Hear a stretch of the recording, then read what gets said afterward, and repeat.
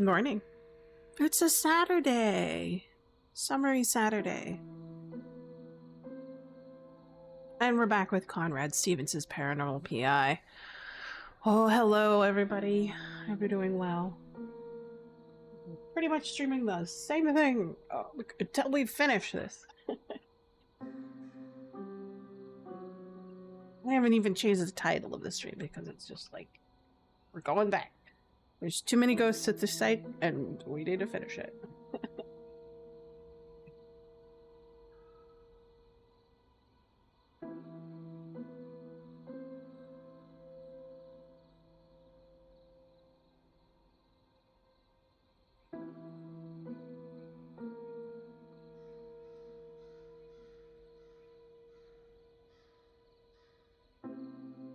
I'll make an announcement on Discord.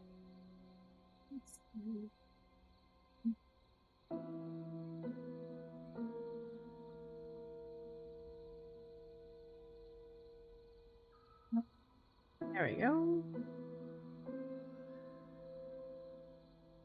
Let's turn up the volume just a tad. There we go. It sounds decent. I'm checking out the stream. Make sure it's alright.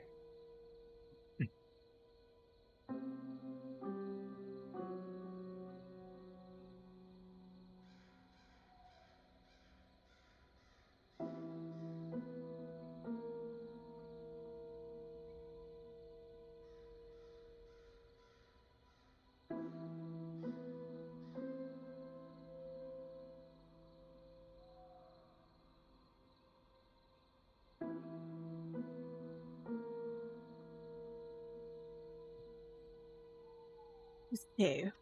Ooh, let's review what we did. Okay. Let's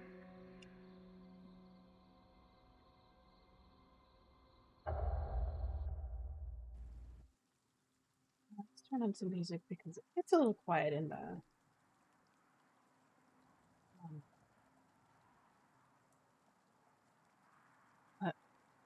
Conrad Stevenson's office/store. There we go.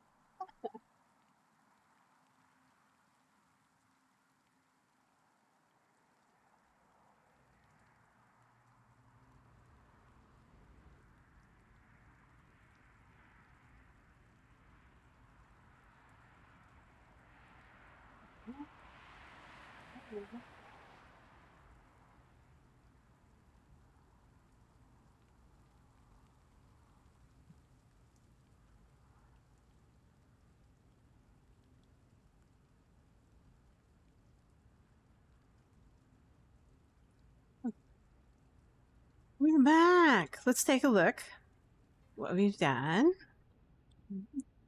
Let's go here. This is Spruce Street. You know, I've never done this before. Let's take a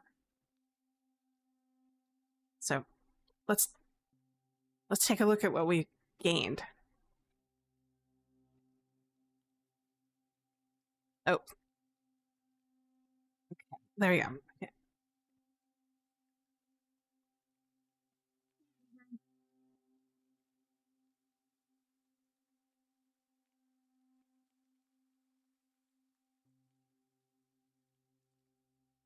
Okay, let's see. So, what do we have here? I had to readjust my desk. It's a little bit messy. All right. Paranormal PI. The church on Spruce Street. It's super dark. And then Paranormal PI. The woman in white and seen weeping in the crypts in the Spruce Street. This is the person who we're working on right now. We had just finished. What did we finished? Here we go. This is John Ulrich.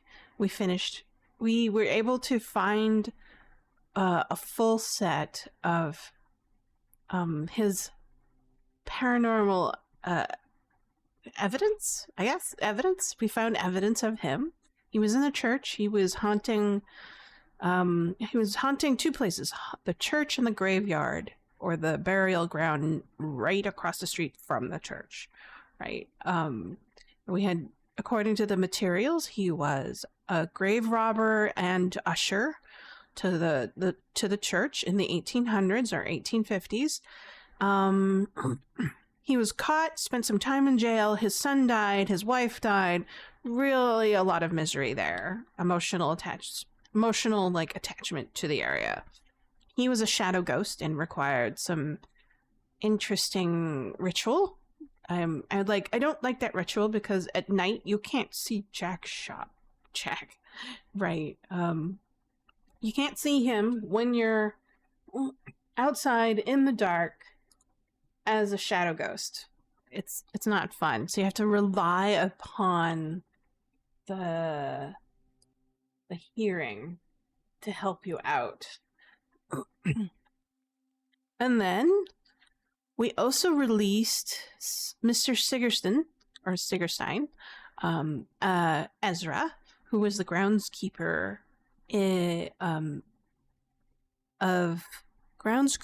of the church and the graveyard. He was very dedicated to his job. Kind of like a night guardsman, and he was an intelligent ghost, so he answered questions. We were able to determine that. So that was cool. Right now, we're working on the woman in white, who I believe is, what was it? Let me take a look at my notes. I think Allison. I believe Allison. Yeah, Allison. Allison Williams, and then her son, Timothy Williams. We found evidence that they're there, but they're on a loop. So that tells me it's a residual haunt, and these ghosts are mere recordings of their intense emotions, and the intense and the strong events that were associated with them. So let's go back to the evidence computer. Take a look. Oh, yes. So I also use this sort of like a to-do list. We also found a new ghost. This guy. He was speaking in a different language, and he seemed to be on a road near the crypts area of the church, of the cemetery. So we'll try to find him.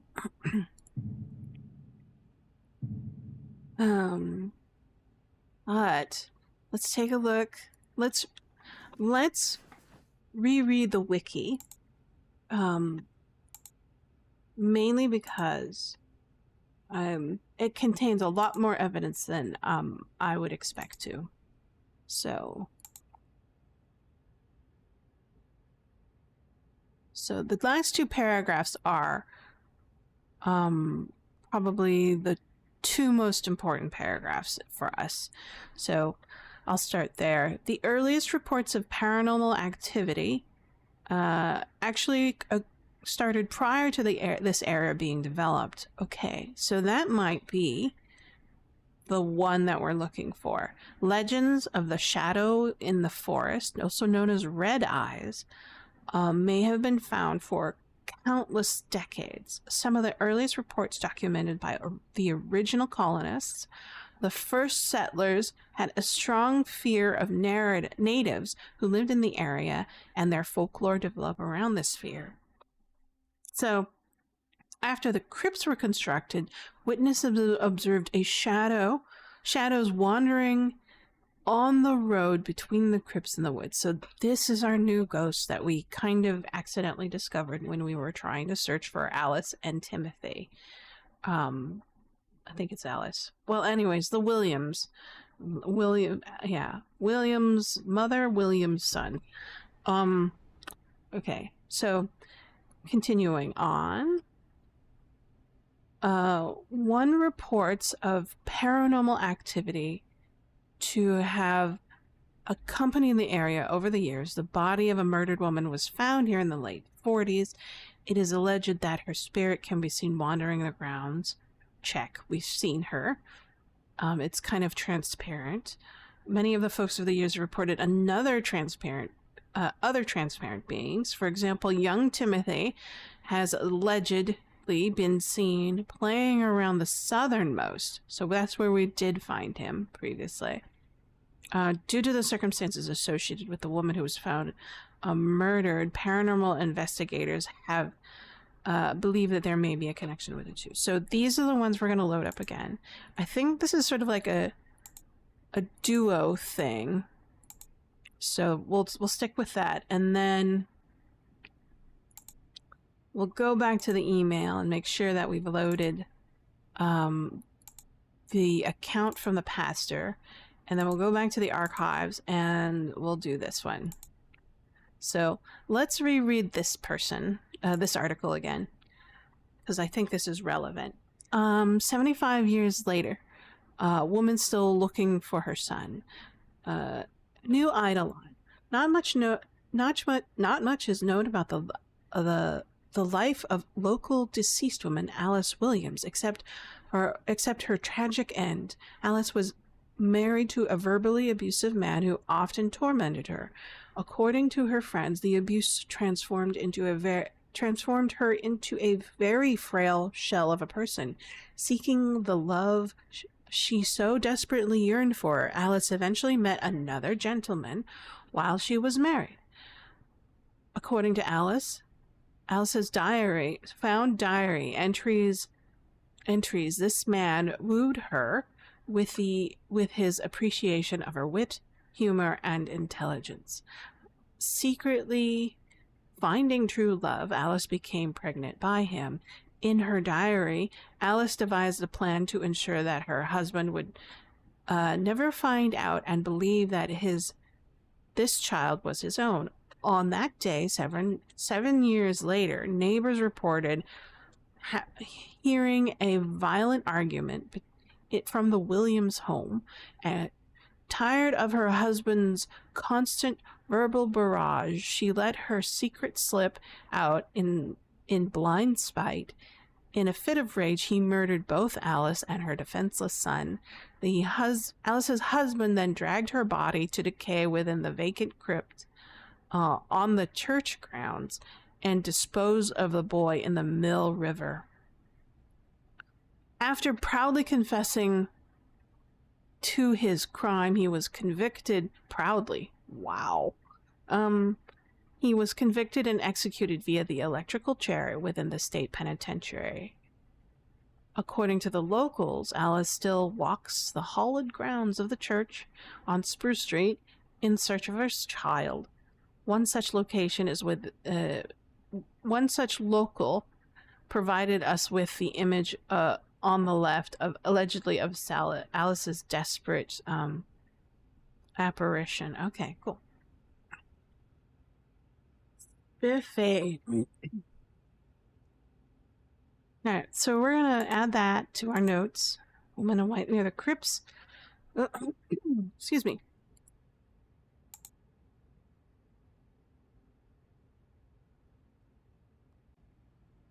And then close the folder. Are we missing something? Connection. Women in right. Oh, whoops. Looks like I didn't click on it. There we go.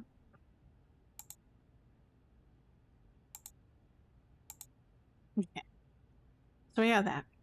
Log off PC. Oh wait, do we have enough money for additional equipment?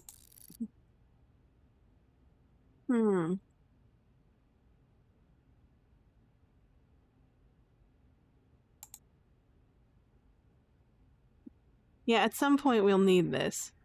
We'll also need that.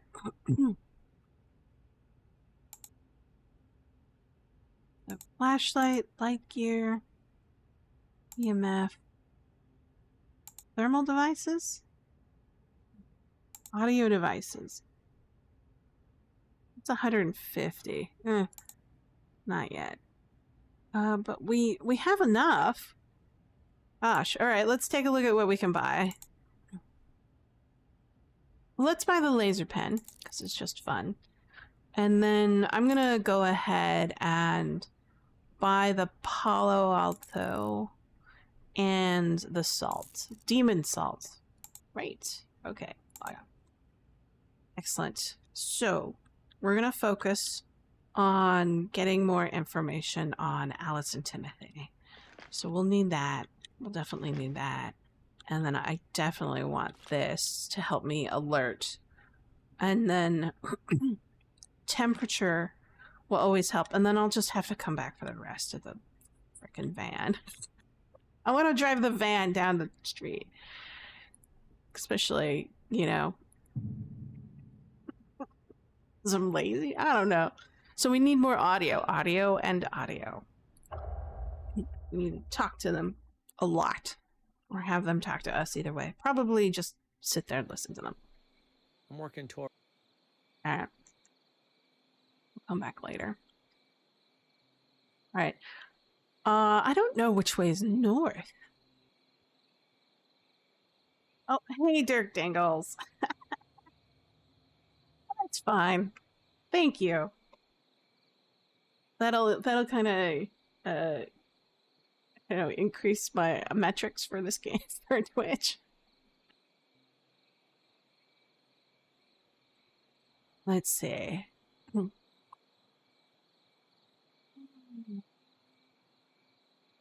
Which way is the south end and which way is the first end? I need light. You're all about the metrics. Yay, thanks. Let's see. I'm going to assume that this is the north end and that over here is the south end.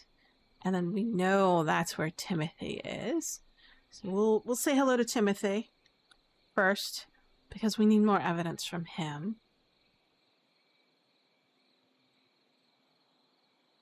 I'm going to use the longest, to reach the longest distance. Killing me here. Anyways, it's not that far. Not that far. 3. Oh, I should turn off the music. It's my reading music. Need to hear for those manifestation bells. So we'll hit 3. Turn it on. Is it 3? Turn it on. Need a place. Oh, I locked myself in. No, okay, good. And then we'll do 3. Turn it on. Be to place. He's been seen walking in this way, so we'll put it there. And then we'll do a quick sweep of temperature. And then we'll turn on the light. So it seems that they are walking toward each other. It's like...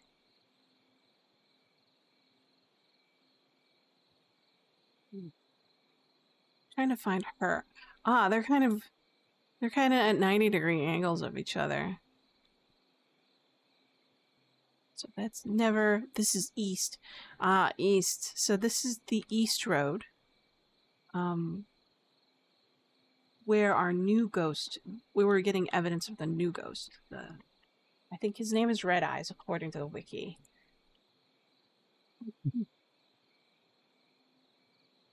Let's see. Oh, I should leave my tools here so that I can have an empty slot. Empty tool belt to get more stuff. We gotta remember they're there. That should be easy.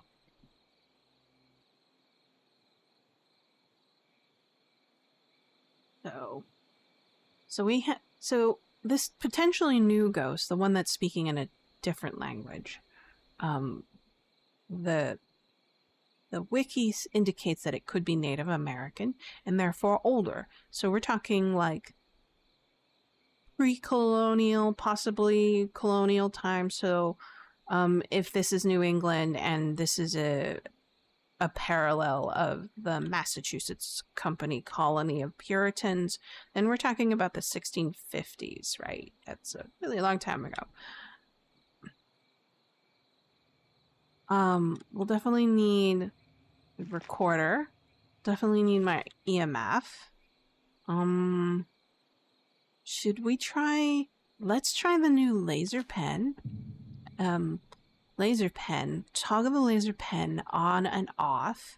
When the laser pen is turned on, the tripod will be automatically assembled to the laser pen, mounted on a miniature tripod, which enables steady placement on many surfaces. The laser grid displays an array of green dots over a limited coverage distance. Okay, cool. I don't think I'll need the camera. I feel like this Vox something, it's marginal. But I don't need it because it doesn't record. And I think what we're having is residual haunts. So we'll just have to leave it behind.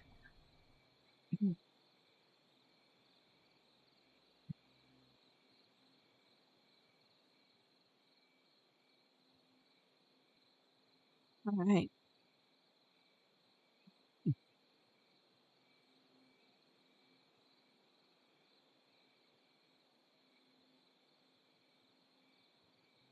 Poor Alice.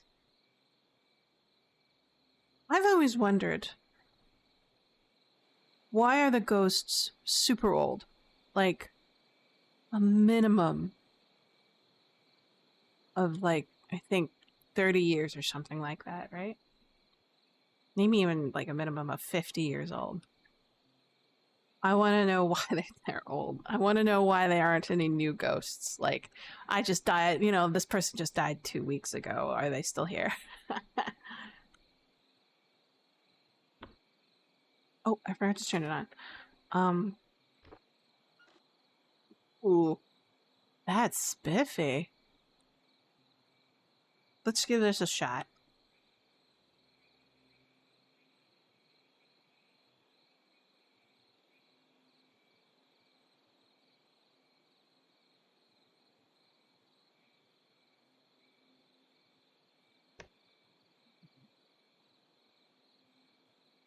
Oh, interesting.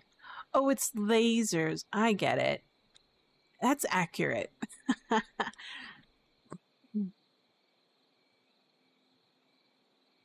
So it passes in front of the field. Oh, okay. I'm going to pick it up and put it in a better spot.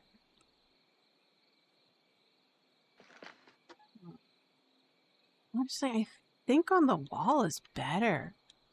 Because I've seen her come through that area through here, and then through this area this way.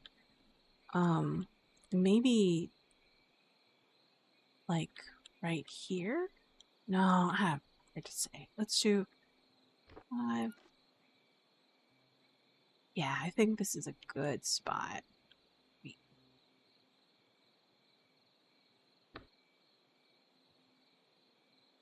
Yeah, that's good.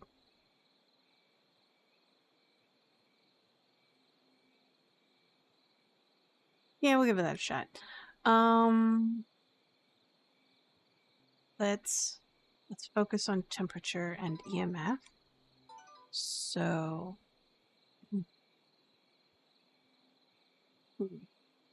I'm gonna leave this camera here because we have the other camera. I'll put it next to... Well, I don't want to disturb her route because she's a residual ghost. So, and it seems that they de-manifest if you get too close to them. So I'll just grab these two.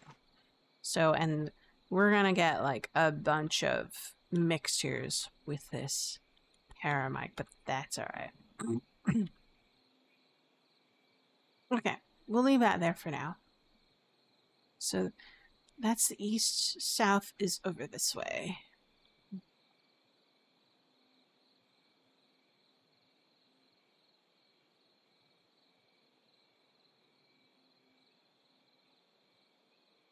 Let's do a sweep.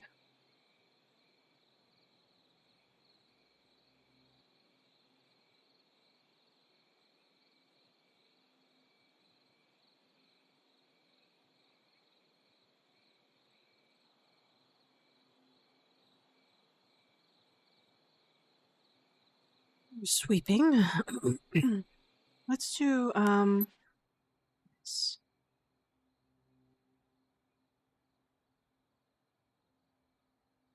hard to hear the manifestation bells or moany sounds, I guess they're called. Hmm.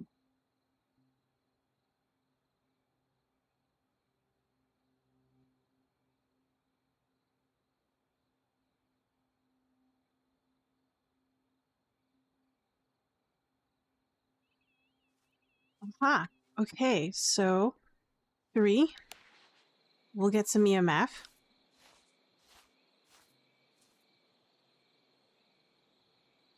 Oh, we missed it.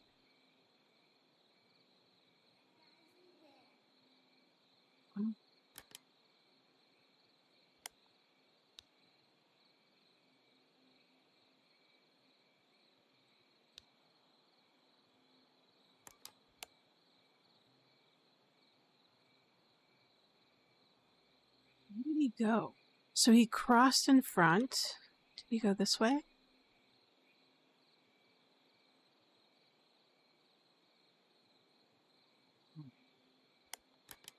We need more audio to fill us out.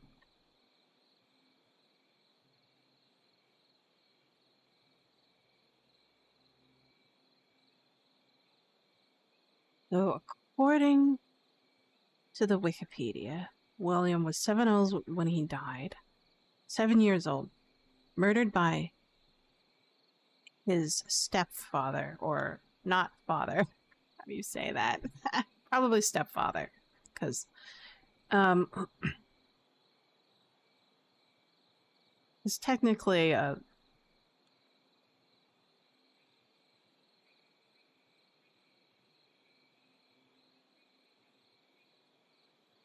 she's a love child. How about that?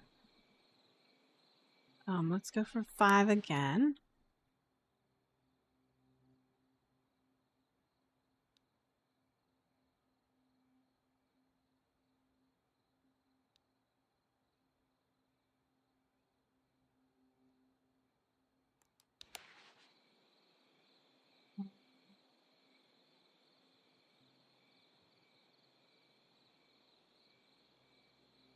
Tiny ghost. I don't think it goes higher. It's not even higher than right here on the thing. So it's hard to miss. It's easy to miss, sorry, because it's small.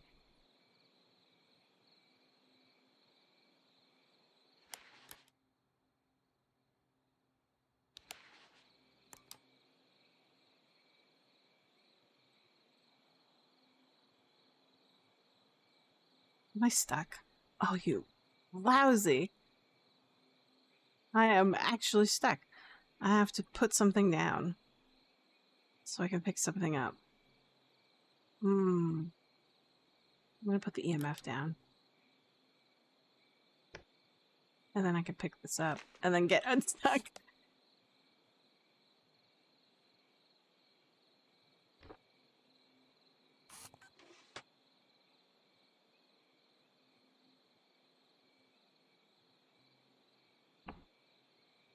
That way I won't get stuck.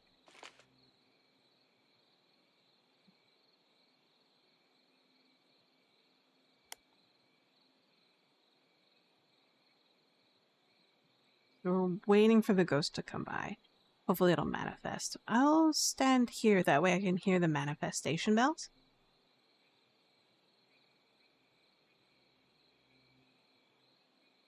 I don't remember what I remember learning about ghosts.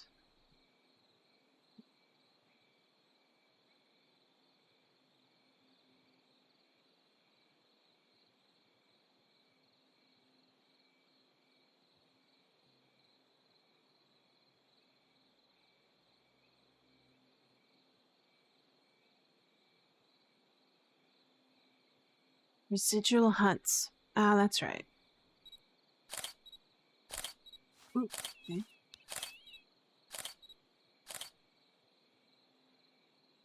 What was that? I'm glad I captured it with a recorder. Yeah, Yes, That was a very progress. unusual noise. I'll keep that as evidence. Um,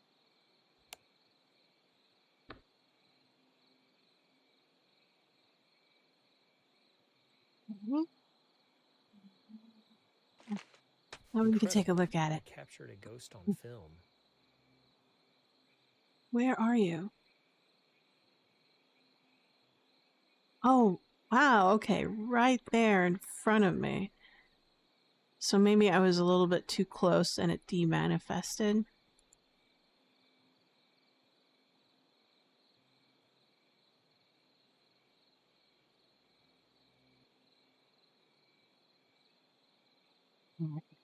Very interesting.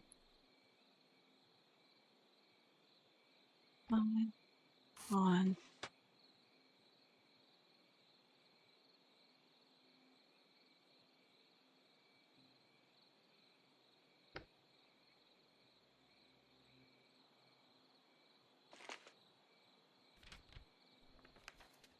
5.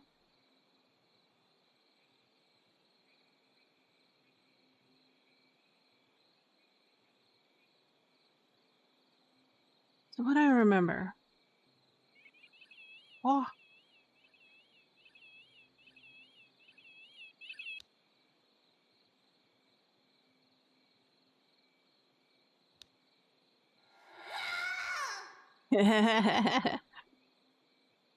Screaming I'll child. keep that as audio evidence. What?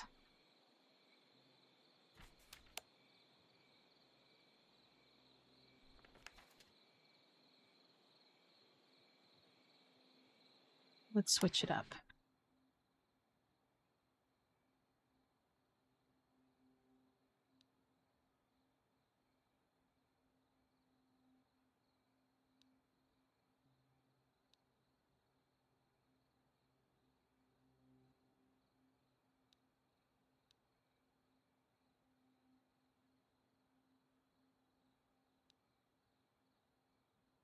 So, residual haunt. What do I know about residual haunts? It's oh, your manifestation moans.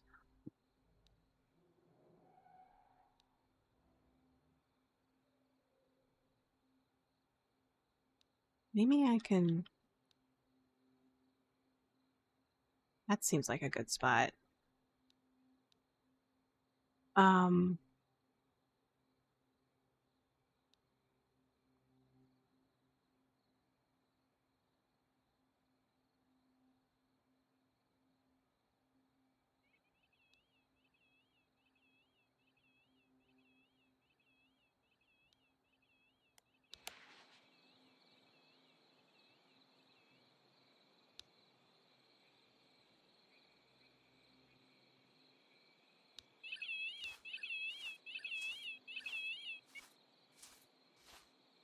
That was a very unusual noise.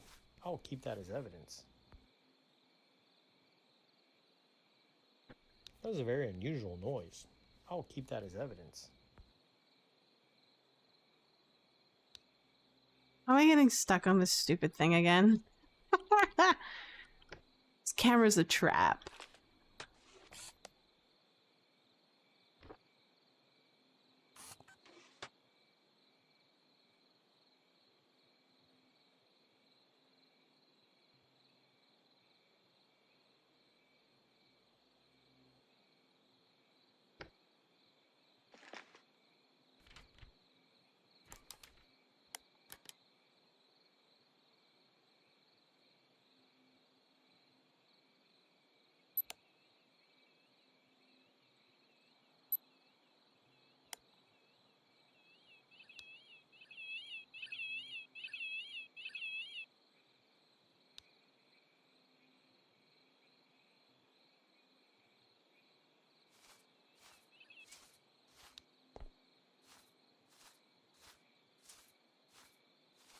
That was a very unusual noise. I'll keep that as evidence.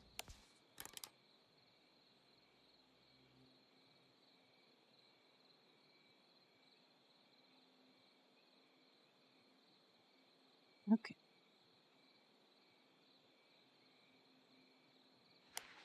We'll do this.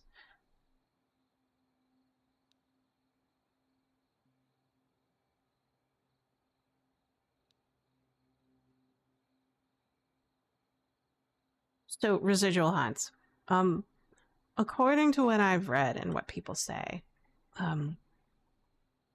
residual haunts are recordings of individuals, or a soul or a spirit of a deceased person, sometimes even animals, that remains in the physical world. So I guess they're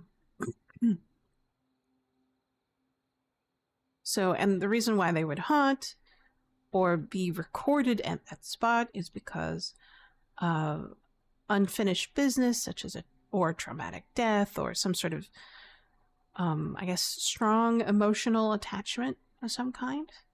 So,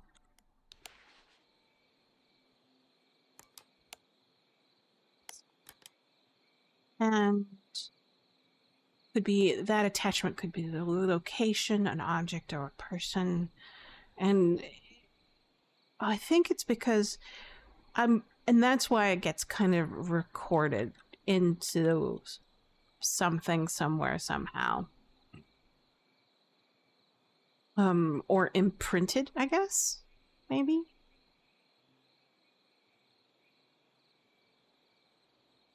No,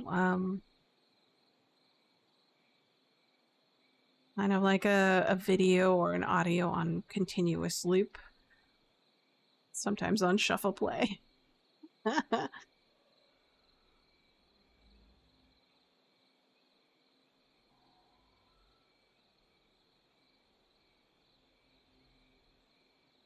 try over here. This seems to be an interesting spot. Unfortunately, I haven't been able to see where the ghost is going to, or which way it goes. So if we come here, this should be a wide enough breath to see where it goes. But luckily, this ghost is pretty predictable, which, again, is a trait of residual haunts.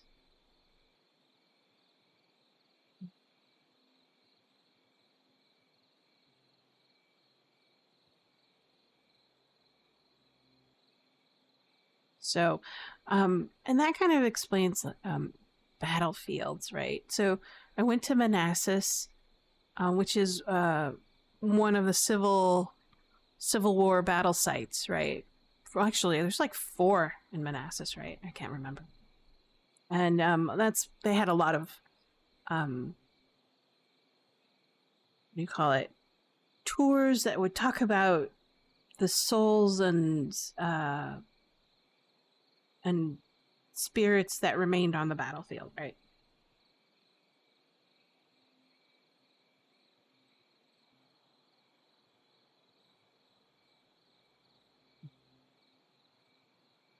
But according to this game,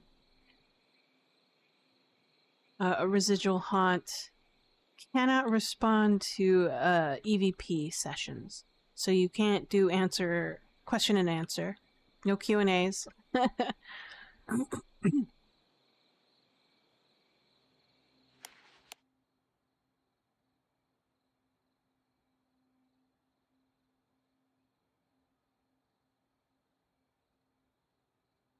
And then, because they aren't intelligent, they're unaware of their living, of the living, and cannot really interact with them.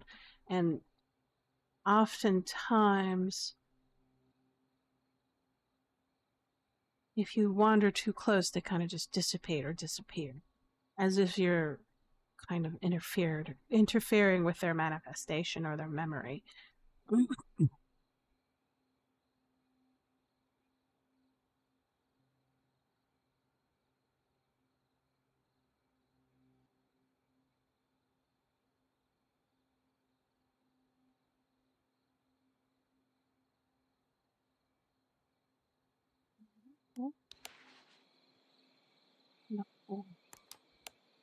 Or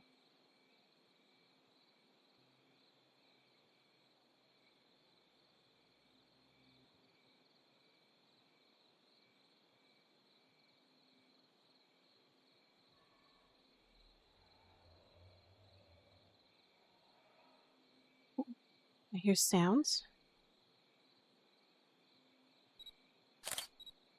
Okay. It's coming. Oh, I see it. So it started over there this time. Wow.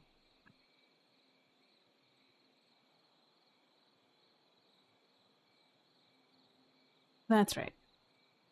Speaking of battlefields, Manassas National Battlefield Park. That's what it was called. So there were two main ones. The first battle of Manassas, and which was called the First Battle of the Bull Run.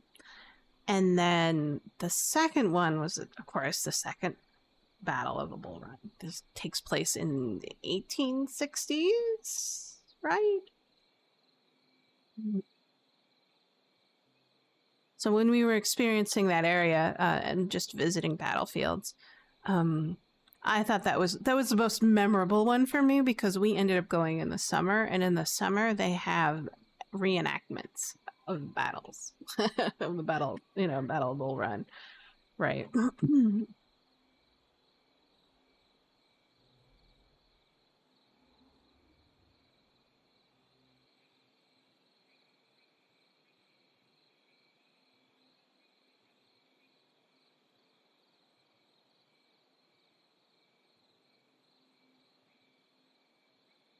And then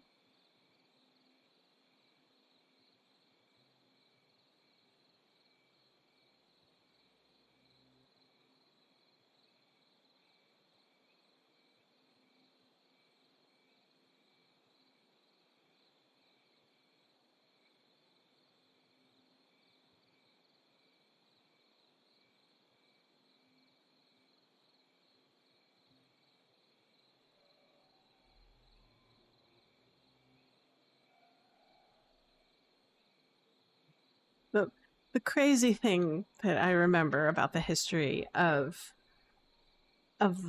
of the first battle of Manassas, because it was so early in the war, and I remember reading, um, and it reading that because of its proximity to Washington D.C. and civilization, um,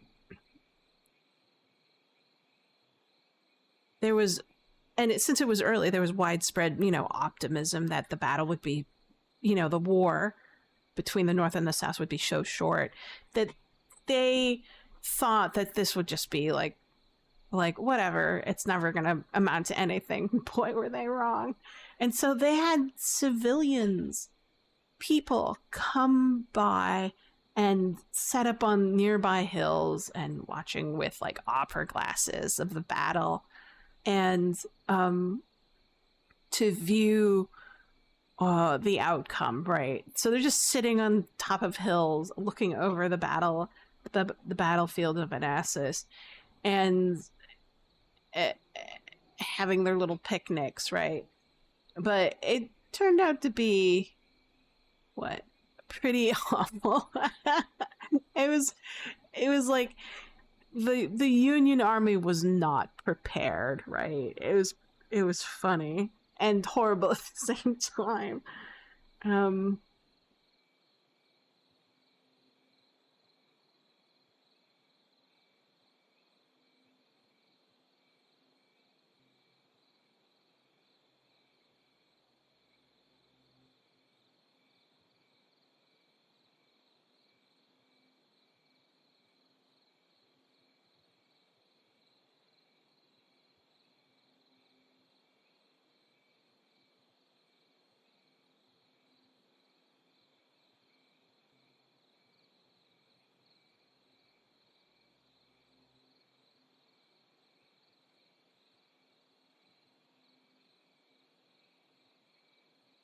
so one of the stories that I found very fascinating was like the story of, I think it was like, there was a congressman, one of the many politicians who decided to travel with a civilian entourage to view the first battle of the Bull Run in Manassas.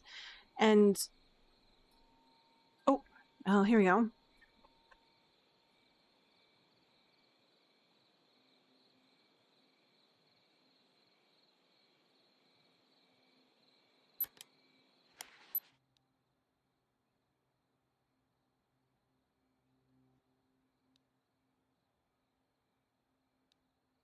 But it was known that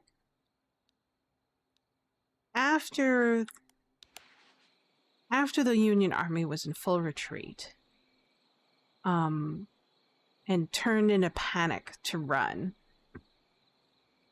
and really the only best place to escape was up the hill where the civilians were, and where the congressmen were also. Oops.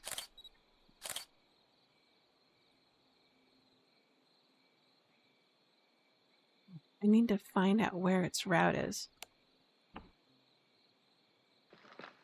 Incredible. I captured a ghost on film.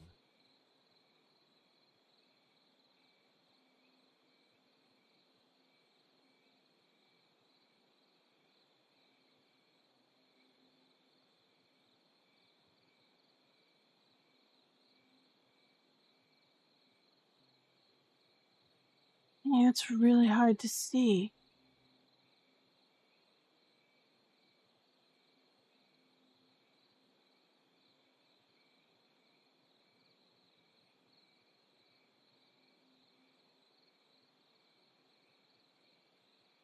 Let's see. 5.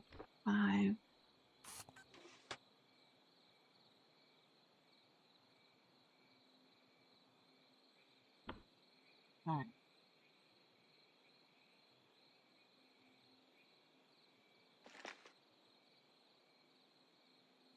Maybe I'm still too close.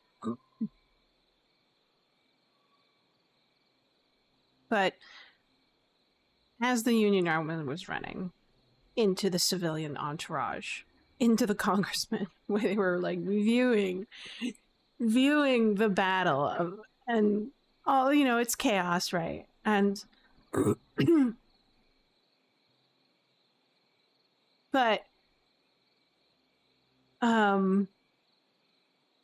this one congressman, I forget his name, he strayed too close to the front lines, and because he got in his mind that, oh, it's fine, I'll go down there and see how they're doing.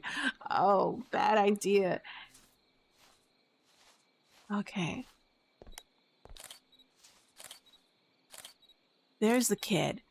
Aha. What is that? I'm glad I captured it with a recorder. Okay.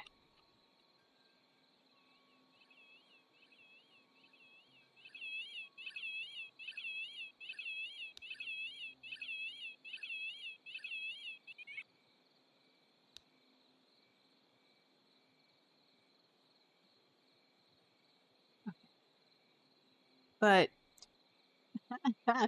suffices to say, the Confederates captured him, right? Long story short, he's captured. He's a high-profile citizen because he's a congressman, and now he's like a prisoner of war. Woohoo!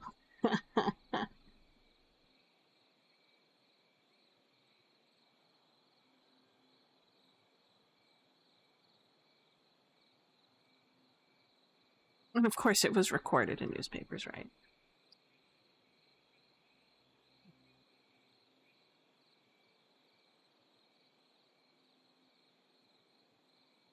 But I think he was held for like 5 or 6 months, and they did like this prisoner exchange between Confederate and Union prisoners. So he was able to get out.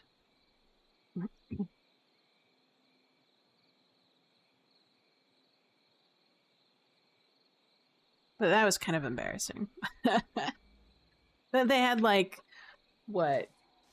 Oh, here you go.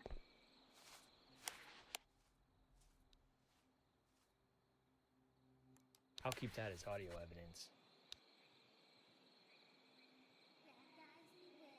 Oh, 5.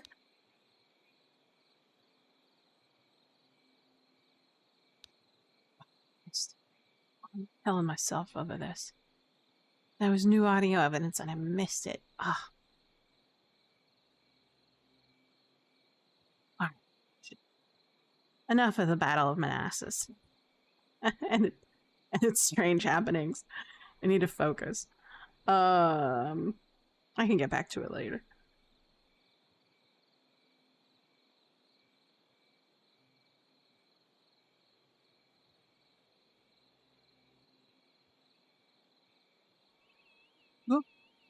Okay.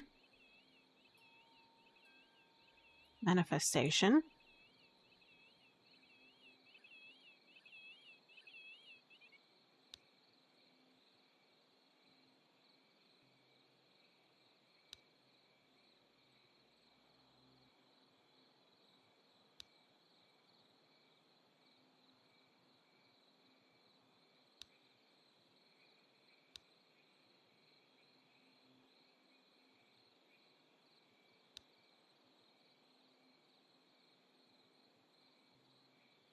Really hard to see. So we'll... Got it. Got it. Finally got it. I'll Oh, keep excellent. that as audio evidence. All right. So we need temperature data and EMF data. So we need to super focus on those. And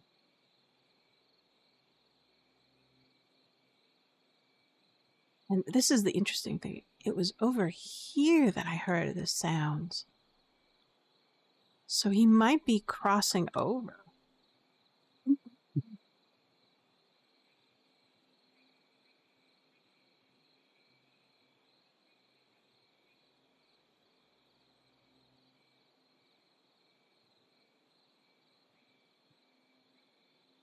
Uh-oh.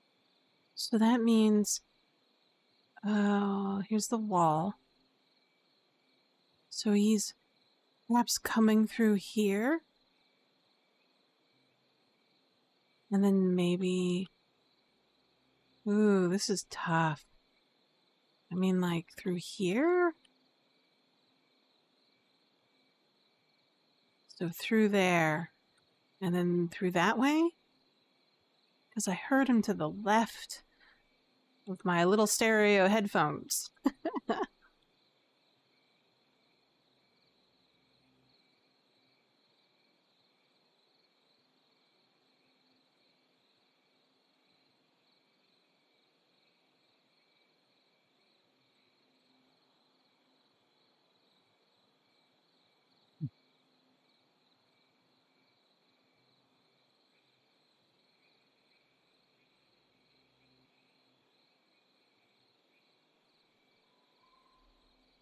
Oh, I hear manifestation sounds.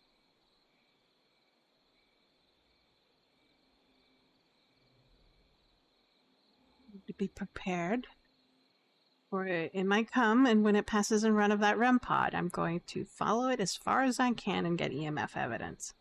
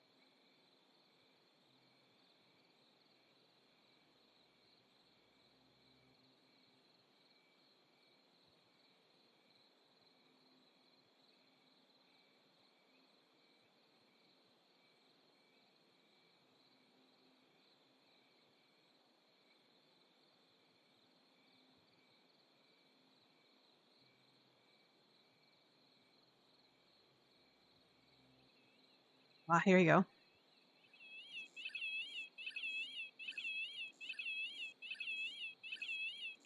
All right, kid, I have to exploit you for proper XP. He must have been coming.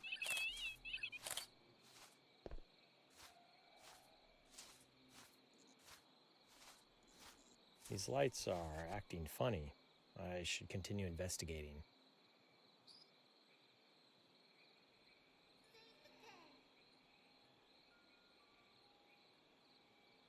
So he's coming through here now. Interesting. He has a new route. This is a new route. We have never seen this route before. So I'm going to F here, take this. How rare to take a photo of a ghost.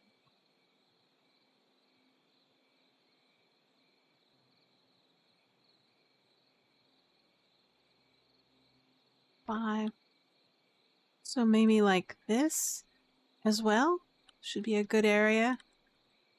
I mean, technically, I don't need any more photographs of a ghost for either of them, but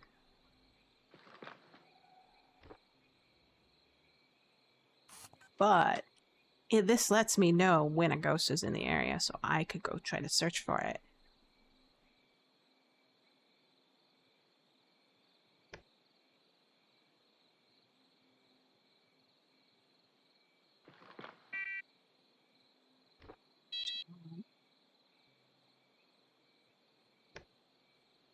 Go. And then I just back up, and then once it comes again, I'm going to try to get EMF from it.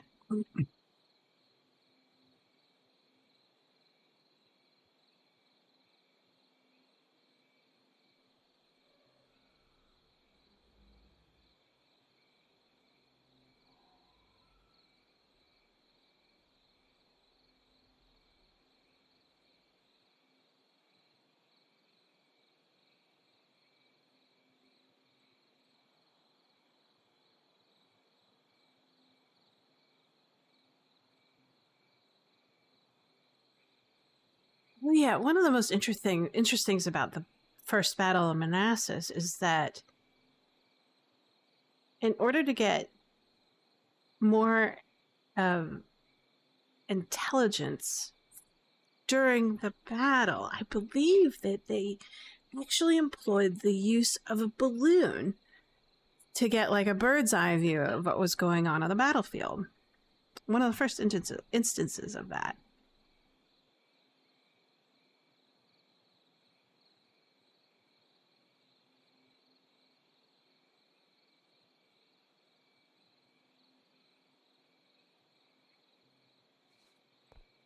You know?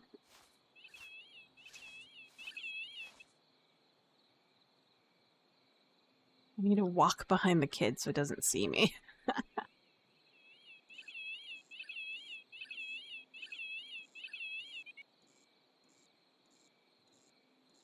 The EMF meter should not behave this way. This is paranormal. What? Let's work on the lady next. She's across the street. Because we are... What? This is south. She is east. Or was it west? Yes, east.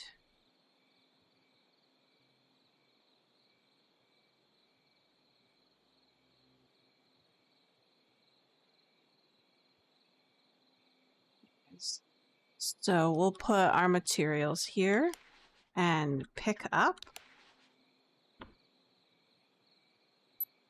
I need to get more temperature. So I think we're good on EMF, but we need to get more recordings for the lady, audio, in order to complete her profile.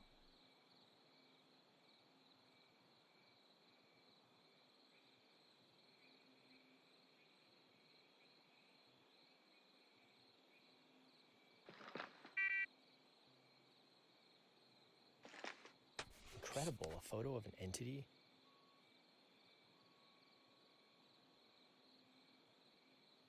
Okay.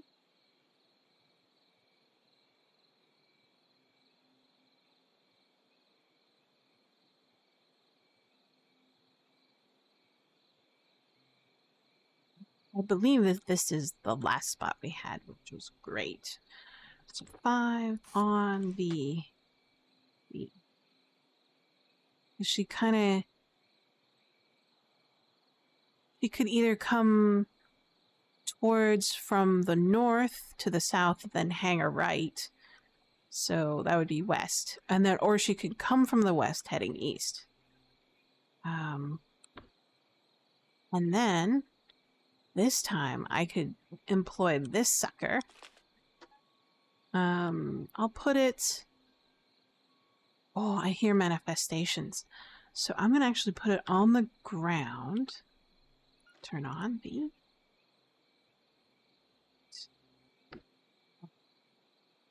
We get better coverage.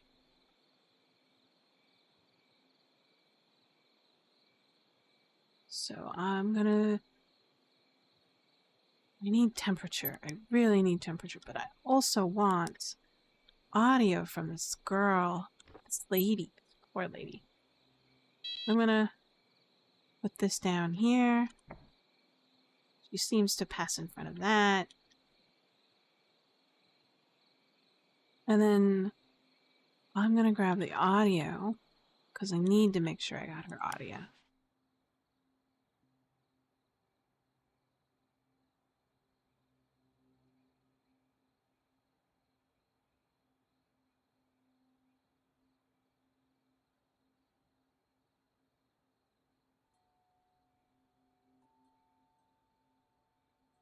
So, the balloon.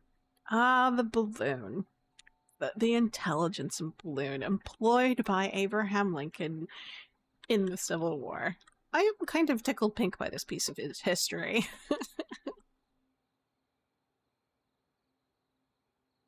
So,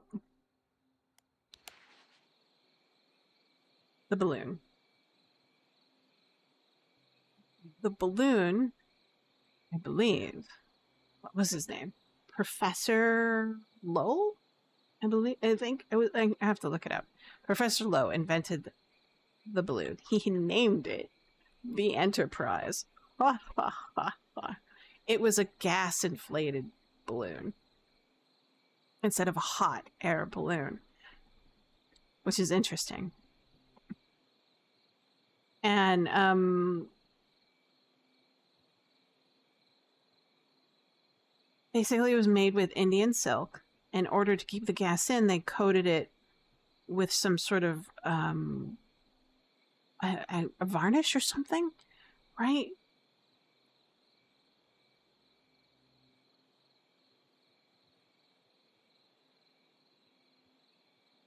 But in the battle, on the days leading up before to the Battle of Manassas, they used the balloon to fly up over 500 feet.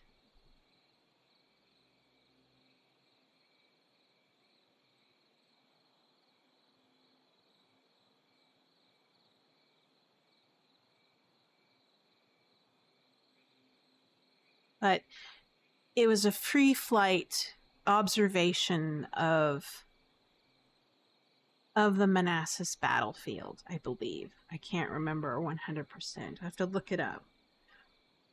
I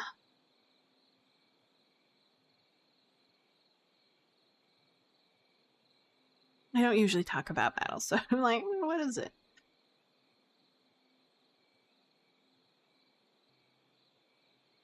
But,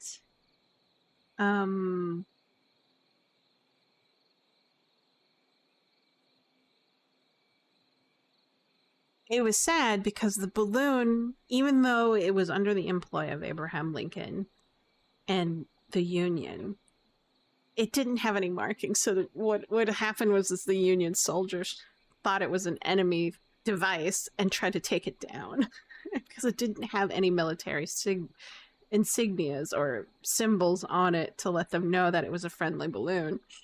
Oh God. And oh, sadly, Lowell had to land behind enemy lines in the Confederate camp. But he was rescued, thankfully, before he was captured by Confederates.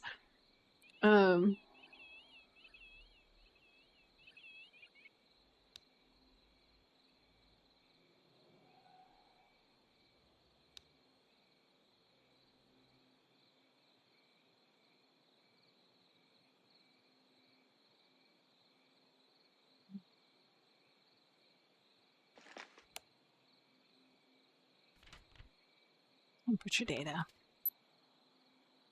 I still need audio data. That's more important, actually, to fulfill her profile.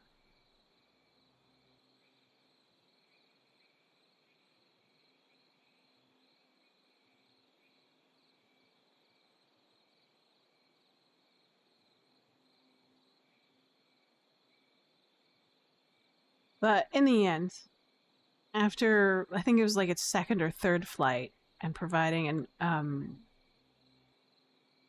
Jenner McDowell with some intelligence of the battle of the first run of pre-battle information of on the Battle of Manassas. In the end, the balloon Enterprise was badly damaged. And I think it was a prototype. And since it proved to be useful, they gave him a budget to build a proper one. So.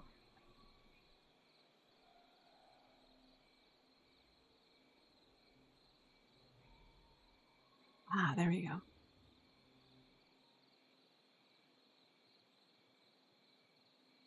In the end, the Civil War on the Union side had 7 balloons, military balloons.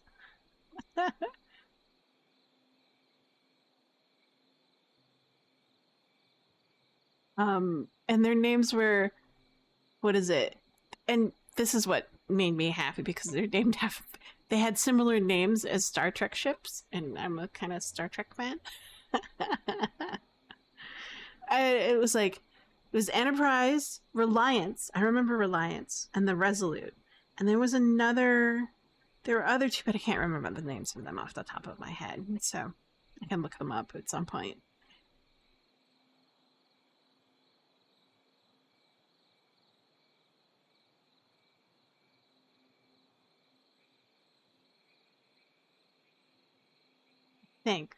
I could be wrong, but I don't remember. I thought it was funny and I was entertained.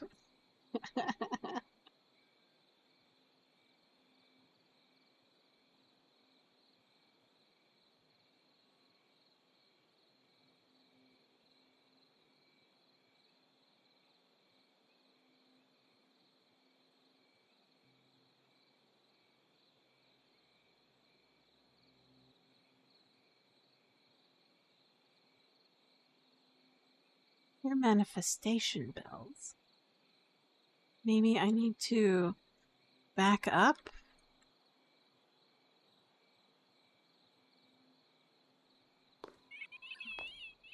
There she is.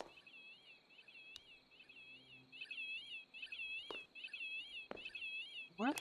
I don't want to. Unusual noise. I'll keep that as evidence. I don't want What to. was that? I'm glad I captured it with a recorder.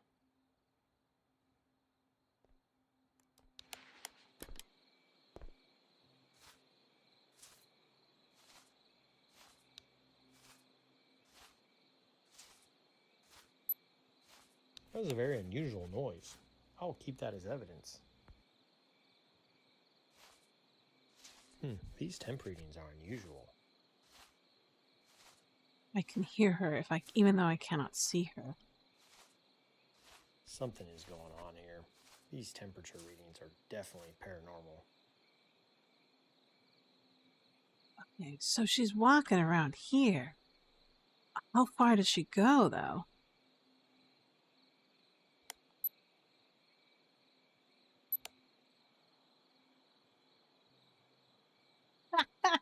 Yeah, I know. This isn't a Star Trek fan. Yeah, I watched Star Trek. When I was a kid with my brother, it was Star Trek Next Gen. I watched every single one of those episodes from the minute it started broadcasting. My brother and I. I've kind of given up on the newer ones because there's so much and I don't have time, and I had to stop. I had to stop. I think the last couple episodes, I got it kind of frustrated at DS9 because it just became, instead of Star Trek Deep Space Nine, it became Star Trek The Kira Show. And it was like, I'm just tired of hearing about that character. I was like, I want to watch something else. I want to watch battles. I want to watch... And then it just occurred to me, I just like the ships, right? I don't care about the people. And Deep Space Nine is a space station, not a ship. And the one ship that it had didn't make sense.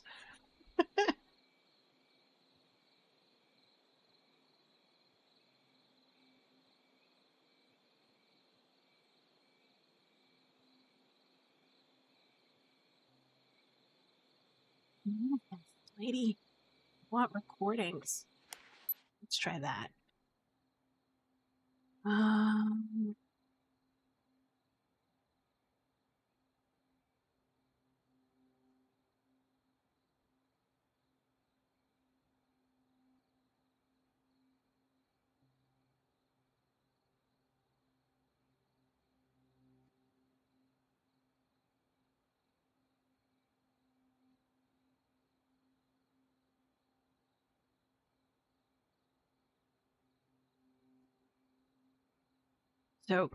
let me tell you about the Defiant. USS Defiant, DS9. It was a battleship. Why would you need a battleship when your exploration ships are just fine?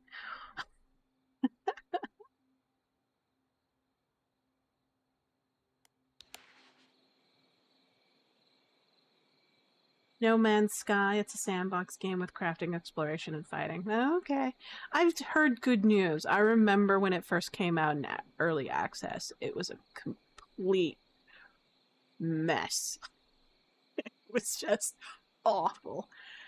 I'm presuming now that it's probably full release, it's well baked in the dev oven and consumable, properly consumed, consumable instead of like being this awful ick shit show.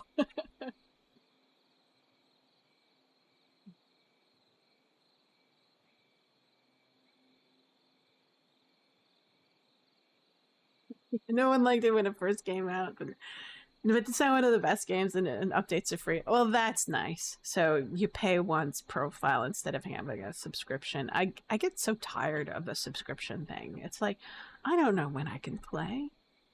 I mean, like, I mean, I'm, I, it's, it's a luxury right now that for a good portion of the summer that I've been able to stream 4 hours a day for 4 days a week and play games, right? But this is the only time I've been playing games, right? I don't play games, or I haven't had time to play games outside.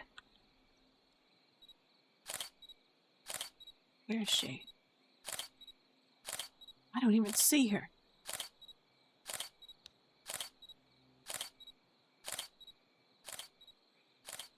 Oh, there she is.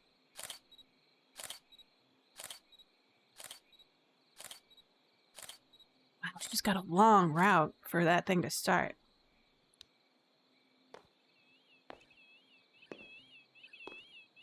That was a very unusual noise.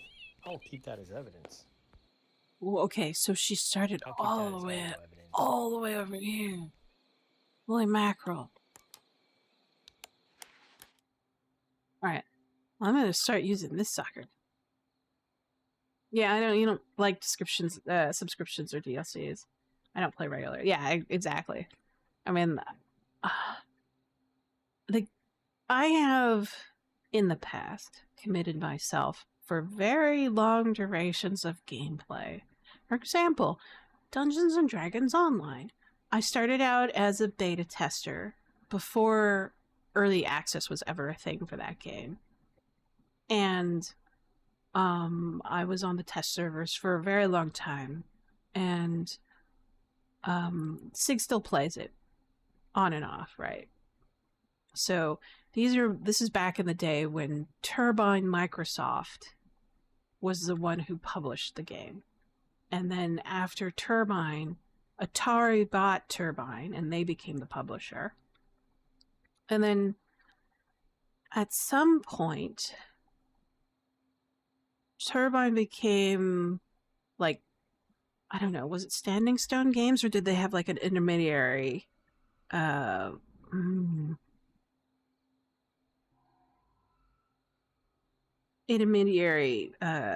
title for their company?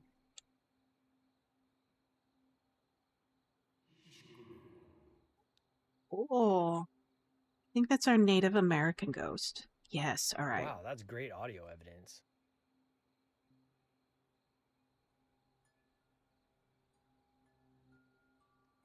Well, I hear manifestation build.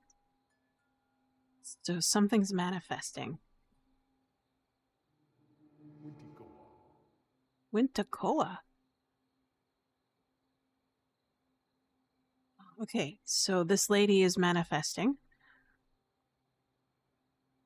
We want to get her audio. Where did she go? She stopped. All right. I think this is a good spot. Yeah, Dungeons and Dragons Online came out in 2006. Now I remember. Back then it was called Dungeons and Dragons Online Stormreach, focused mostly on Eberron.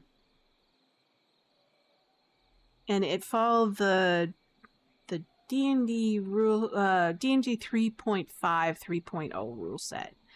And then for 10 years it was under the Turbine name, and then following that it was under Standing Stone Games, and then finally Standing Stone created a deal with Daybreak Company. The same people who did, what did they do? They did own, what is it? What? EverQuest. EverQuest 2. They were like some sort of break off from Sony Online Entertainment, and so they also did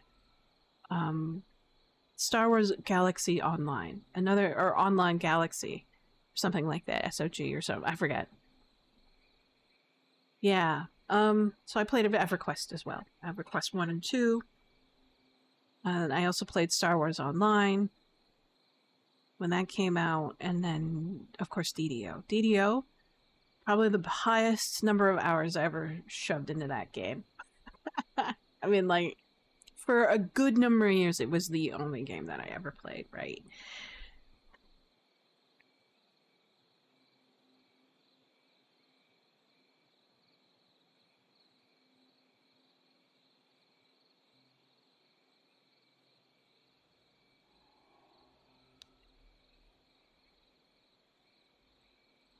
But it's almost 25 years since that game came out, right? 25 years. Holy mackerel. I mean, I don't play it anymore because, frankly, it got to the point where they weren't putting out new content, and it was kind of getting boring to play, and I remember falling asleep during a raid. That's when I knew I had to stop playing. Is when you start falling asleep playing a game. To its credit, Dungeons and Dragons Online is under new development and new ownership, and so it puts out updates and modules pretty regularly, and giving it kind of new. And it was a problem of it set a precedence of becoming the first free-to-play MMO game of out there, right?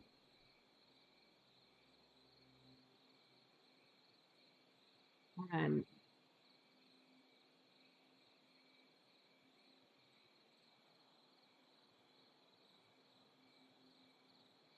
but they have had a ton of content come out. So, with expansions and updates and whatnot, and I might be tempted if someone asks me nicely to play DDO, because it's been a very long time. And they did update their servers, believe it or not. According to Sig, who still plays regularly, they came out. Their servers were all 32-bit servers, and they just updated to 64-bit servers. Woo-ha. I just started playing Guild Wars 2 yesterday. Maybe we'll check it out. Maybe. I would talk to Sig, because it's like, I don't know what the atmosphere is like. And I'm just like, no, I don't know. I'll fall asleep again if I have to do it. And I'm like, I still have this game to finish. Maybe for Christmas. We'll see. During that area. I think their last expansion just came out yesterday. Oh, yeah, it did. According to Sig, he was playing it. He was having fun. It was called, oh, I forgot what it was called. Shoot, he told me. I'm a bad wife. Yeah.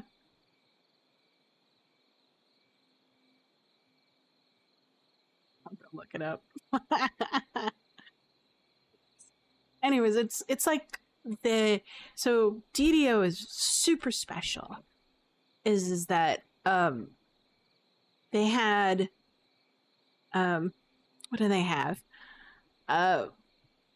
Even though they started in Emerald, they were given permission to expand to other campaign settings. So they went from Eberron to Forgotten Realms, and then from Forgotten Realms, they were given permission to do like smaller sort of sub pocket dimensions like Ravenloft, and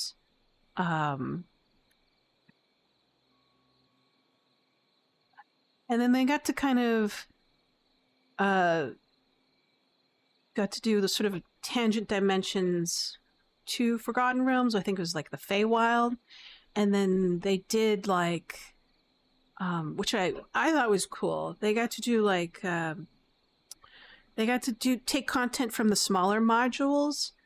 What was it? I can't remember. But I remember Temple of Elemental Evil. They got to do their interpretation of that.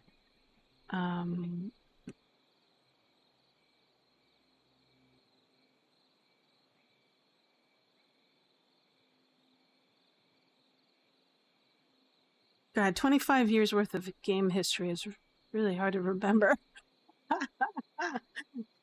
Like, I used to notice like my back of my hand, so. No, I ran out of batteries.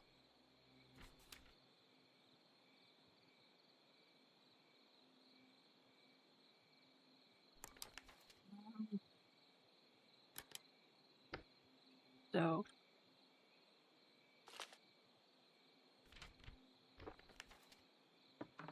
You're out of batteries. Oh, 5V.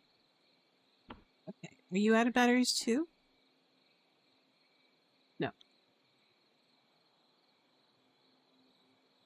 It would have to take me a lot to play DDO. Again. But I used to know this stuff by like regularly, but I just you use it, you lose it kind of deal, Bob. Oh. I need to focus on. I have EMF, I have temperature. I need to get more audio. I think the best way for me to do this is this, and it seems that she comes back and through this area. So if I point it through here, I can probably get something.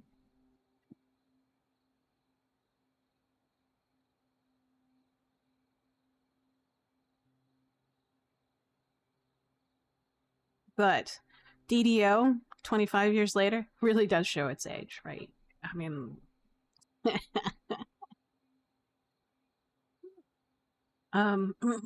but it is a game made by fans. I think a lot of the turnover, like the current employees, are super fans. So they also not only do they also put out like they put out DDO. They also put out Lord of the Rings online. I think I don't remember.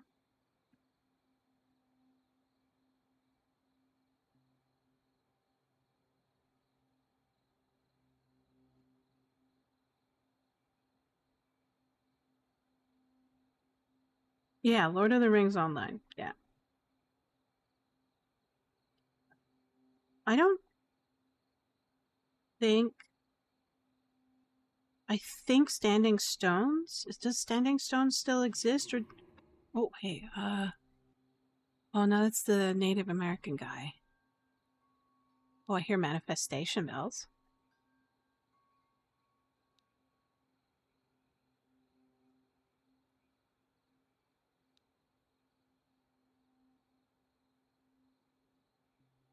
Yeah. Uh, DDO, Star Trek, Star Wars, etc. Those are all fun. That was a Okay. very unusual noise. I'll keep that as evidence. I need to get more evidence from the lady. I think she starts around here. While it still has batteries, I'm going to take this camera and grab this. Incredible, a photo of an entity? There she is. Whee! She's walking over.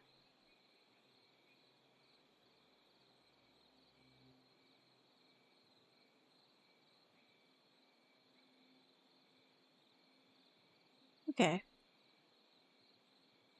It's Friday, isn't it? For some reason, I thought it was Saturday. Oh well, I gotta fix my opening.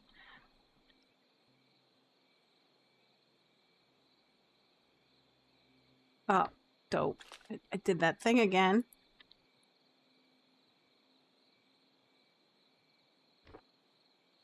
I need to replace these batteries. No, alright.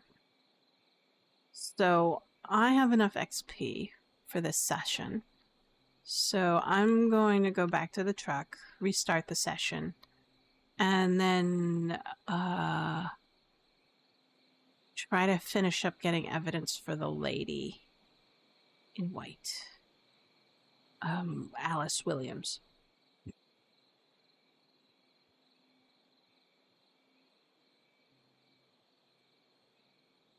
Guild Wars 2. Yeah, I have a friend who was a narrative writer for Guild Wars 2. After a while, he became lead writer, senior writer, and for Guild Wars 2 before moving on to a different company. So a lot of his work is in that game. Well, okay.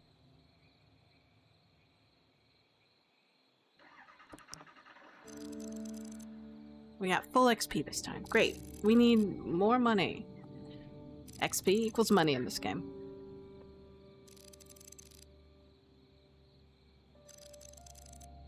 Yeah, I haven't played Lord of the Rings nor Star Trek MMOs, so I don't know what they're like. Okay. We're here. This way.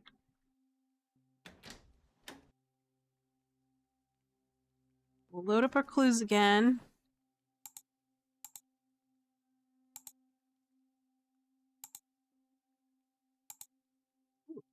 Did we get any new audio? Let's hear it. Location, Polk Street, choose. Lost Reverend, Woman in White, William Boy. So we finally got all of the audio tracks for him.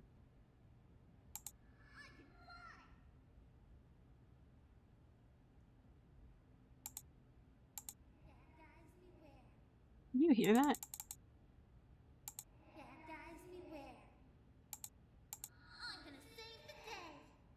Oh yeah, there's one where he's gonna scream.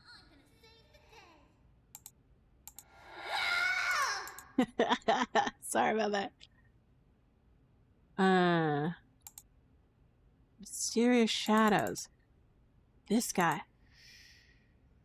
Oh no, we know this guy. This is Ulrich. Skipping child. No, we want this Lost Reverend, Woman in White, boy. Shadows, Angel of the Mausoleum, Mr. Stickerstein, Red Eyes. So he does have a name. Okay. Yeah, I don't know what that is. Don't.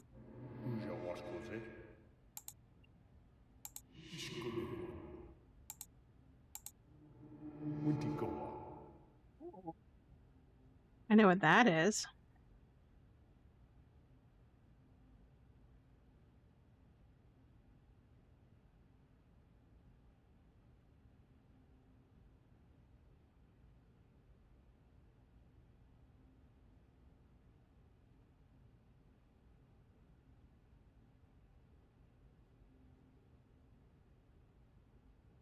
I think It's like Abenaki for Wendigo, maybe? Wendigo.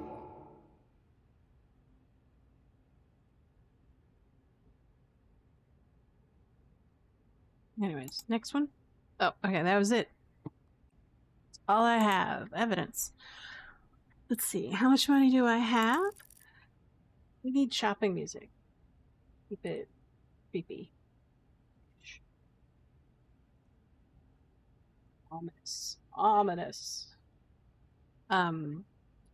EMF, laser pen. We got one of those. Like, we can get another laser pen?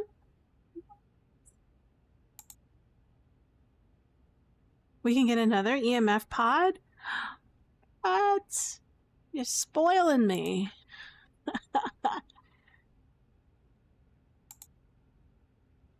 Okay, alright. We have $130. The only other device that we do not have yet is the Paravox. The Paravox is okay, but the Paravox is interesting.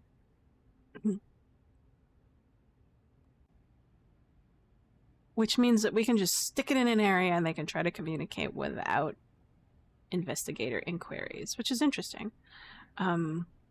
But we need, what, $20 more to buy that sucker? Woman in White. Wiki. Spirit locations. So, this game is very interesting that there is a maximum number of XP you can earn per session. And so, it doesn't behoove you to go any further unless it's just, that's what you want to do, right? But as soon as you reach your maximum XP, you should probably, if you're going to min-max this game, you should probably exit out, reload the game, and do the same thing over again.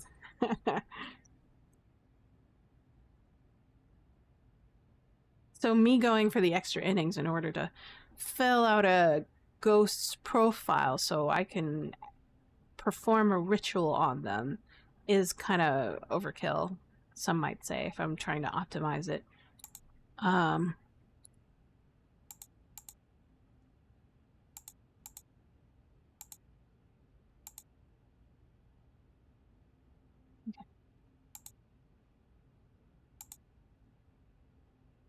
So, again, we're going to start with this guy, and... oh, man, this is tough. Let's try this guy and this guy. Okay.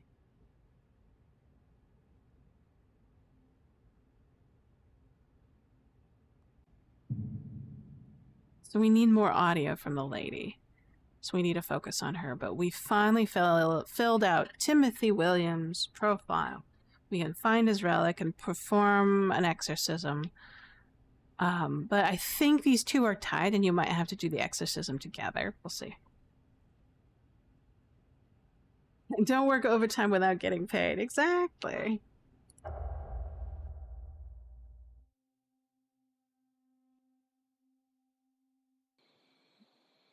I'm working toward. Okay. The walk, the long walk. Oops.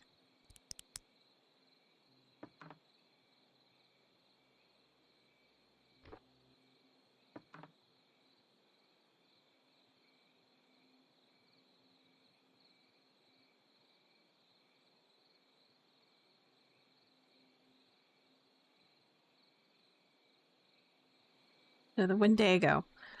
You're not supposed to say it out loud, depending on your religion. Algonquin. That's right. Not Abenaki. Now I remember.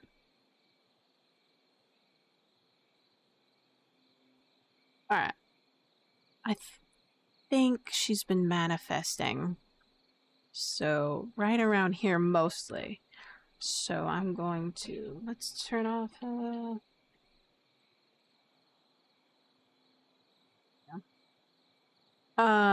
she's been manifesting here lately. So why don't we try this? go.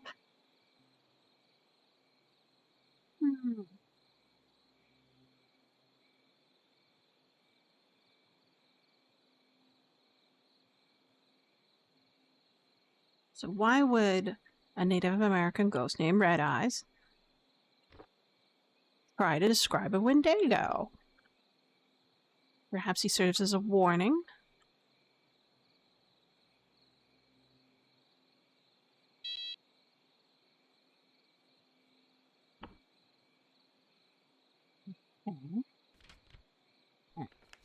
Time to get the other tools. Do not get trapped on...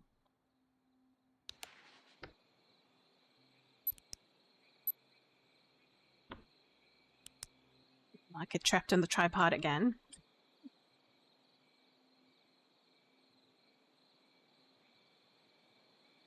So, Wendigo, also known as Skinwalker, in the western part of the United States.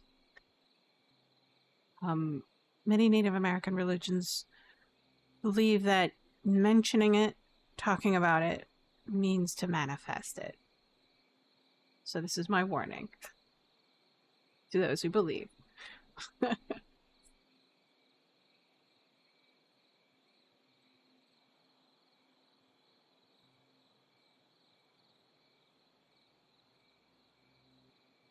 So, what do I know about that?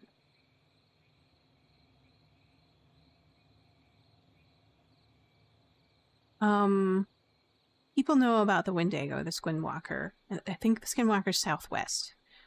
I think the Algonquin version is Canada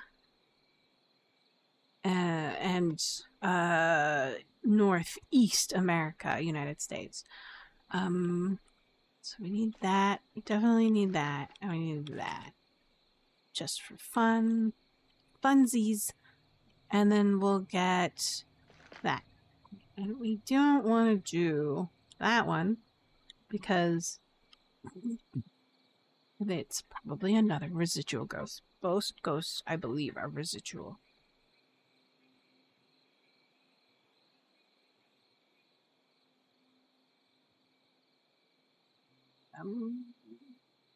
Steering.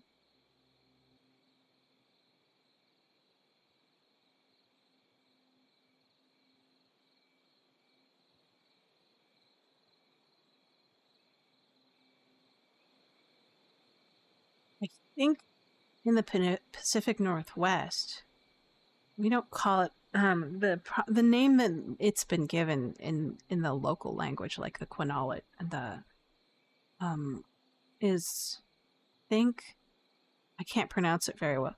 Wechugege, right?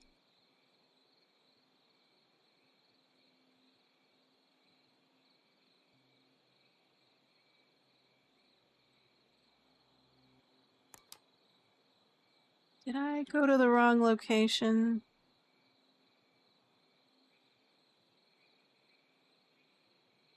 I think I did. Oops.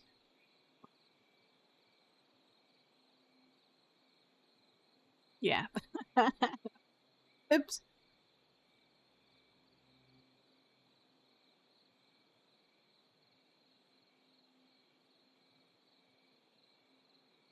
There we go. I found it. I found it. I found it.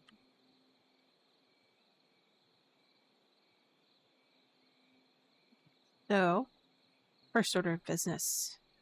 We need to focus on temperature, but I'm going to put this down.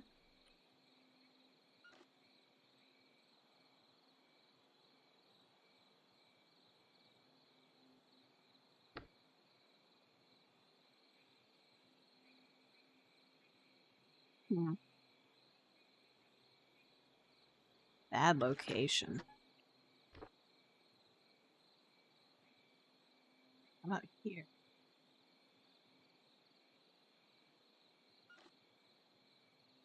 That's a good one. Yes. Yes, we like that.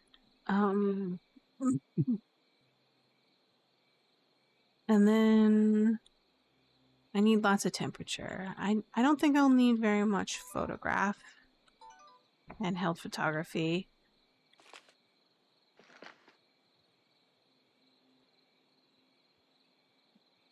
So it's like a 50-50% chance that it's going to manifest starting from this end. So we'll start with over here.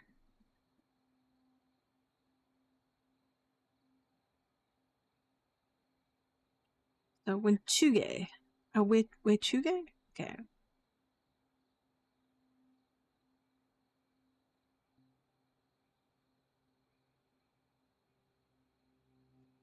But,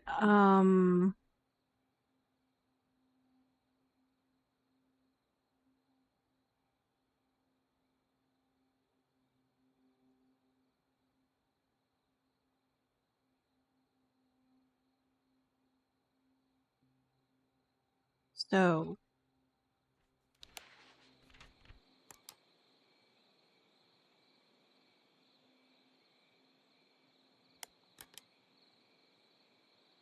I'm gonna wander around here to see if I can get audio. I've heard her crying sometimes when I go back and forth through here. But the Wendigo. Oh, the Wendigo. And the Skinwalkers. Such a fascinating story. And it spans across the native peoples of America and First Nations. First Nation people. It's so spread. It's so widespread when it comes to that particular folklore. And though they have different names for it, depending on the tribe that you encounter, they all have similar traits, right? Malevolence, supernatural, cannibalistic, usually associated with starvation, famine, cold, and the winter. Which is surprising because in the Southwest, it may get cold and it's extreme, but it's usually a desert down there, so there is no winter. But still, that lore traveled that far.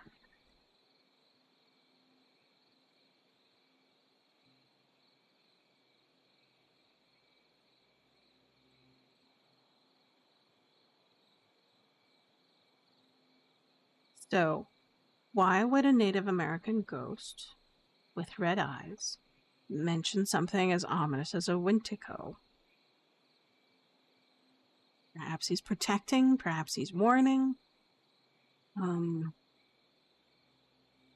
There is evidence of a cult according to the archives that I have collected. And the Wikipedia for New Eidolon Paranormal mentions a couple of things about it. So maybe we'll do that research after we get evidence and release Alice and William.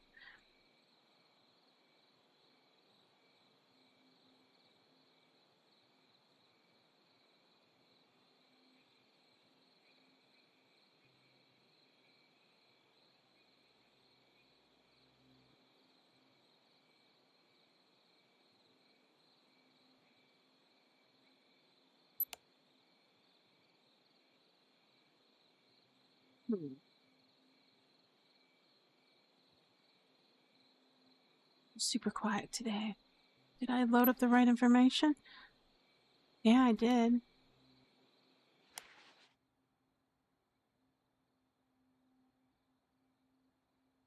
Maybe I was too close to her manifestation spot.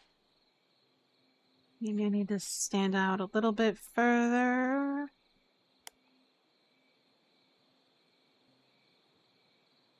Like in the road.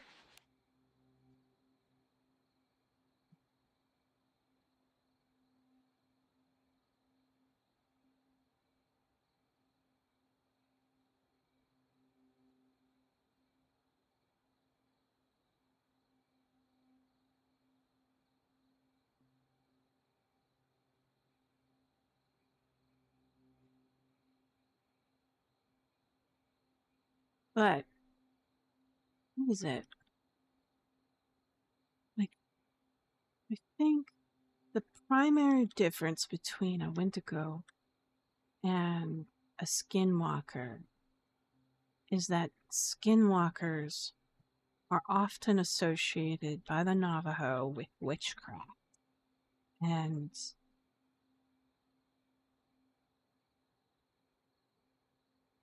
not only that are they kind of eat people, or they are shapeshifters.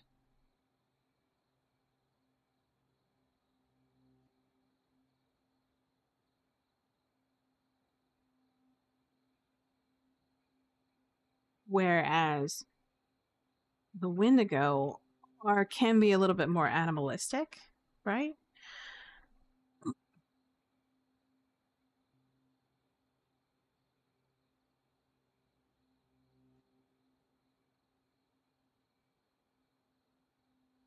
So there are similarities and dissimilarities. It just depends.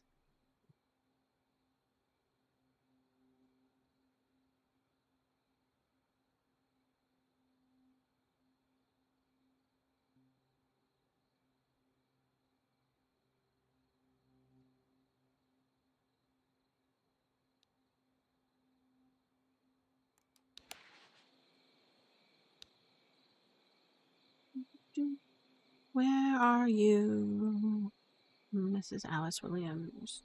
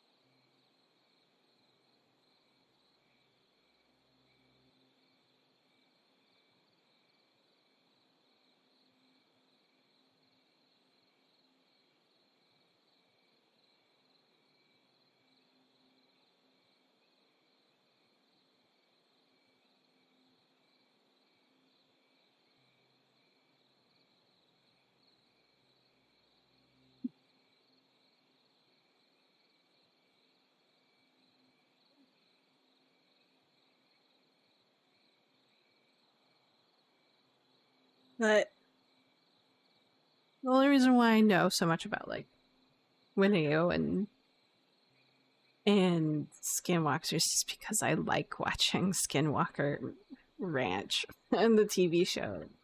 I think it's called like the Mysteries of Skinwalker Ranch, which is a UFO TV show, real reality TV where they kind of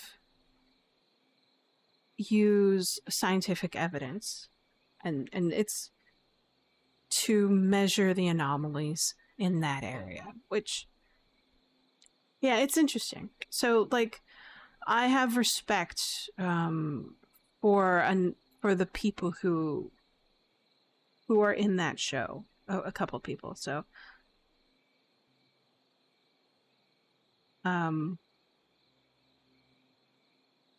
and I know they're baking it for entertainment, but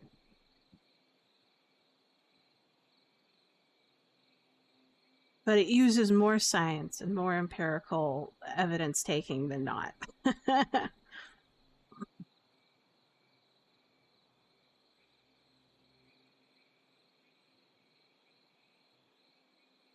And they are biased. It's so obvious that they're biased when they're taking their evidence, but I'm glad that they're using the tools that they have in the proper way. So, you know, you know,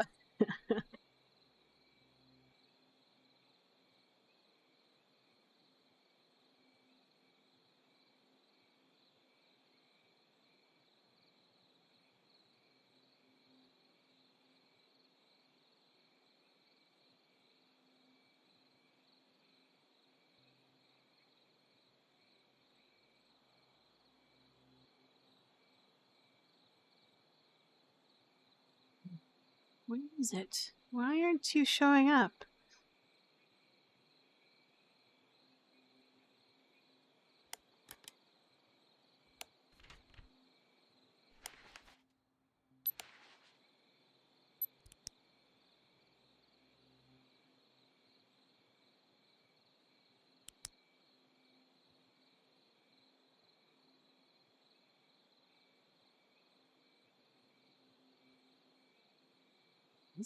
This is...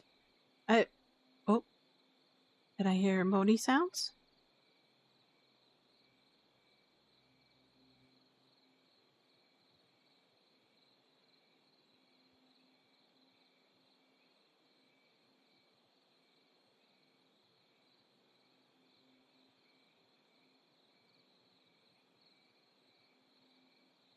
That's right. It's called The Secrets of Skinwalker Ranch. I've caught it off and on, but...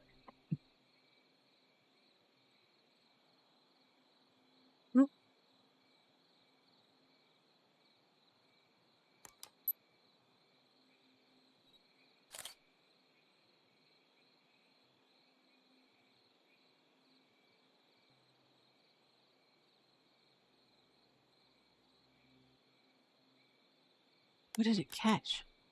This is the first time I've ever put it in this position, so I'm kind of curious. Hold on.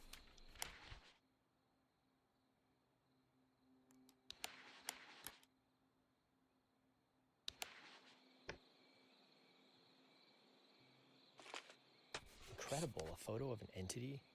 What is it? The lady.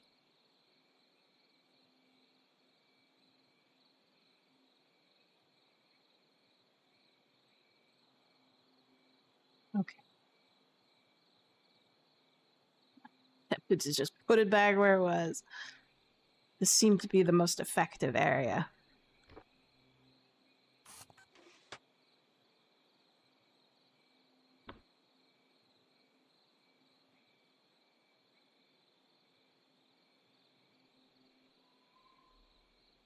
Oh.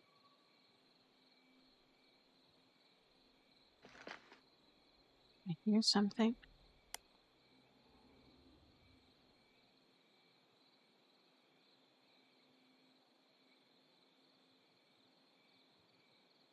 So, Skinwalker Ranch.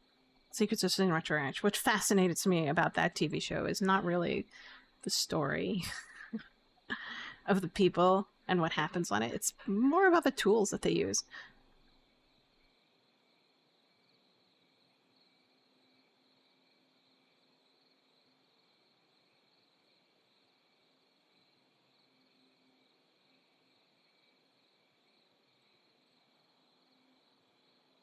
So they have they have this really cool data collection and analysis center. I watched for the tools. I know.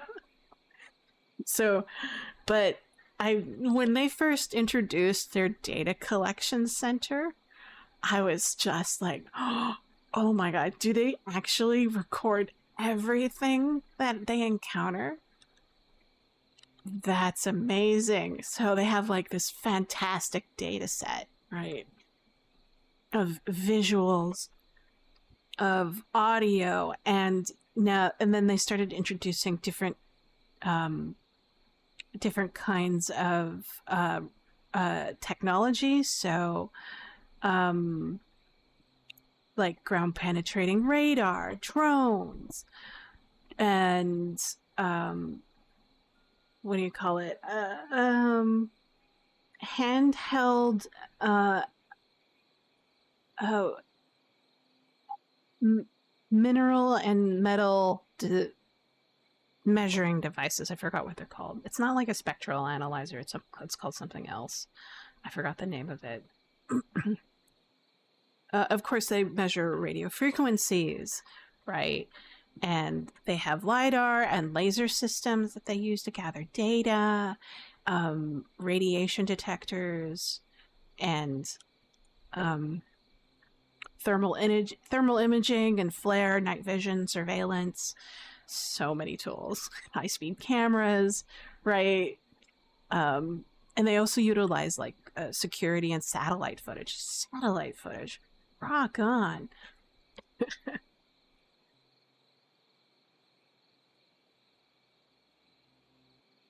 I mean, this is the kind of tool use that I would hope that the paranormal industry would try to use, but in a far more effective way that they're doing right now. I see her. Ooh, that is eerie audio evidence.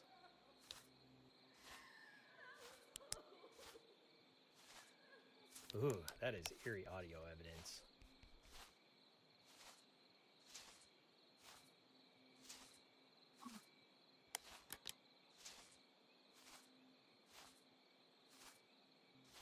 What was that? I'm glad I captured it with a recorder. I'm following her. She's crying. Ooh, that is eerie audio evidence. How far is she gonna walk? Ooh, that is eerie audio evidence. She didn't walk very far.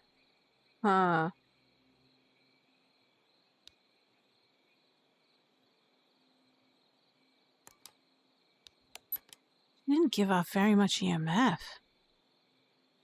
Oh, she's here.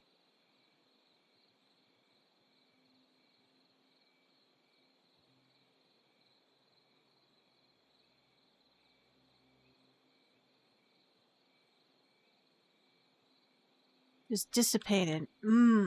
How far does she walk? She walked pretty far.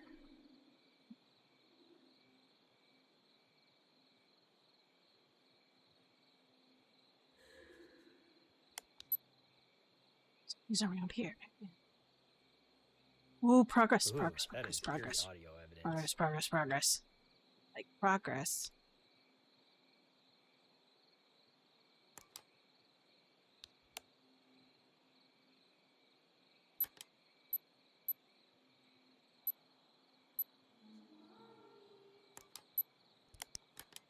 Come on.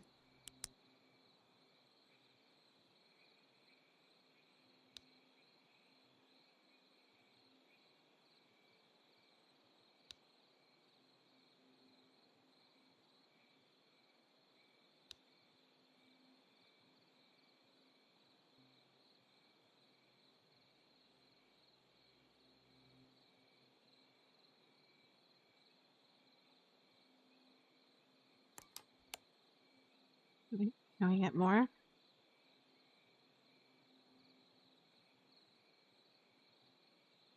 Let's back off and let her manifest again.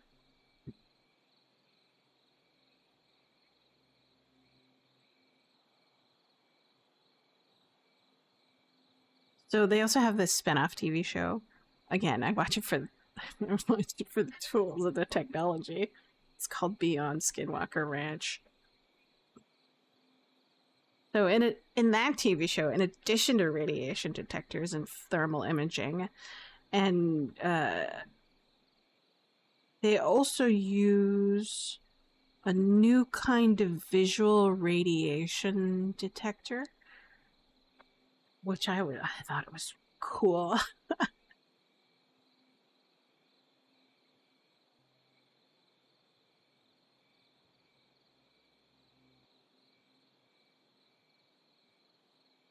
But it measured ionizing radiation and put it on a handheld screen.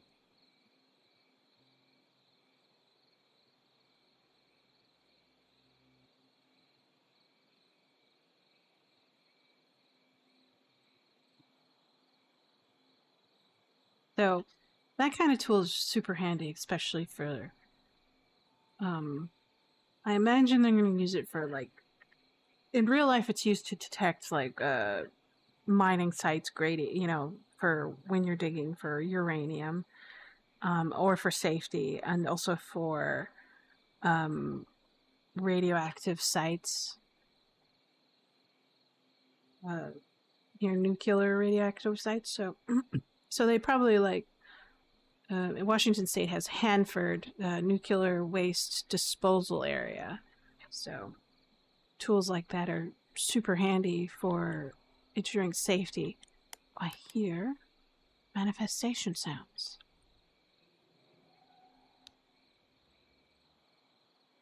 It's over here.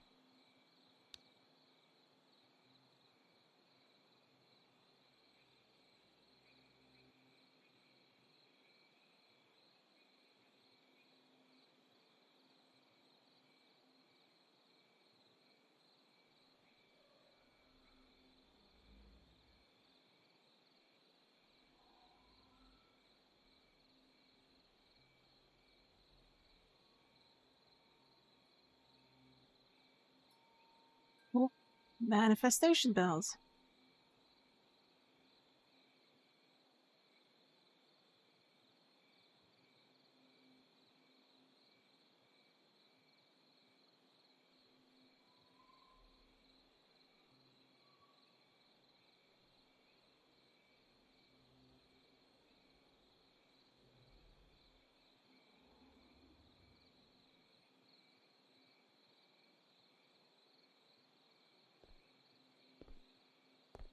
Huh? Here she is. That was a very unusual noise. I'll keep that as evidence. I don't want to interrupt her manifestation, but I do want to take her temperature.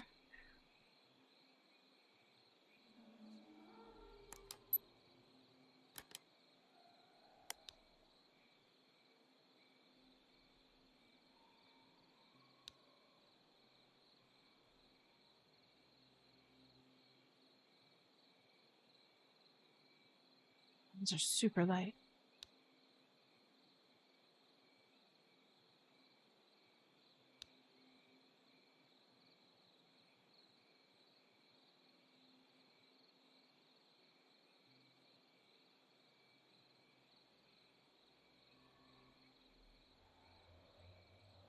Here, I'm in the area. I'm in the hot spot.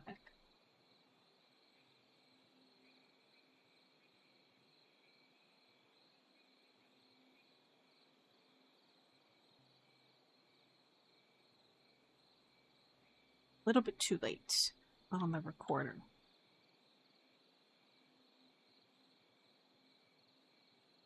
We'll back off a little bit more.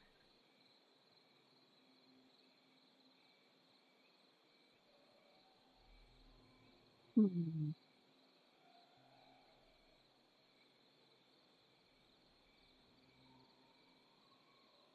Now, there was another thing that I always found is their use of photogrammetry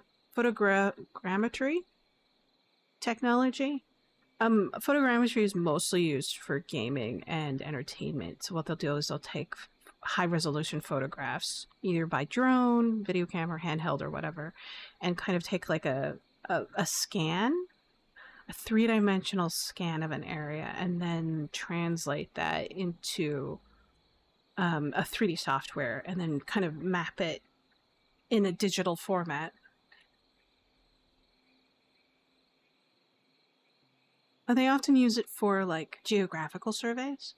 So, in creating topography maps of terrain, and also in mining to map out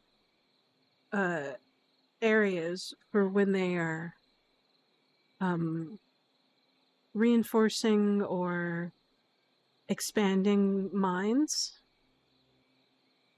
And then they'll also use it in architecture for discovering weak points, or for historical preservation, or just photogrammetry is just a super useful tool and for any industry that needs detailed information. I wouldn't be surprised if they used it in the military as well. So.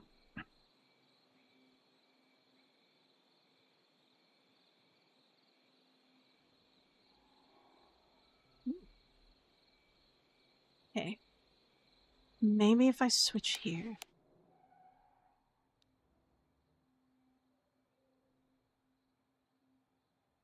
I'm having a really super hard time getting evidence for audio.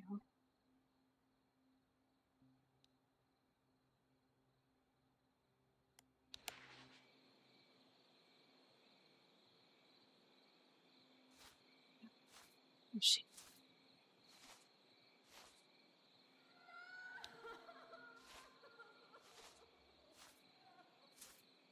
Wow, that's great audio evidence.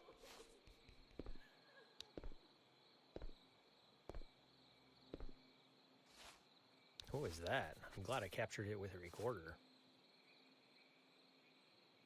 What was that? I'm glad I captured it with a recorder.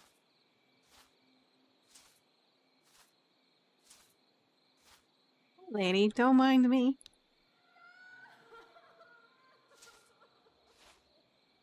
What was that? I'm glad I captured it with a recorder.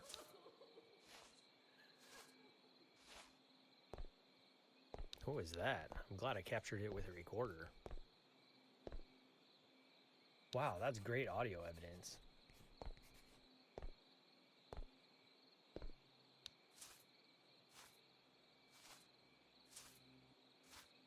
That was a very unusual noise. I'll keep that as evidence. What was that? I'm glad I captured it with a recorder.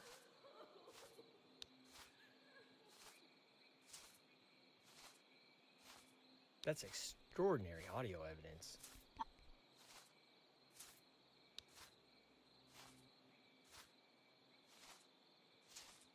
What was that? I'm glad I captured it with a recorder. I'm just milking this lady. Audio evidence. Wow, she travels far. Ooh, that is eerie audio evidence. Stopped here. That was a very unusual noise. I'll keep that as evidence.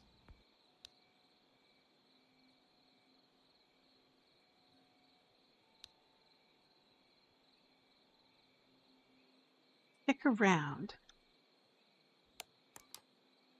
About, will she, is the temperature?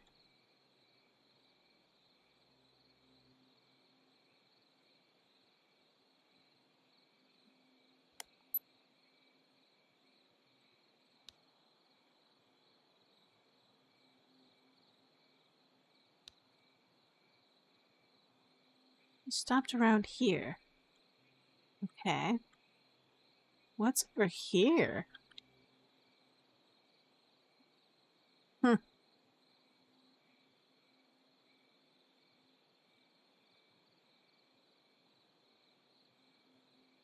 Interesting path.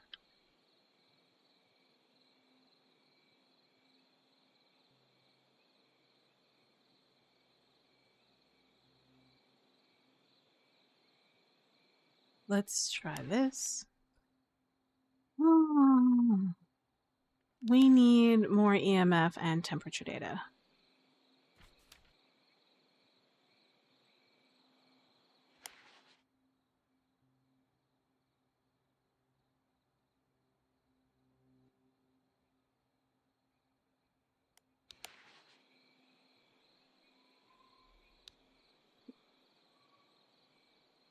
Manifestation sounds.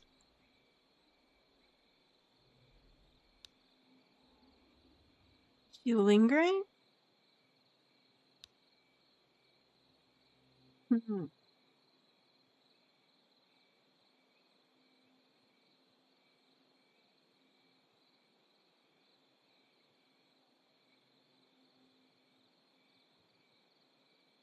So, one of the more fascinating episodes in... Ooh,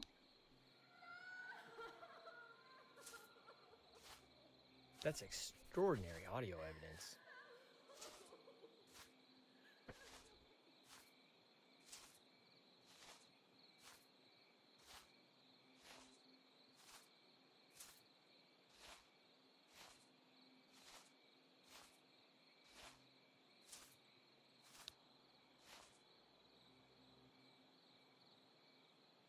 That's extraordinary audio evidence.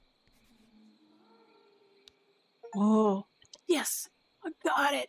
Yes! Yes! That was a very unusual noise. I'm so happy. I'll keep that as evidence. Is this how people who actually believe in, like, paranormal stuff feel when they actually get evidence?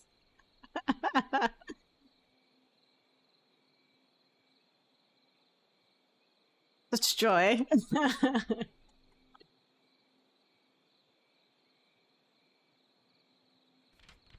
Alright, so now I need EMF data.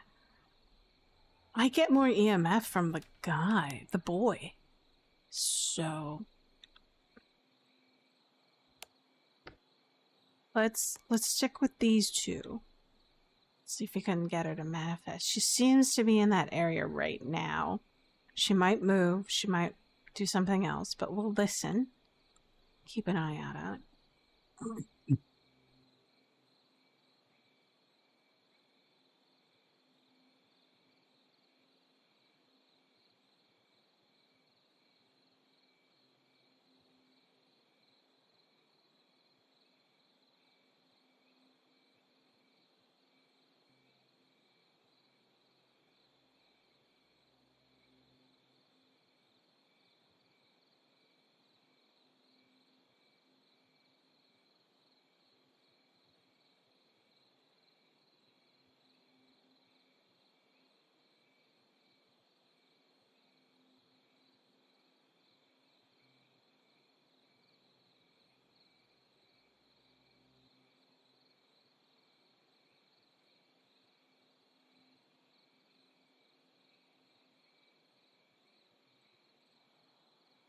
So one of the more fascinating tools that they used on that TV show that I can't get enough of is that they had this a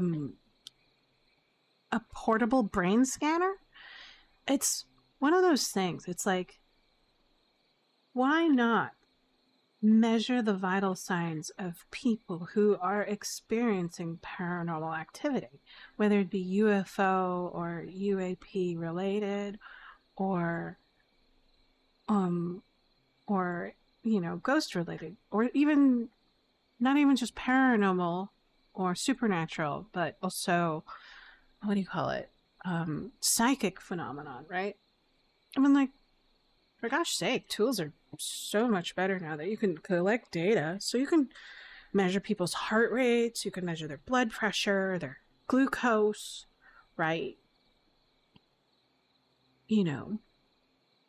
In that way, you can kind of see if there's a correlation between manifestations, belief, hallucinations, and the human condition, right? There's nothing comprehensive like that out there. So I am a proponent of experimentation and observation. And if you can do that more and then try not to be biased, but people in the industry, no matter where you are, you're going to have some sort of bias. To be human is to be biased. I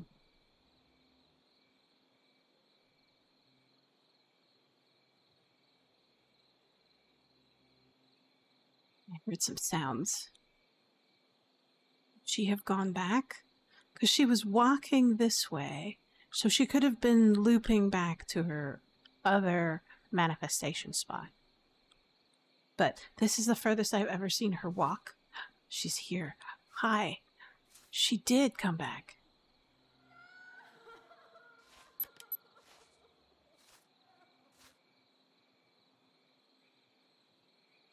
And I don't want to disturb her.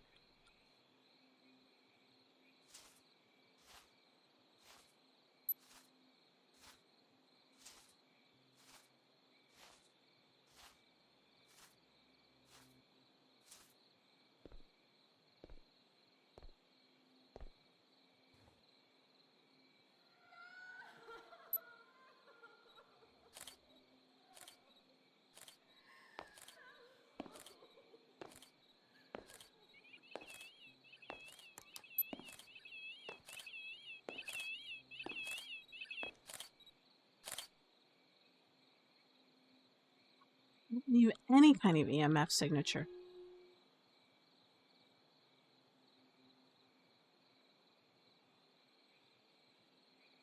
Ooh. What about temperature? Did she leave any temperature signature behind? Nothing. Nothing. Oh.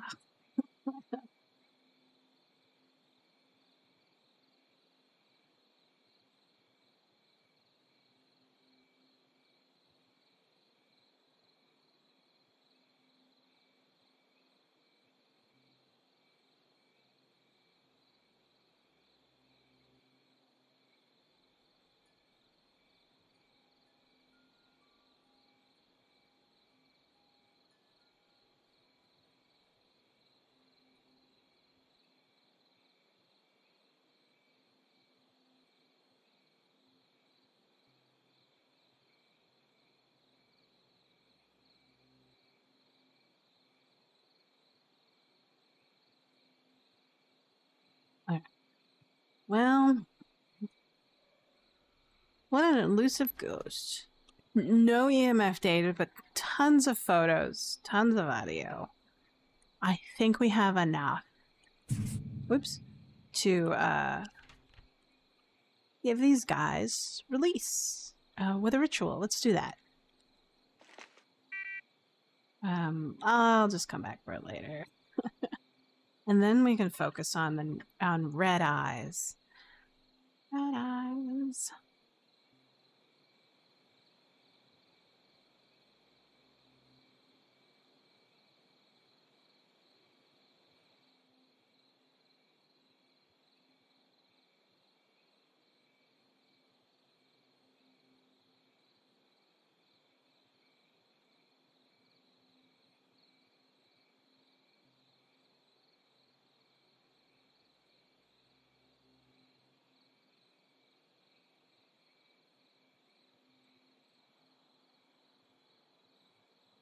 think of what else to talk about other than paranormal tools, science fiction, fantasy.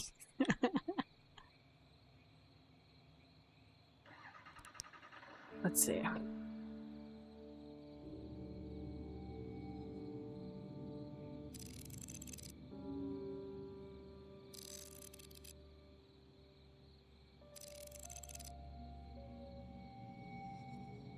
Okay, yeah, I know. So sad.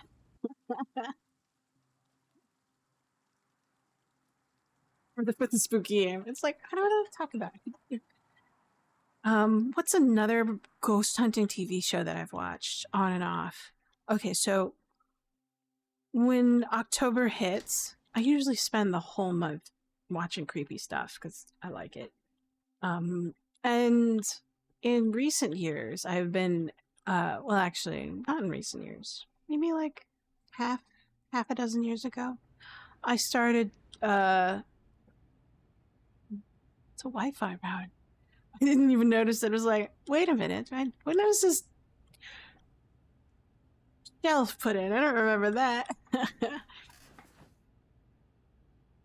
Was it? Oh yeah, Ghost Hunters. Ghost Hunters. And then from Ghost Hunters, I discovered Destination Truth. And from Destination Truth, I naturally gravitated because of its host to Expedition Unknown. Expedition Unknown is more of what I prefer because it's history, right? But a mysterious kind of history, right? Not just any old history, but unknown history or rarely explored history. Yeah, Josh is a funny guy too. He's hilarious. He often drops like geek jokes, so yeah. But in his Destination Truth days, I was just floored on where they could explore, looking on the guise of looking for ghosts and circumnavigate like almost laws. It's like, are you even allowed to do that? It's like I always question. It's like, how did you get permission to do that, right? And they did get permission. Apparently, they had really great contacts in many of the countries that they visited, and I was just floored at the network they had for the local network they had in each of the countries. That allowed them to do things on the reason of hunting ghosts or cryptids, and I thought that I was kind of like, you're kidding me. It's like they let you stay overnight in Tutankhamun's King Tutankhamun's crypt in the Valley of the Kings because you were hunting ghosts. What? It's just like, huh? How do you get away with that?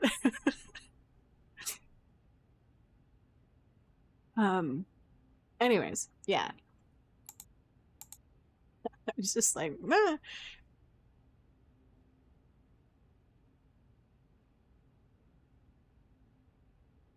Oh, and being there on breaking ground on on new Egyptian archaeology sites. Wow. I was just like, I would love to be a part of that team, even though, because I want to be there because I like history, right? Just one of those things. It kind of interests me. Kind of a hobby. Let's see. So we don't want, I'm going to clear the list. This and this. This sounds interesting. I think there's probably more information on Native American stuff in the wiki. So we'll go here, and we'll go here, and then we'll go to woods, here. Okay. And then in the crypts, there's shadows in the forest, this guy, and road. So, wow, that's a lot of evidence. We'll give it a shot. But as this game does before, it doesn't like me doing investigation at the same time exorcisms, or not exorcism, but releasing rituals. So we'll see.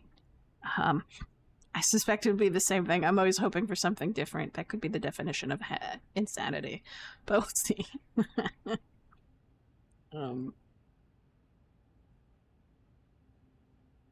Where was I? Okay, I was just looking at my notes.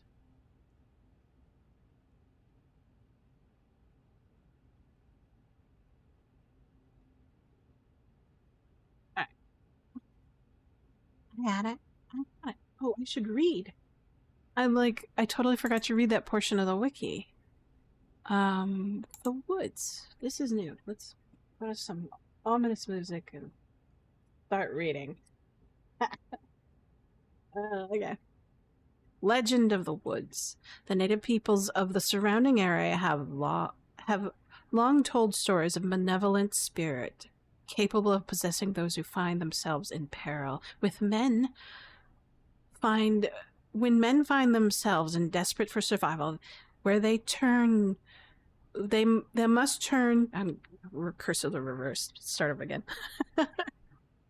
When men find themselves desperate for survival, where they must turn to more bestial nature, the spirit of the Wentukoa may seek them out to take advantage of their misfortune. These men would be plagued with desires or of endless greed and hunger, and would often end with the affected person lashing out, killing and even eating his once friends and neighbors. The possessed would then flee into the woods and be transformed into a monster. Okay, that sounds almost demon-esque. Growing inside, his heart turns to ice with a foul stench follows him wherever he goes. These creatures of legend supposedly roam the woods in the nearby caves, luring hunting parties and gathering into their territory. These unsuspecting parties would follow the sounds of screaming and pleas for help and confront the stranded. The young men and women who would never be seen again. Cultures and stories mixed over time, with many immigrants seeing similarities between their own stories of werewolves and the native stories of cannibalistic monster. Many retellings would include the man taking on the skull and antlers of deer, although these were absent from the original tales. Okay. Many colonists who heard tales of Wentukoa chalked up to these occurrences to bear attacks. However, the settlers would end up reporting their own encounters of some being with a striking resemblance to the Wentukoa. After the establishment of the church, loggers in the area reported a demon, quote unquote, in the woods. They have often reported hearing strange bleating noise ringing out from the woods in the night. So bleating like as in a goat or a deer when it makes sounds, or some other ungulate animal. One man, Joseph Edwards, would investigate the noises, and reportedly a hideous buck stalking men in the woods.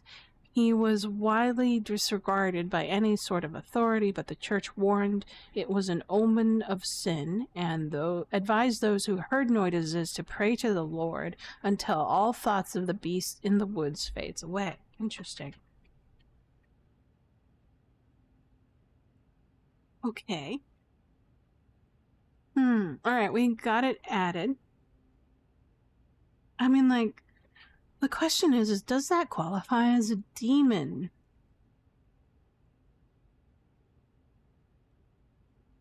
I mean, like, it must.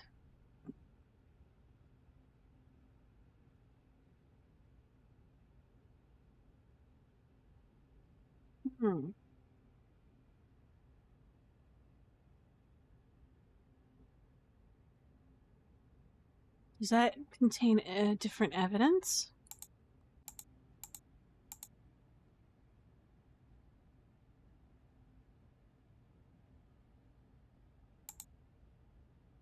Ah, cult. Okay.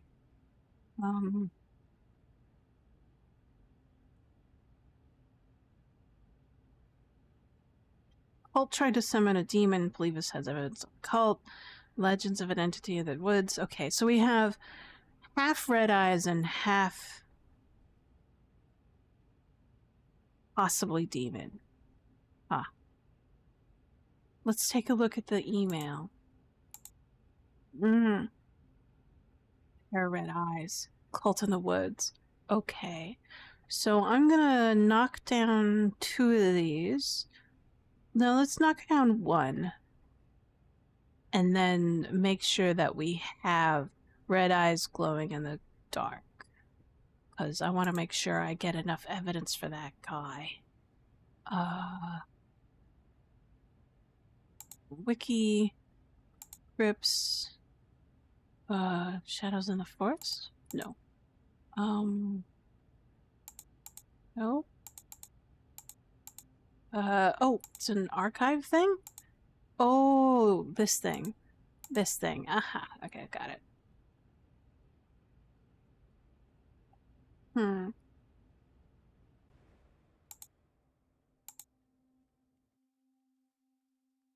where is it? Email. Red eyes. There. Lovely. That should give us enough evidence for red eyes if it works out. See if we can give freedom to Alice and her son William.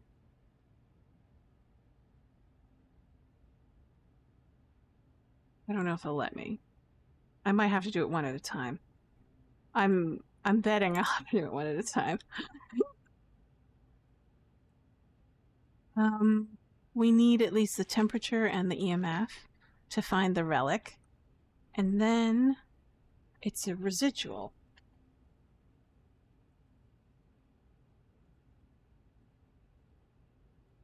That the I think it's mugwort. Yes, that's this one. I want little tags. I want like a little tag on the end of each of the smudges. All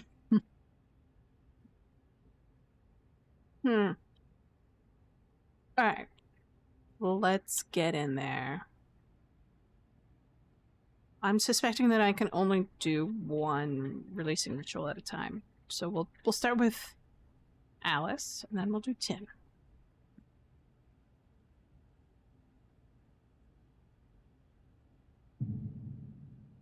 Okay, so Alice has a doll. Tim has something. I don't know what that is.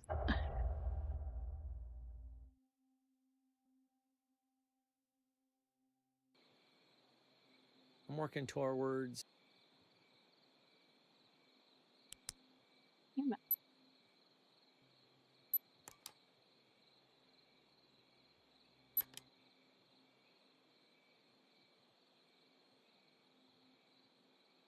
The Ghost Hunters.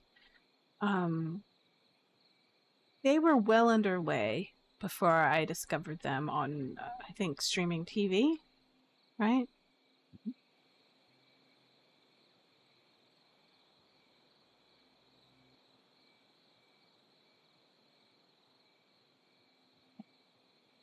I think. Where would the relics be?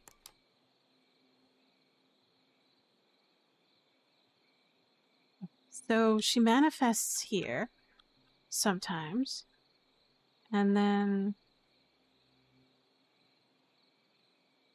comes through here sometimes. So there must be a relic in one of or near one of these areas.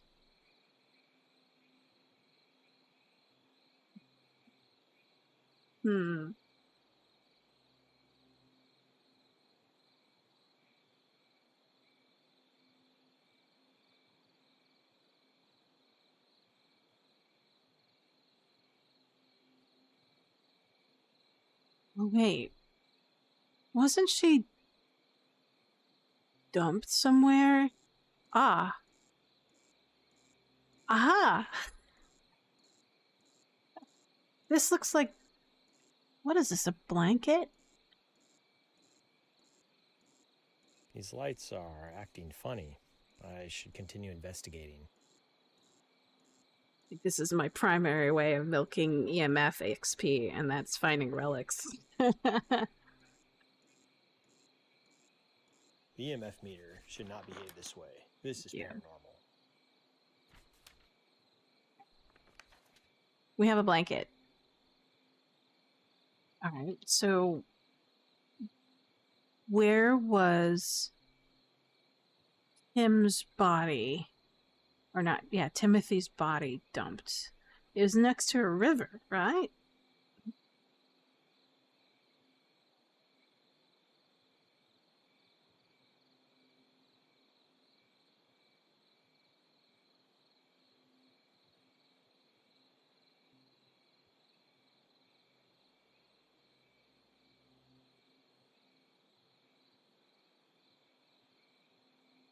So, do I need to go outside of the grave?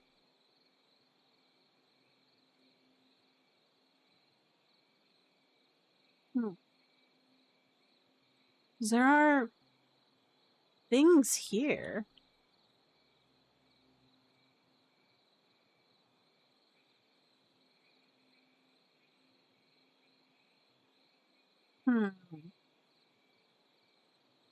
Oh man, this is tough. So you have to, Ah! It's a doll! Oh, okay. So this might be it. Aha!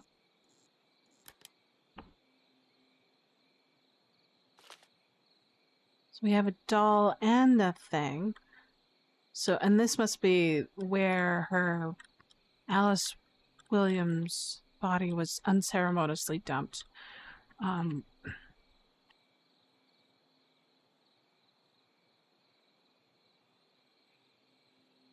So,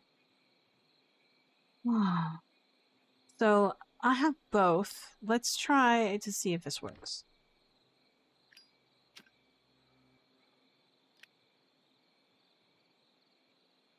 Oh, it is. Oh, okay. Yeah, let's give it a shot. So 4.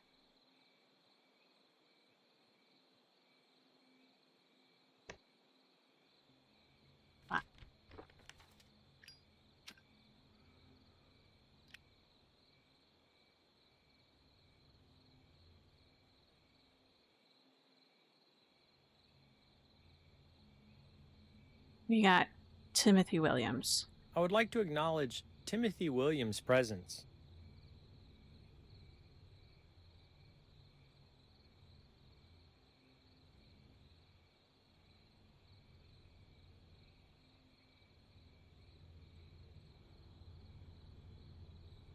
Blanket. I know this blanket is special to you. I see you wearing it as a cape. I thought you were a superhero when I first saw you.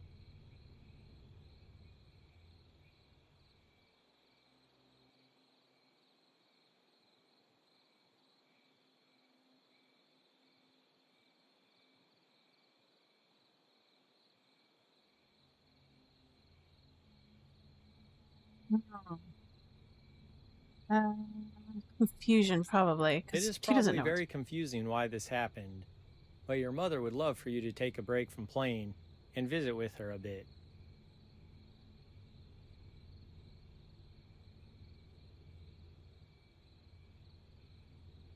Oh, there he is.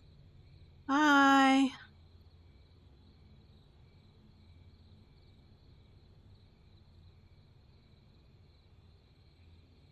Farewell, young spirit. I should make sure this relic is on me when I leave. So, I don't think I can do this, but I'll see. I think it's intended to be one at a time. Yeah, one at a time. Oh, cicadas. Ah, okay.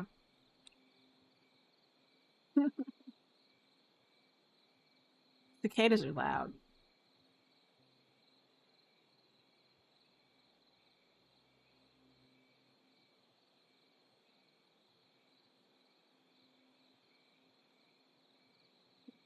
I wonder if cicadas sound like EMFs. Beep.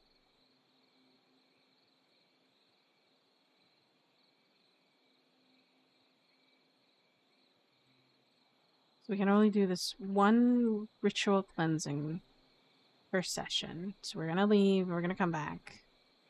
And then release Alice Williams.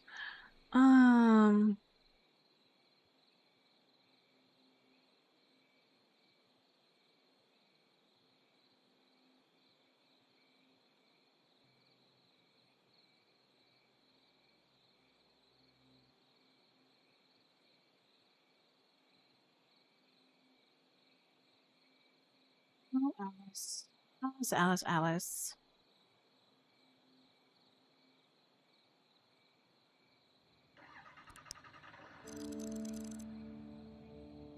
At least we got extra 8 points for EMF.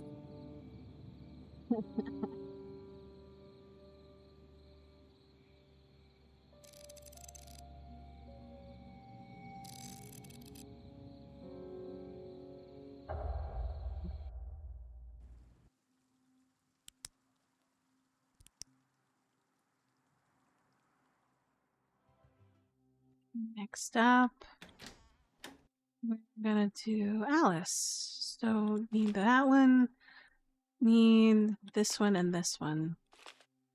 And then, I don't know, we'll just load up something just in case.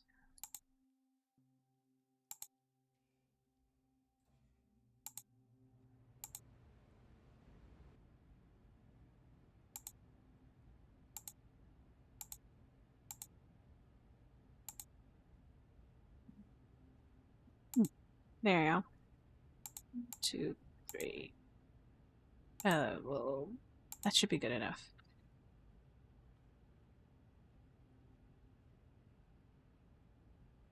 I guess it is cicada season. There she is. Released. Released. Oops.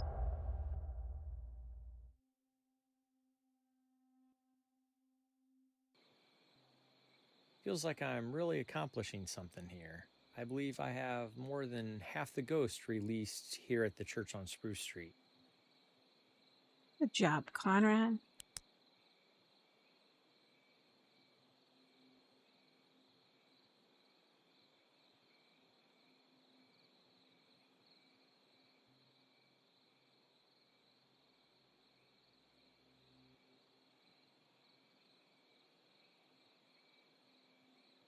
I'm always floored that ghost hunters on TV or ghost hunters or paranormal experts get paid to do what they do. I mean, like, as a non expert and as a tourist, I have to pay to do what they do if I want to experience it.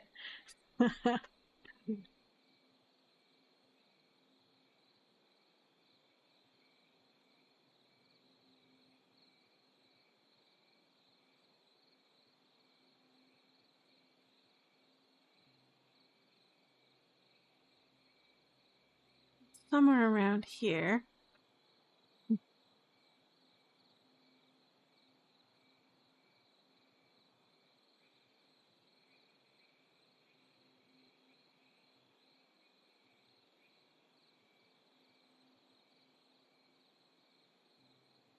Hmm. The doll has moved. So I have to find the doll. So is it maybe at a random spot?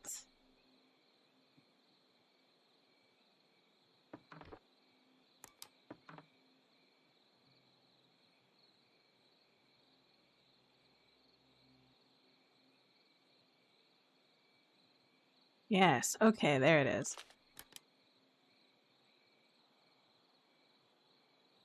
And I imagine that this is the hot spot as well. We'll see.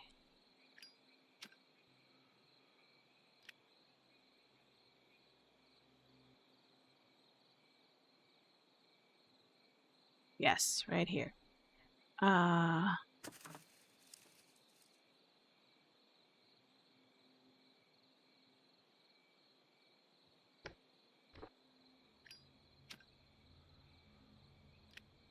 lady. Where are you going? Too fast.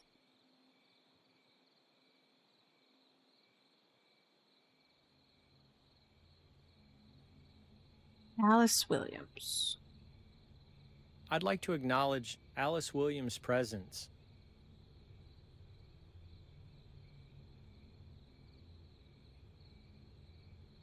Ah, this is her walking path. Or something similar to it. Doll. It must have been miserable for you to be married to such a terrible person, and equally difficult to hide your son's father, who I assume gave you this doll as a reminder of what happiness feels like.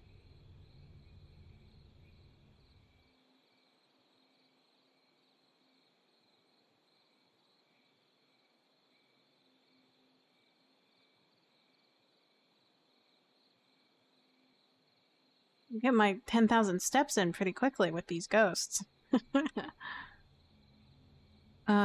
Anger. I know how angry you must be with your husband. He paid for his crime, and it is time to be at peace with your son.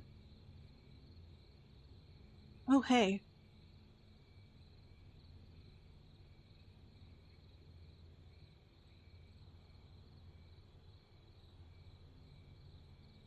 Here she goes. Rest in peace, Alice. Rest in peace.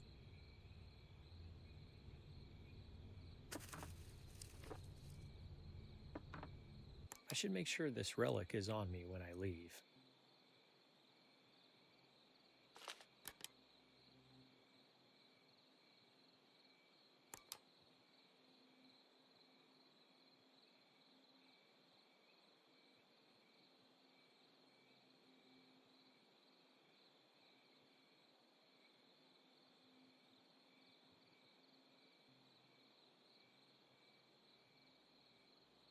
That must be the south side. This is the east side. This is where Red Eyes is supposed to be somewhere.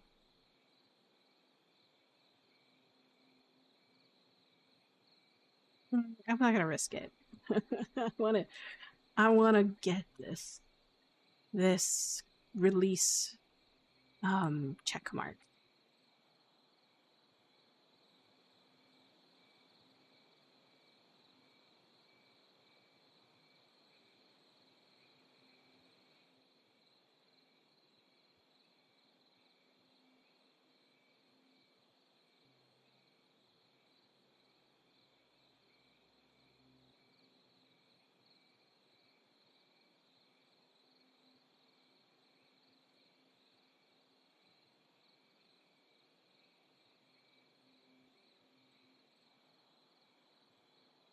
Let's see.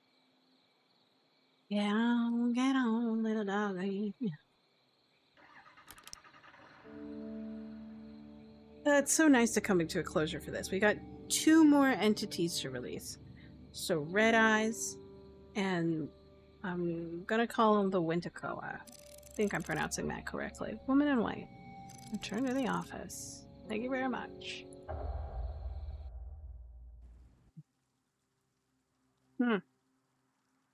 Let's take a look at our little, I don't know, what do you call this? Display?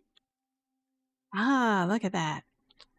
So here's the blanket. Ugh, it's nasty. It's the doll.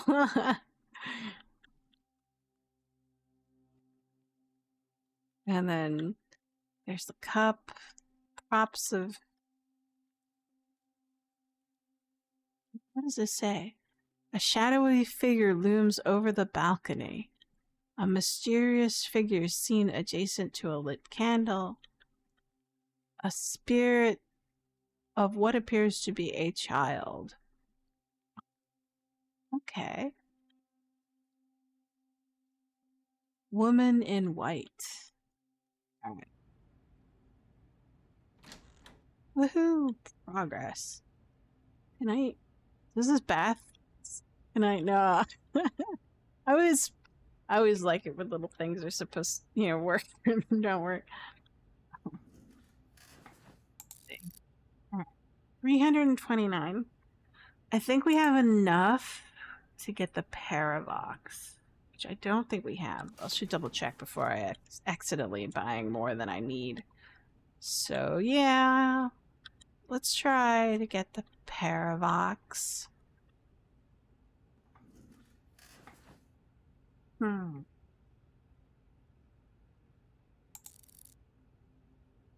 Audio.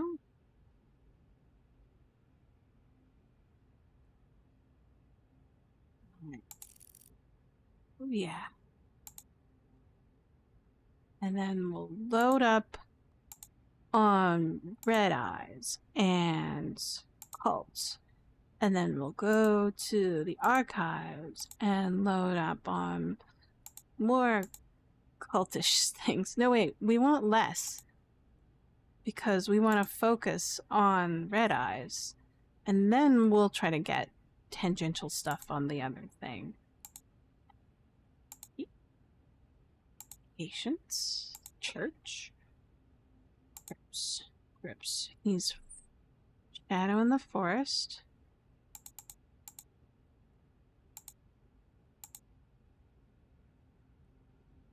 Right.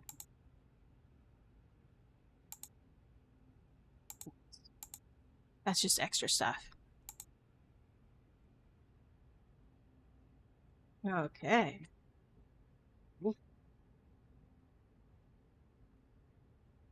Not bad for all in a day, or all in a night's work for a paranormal investigator.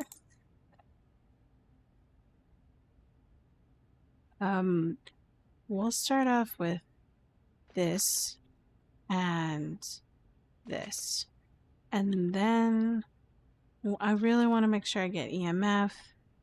And then there we go.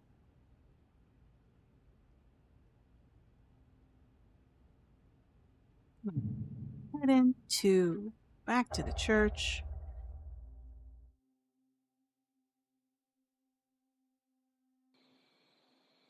Feels like I'm really accomplishing something here. I believe I have more than half the ghosts released here at the church on Spruce Street. Okay. Flashlight.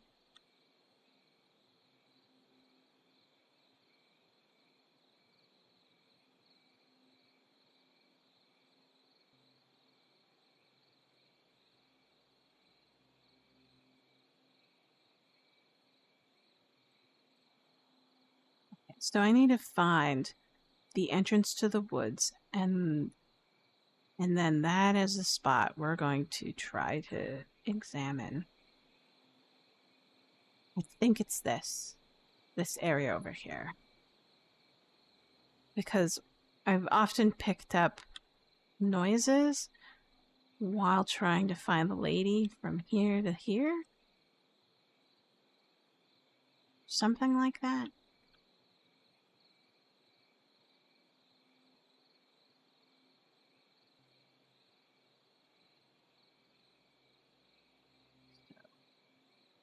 There was a little trail. Yes, here it is. So this tree is where I found a piece of evidence. So between here and here, maybe?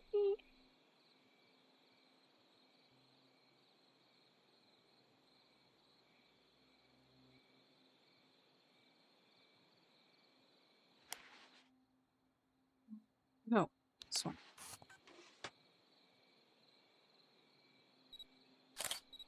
All I did was, wow.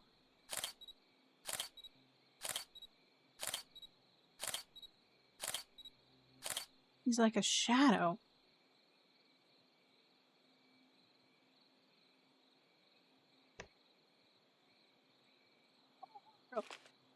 Wow, I took a photo of a ghost. This is lucky.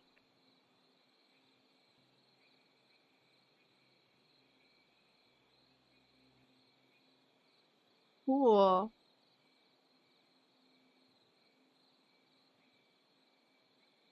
Alright. What?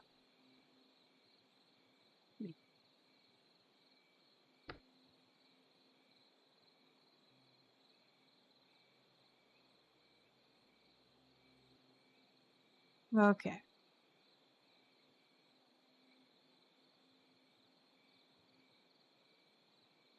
Oh, maybe I feel like I want to get a better, wider angle. So maybe here. That way we can kind of get all of the road. I don't know.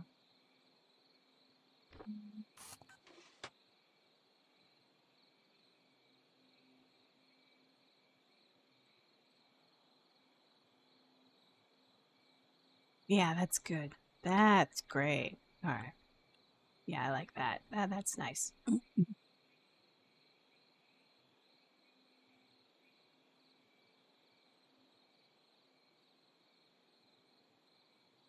Hmm. So we were able to get like manifestations.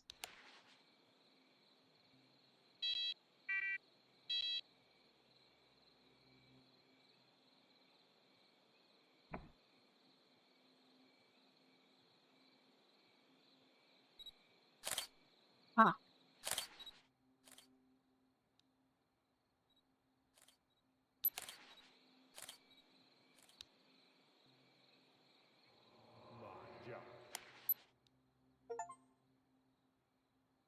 Cool. Wow, that's Okay. great audio evidence. Well, this is the fastest audio evidence I've gotten in a while. So it looks like he's heading towards the woods. So we'll get manifestations like 4 V, and then I.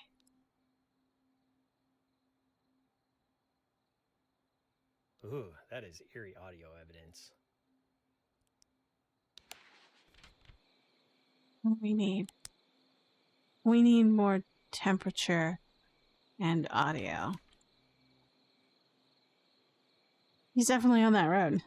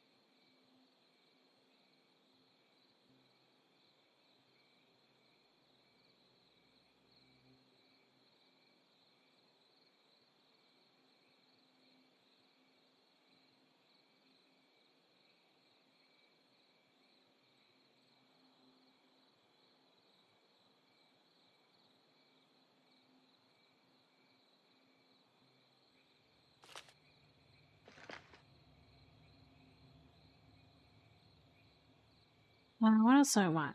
Oh, yeah. This thing. Paravox. By harnessing the energy produced from the surrounding environment, the Paravox allows ghosts to access its database of words. It's like it's an obvious. The device can produce a word chosen by the ghost. The ghost can communicate at random times during contact sessions. Since this device uses energy to operate, it is likely that some of the words produced are not by non-paranormal circumstances. To validate paranormal activity, contact sessions are necessary. Oh, all right. Investigators may choose to perform contact sessions. In these sessions, they can ask a spirit specific questions while the Paravox is on. After asking a question, they will pause momentarily to give any potential ghost time to answer.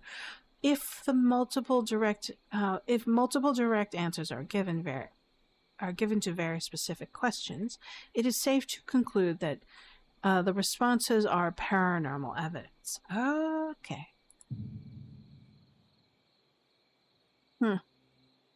Okay.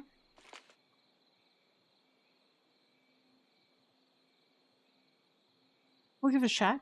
See what happens.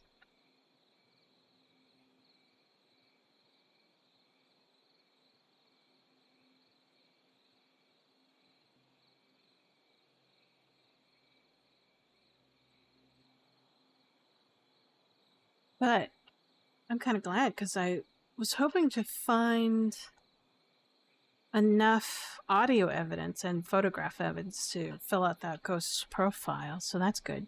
To me, it looks like a shadow ghost type thing. So I don't know if it'll respond to a session or not. We'll see.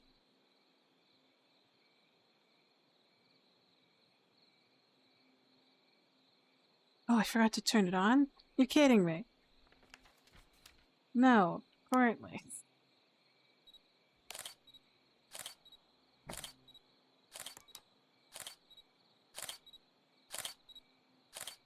I'm gonna walk behind it.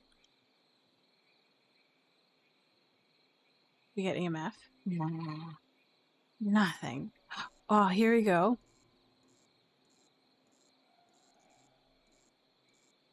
It's walking back to the woods. These lights are acting funny. I should continue investigating.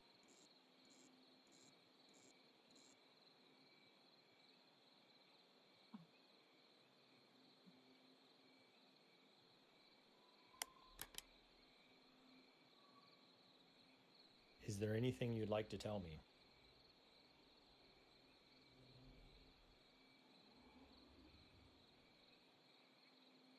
Do you like the current family living here?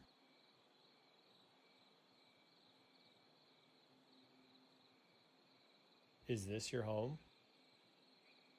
You may not understand me because I'm not speaking its language.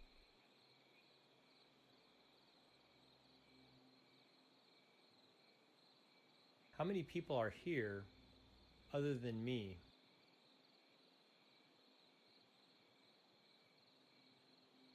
Can you tell me your name?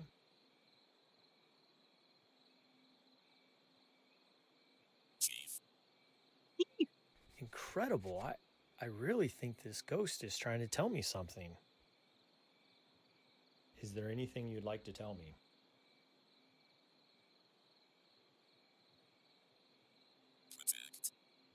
Oh, I'm convinced someone or something is trying to communicate with me.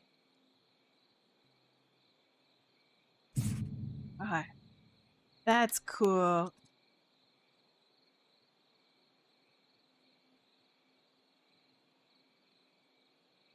Right. So, audio data.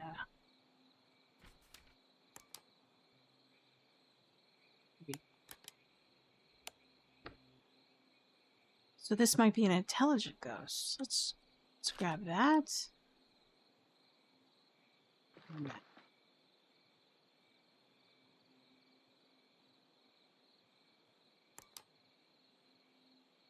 And hopefully, oh, I forgot to turn that on again. Walk of shame.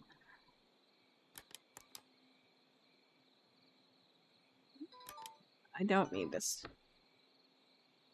Maybe I shouldn't have brought it, but whatever.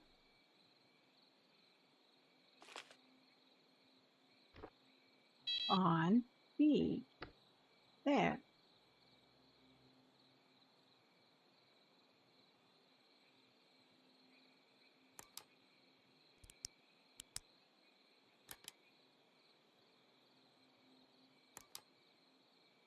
So it's walking across this area.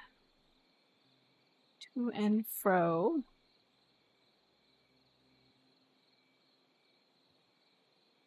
Let's see if we can get temperature. I don't think so, but we were able to get something with the Paravox. Maybe we can get something with the EVP sessions? Do you like the current family living here?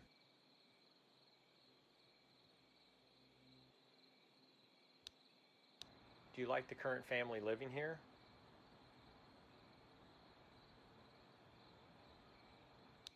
Is there anyone here who would like to speak with me?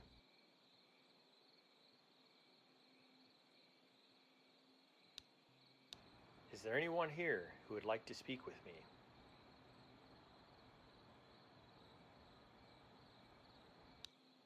Yeah, it's a long shot. But so far, it's pretty true to its description that shadow ghosts don't like doing any kind of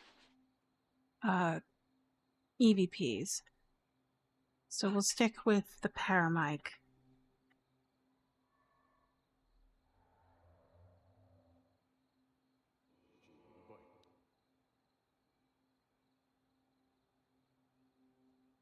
What was that? I'm glad I captured it with a recorder.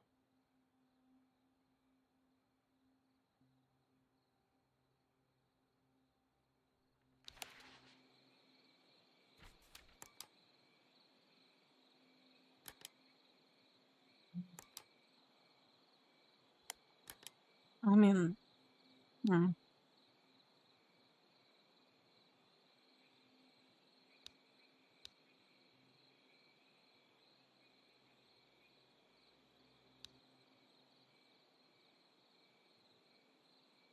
Can you tell me your name?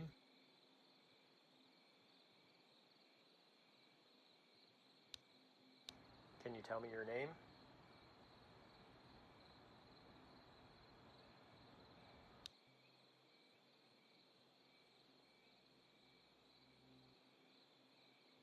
Do you like the current family living here?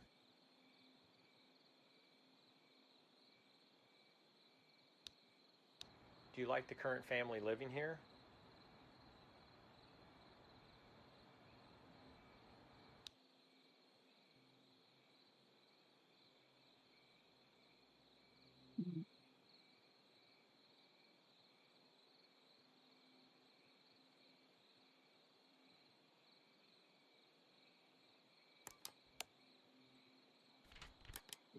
I need temperature.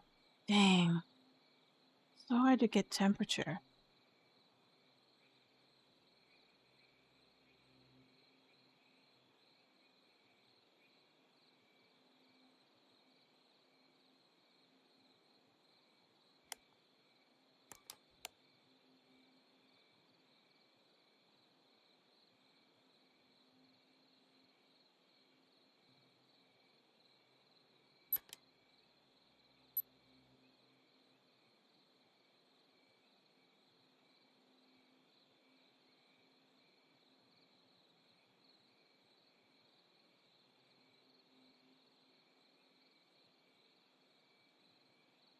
All right.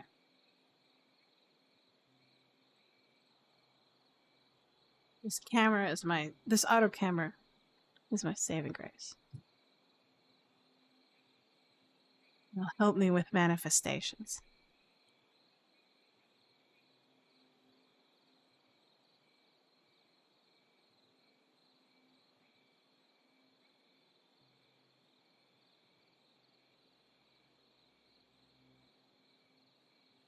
What do we know about Red Eyes? He was here before the crypt was built. Ah, here we go.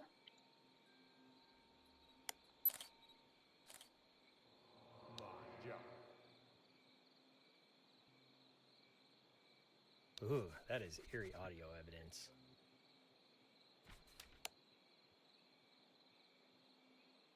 Okay, good. We are finished with audio. So now we need EMF. So he was here. So, and he walked over here. Oh, man.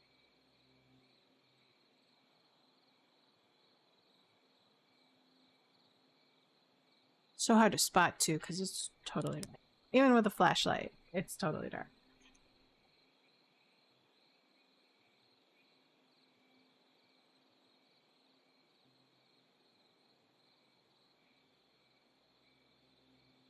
What do we know? He's basically a shadow person with red eyes. Very unique. recorded by settlers, so that's a very long time ago. We're talking like 1650s. And then up until the 1850s. Wow.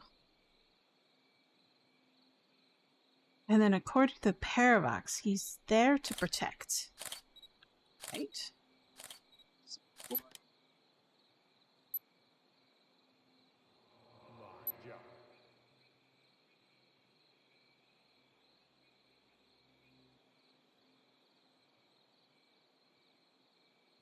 Temperature readings are...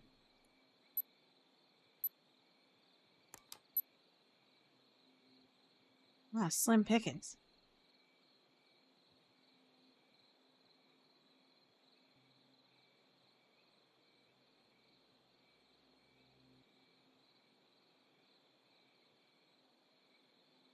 But this seems to be his favorite spot.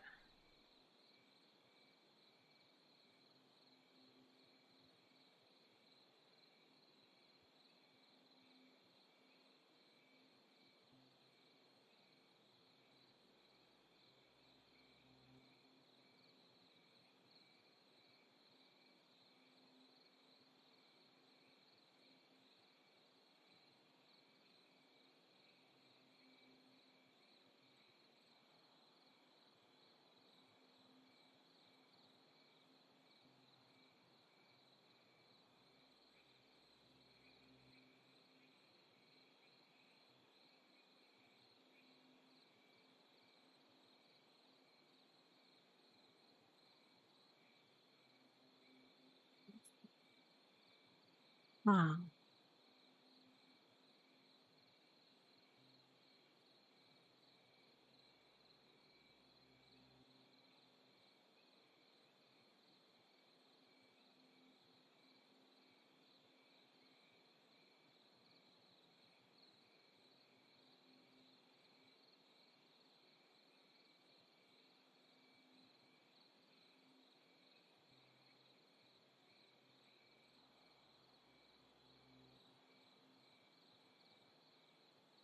Getting temperature and EVP or EMF, or yeah, EMF is going to be a little bit hard.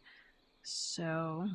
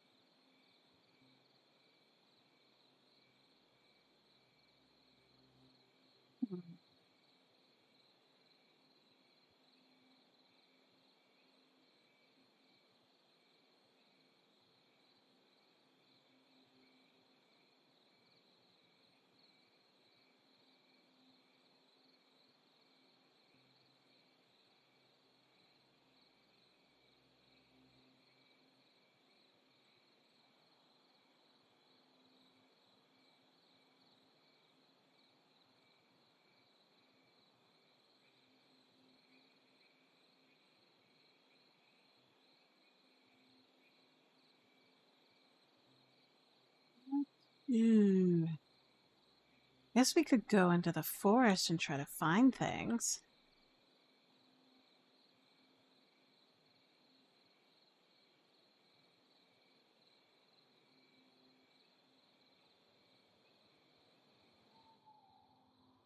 Ooh, that's creepy. What?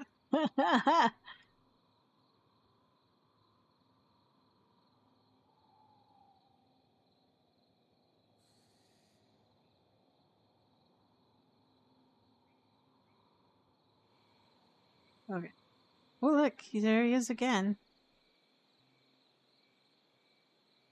Did you leave an EMF signature? EMF meters should not Yes. behave this way. This is paranormal. Perfect. What we want. Seems like we can get reliable readings if we encounter the ghost. And to just kind of stand up on top of him.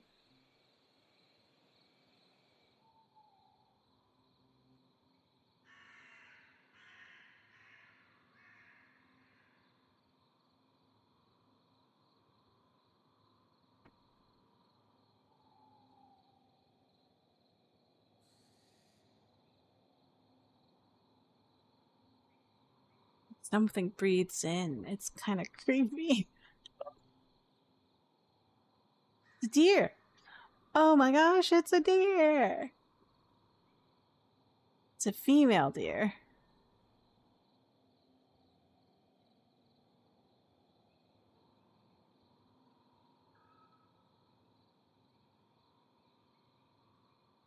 That way. We have deer where I live. It eats all of my plants, and I don't like it.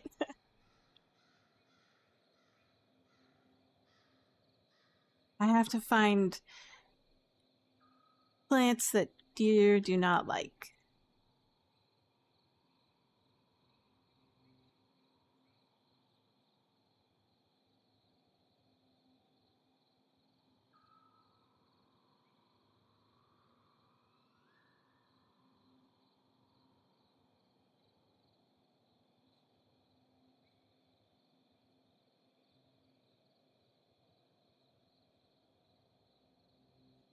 Okay, there was like a couple of symbols I found somewhere.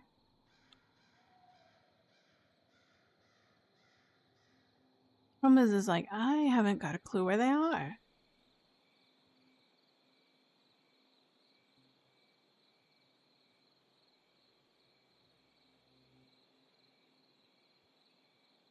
Ah, we're on the edge now.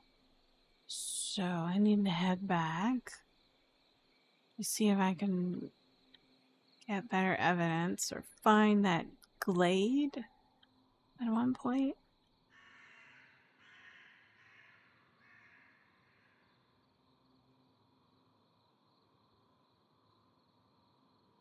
I think this is where we came from. That's the entrance.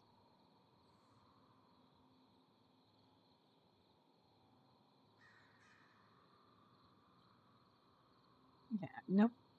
Can't go that way.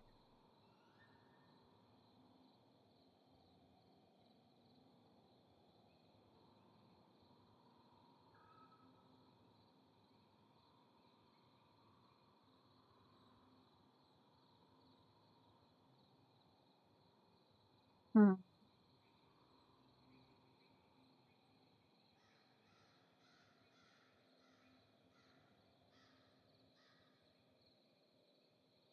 Go that way? Can I go this way? No. Okay.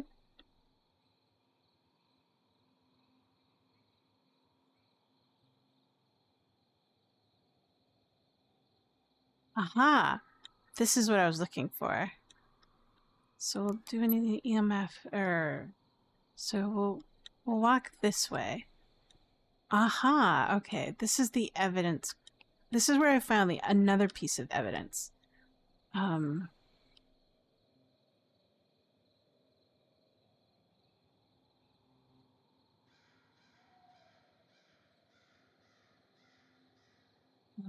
So we found it.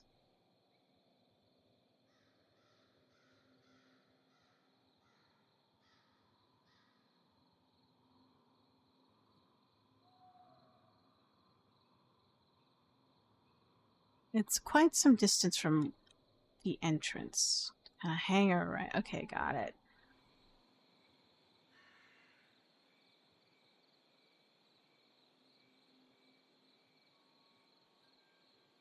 And we have manifestation bells.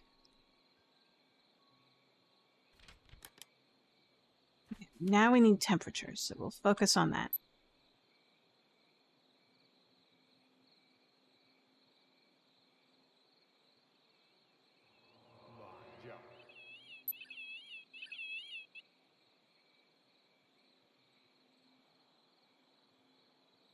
No temperature change.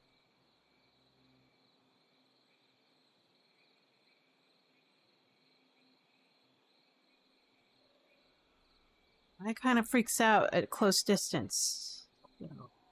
He may or may not leave temperature change. So it seems to be kind of a random shot on whether or not he'll change temperature as he's walking by.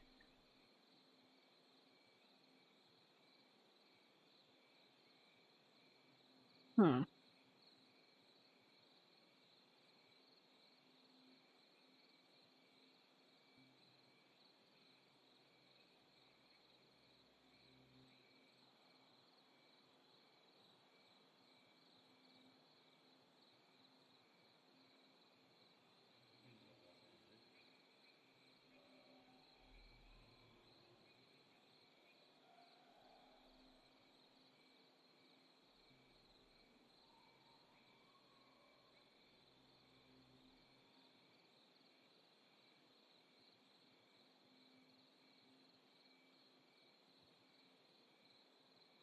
This is a tough one for temperature.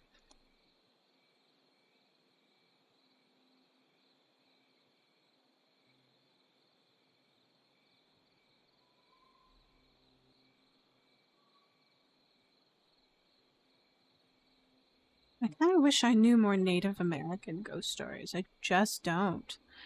I mean, like when I traveled across America, I went to a couple of national parks, and they always, especially in the western part, they always featured Native Americans and their pivotal role in that area. So like Yellowstone National Park, Glacier National Park, and then of course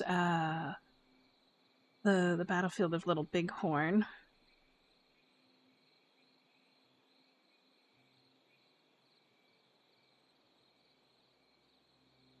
What I always found interesting is that the East Coast, you hardly find any information of Native Americans history. I I was kind of surprised.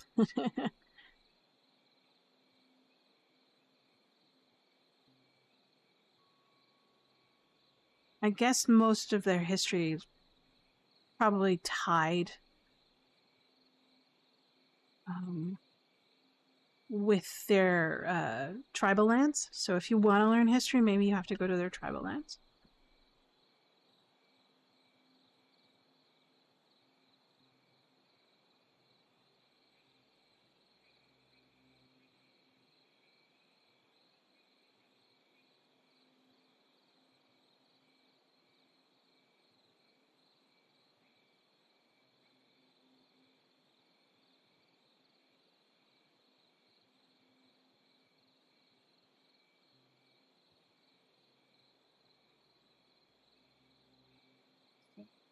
I live close to the Quinault Nation. Um, Great place to buy salmon and and fireworks, tax free.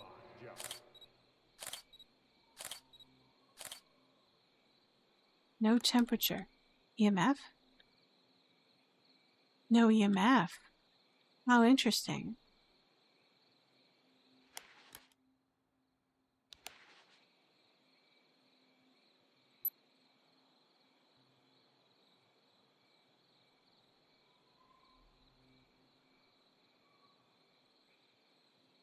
Oh yeah, there's also a casino that they run as well.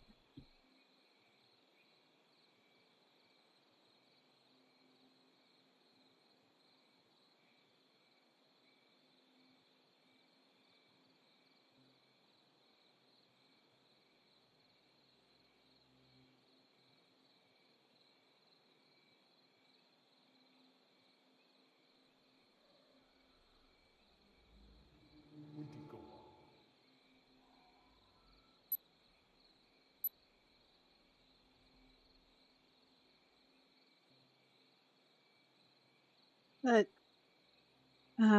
yeah, mostly they're just they're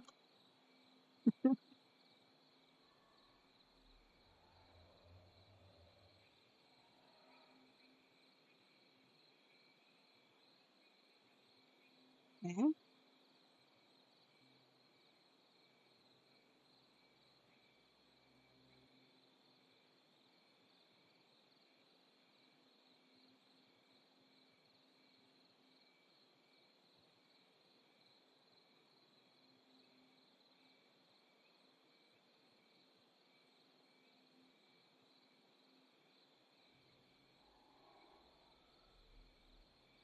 Here's sounds. So that might be a manifestation sound. I was hoping to get more temperature.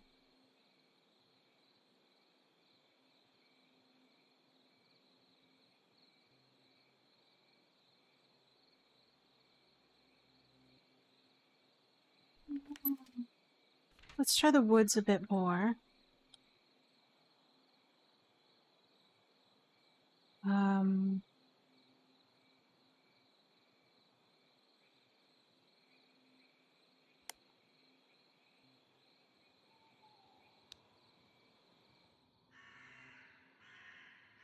Okay.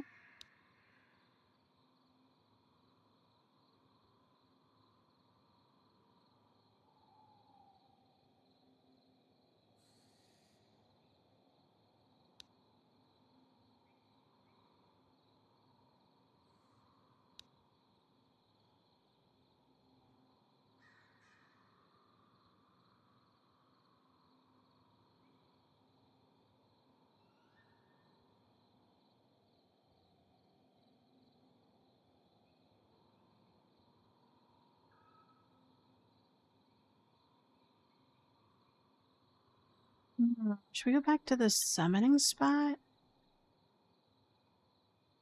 Well, at least I think it's the summoning spot, because that's where I found, like, you know, cult paraphernalia. Oops, no.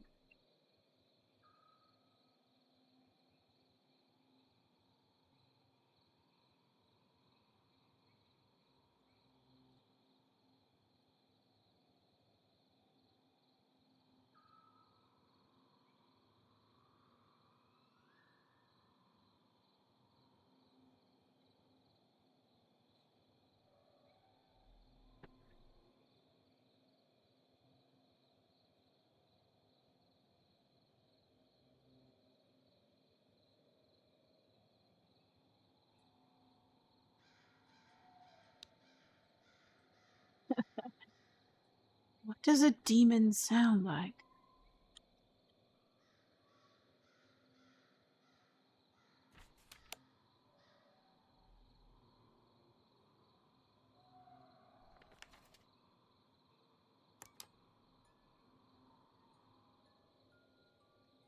Oh, I hear manifestation sounds.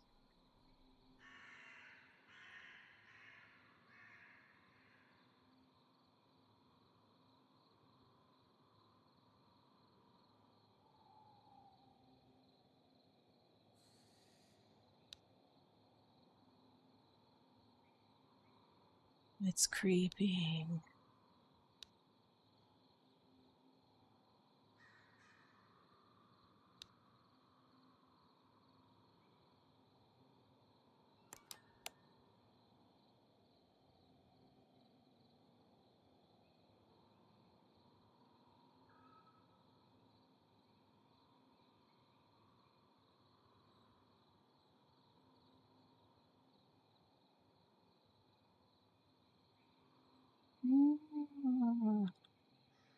So the question is where did I find the bones before?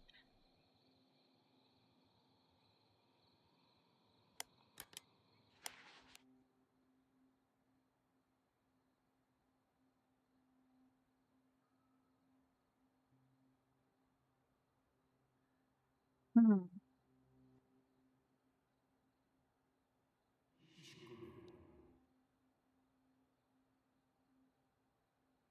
Ah, this Wow, is that's great Reddit. audio evidence.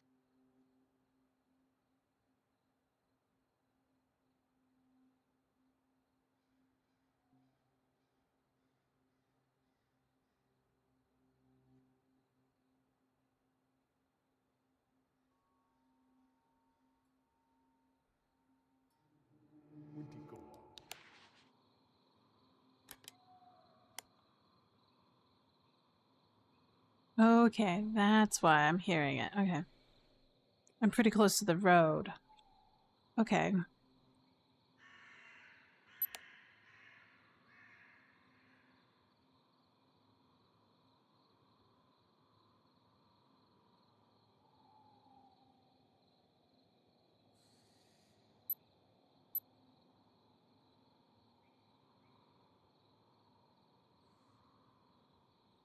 Wow, it's really hard to find the summoning area again.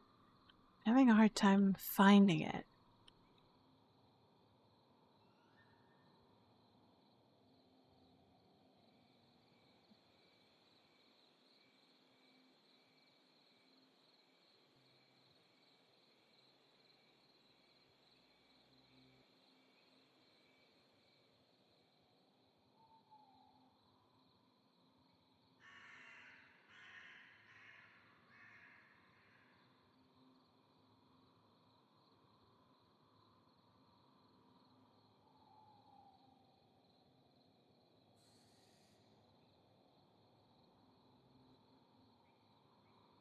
Um,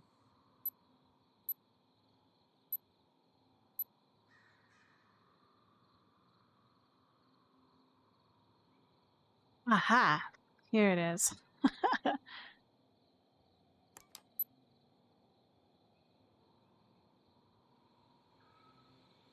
The stump. Right.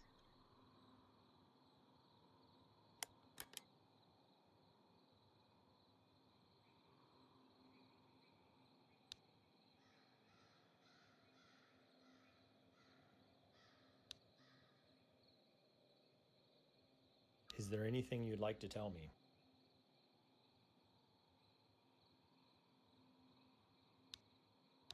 Is there anything you'd like to tell me? Do demons respond to EVP?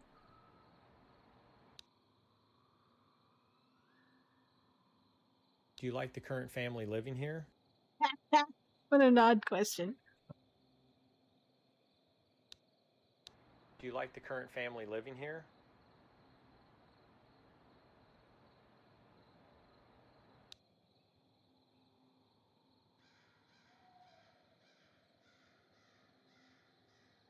Can you tell me your name?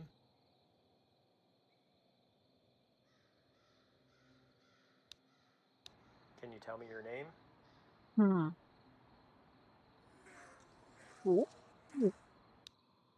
Wow, that sounded like a response. That is very interesting. That's different. How many people are here other than me? It does respond to EVP sessions. How many people are here Ah. other than me?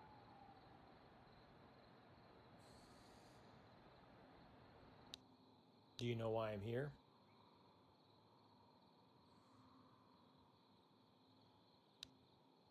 Do you know why I'm here?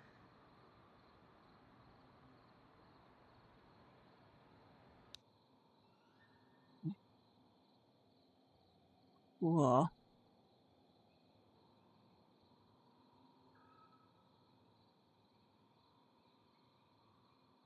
So, tree. Okay, this is a good spot to help memorize where I am. But Is there anyone here who would like to speak with me?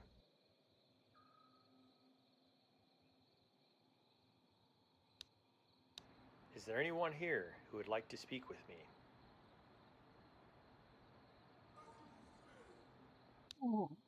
Wow, that sounded like a response. That is very interesting. Why are you here?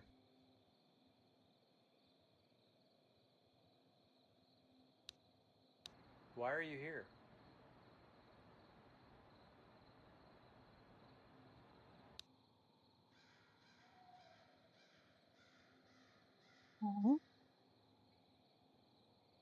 let's see if we can get some temperature readings.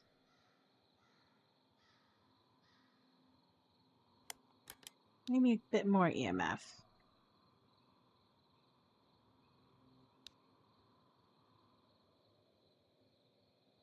Is this your home?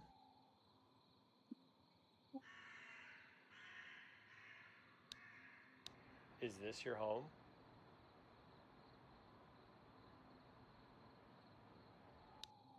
How many people are here other than me?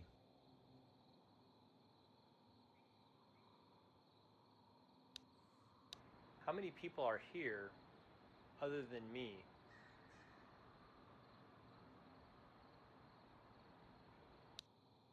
Do you know why I'm here?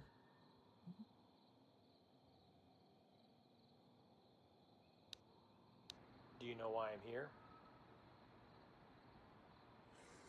Wow. Wow, Whoa. that sounded like a response. That is very interesting. Okay, let's try this thing.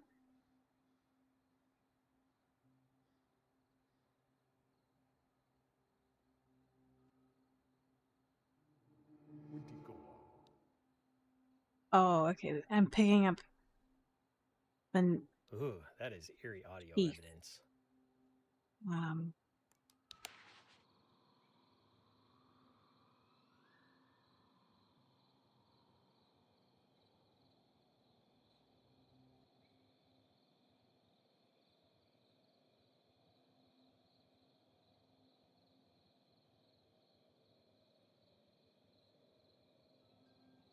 Yeah, I don't think I'm gonna get any more evidence from this particular forest entity.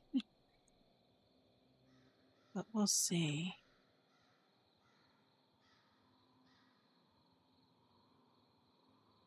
Because I didn't have enough clues. I'm just remembering the path in my notes to merit a kind of... Oh, so it's 3 trees over this trunk. So, no, I can't go that way. There it is.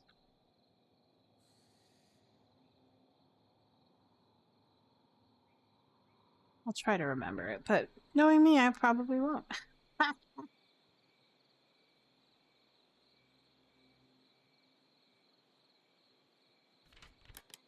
No temperature data.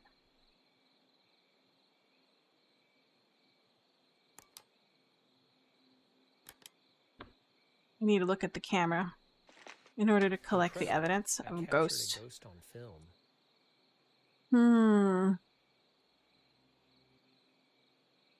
There he goes. Look at him! Look at him!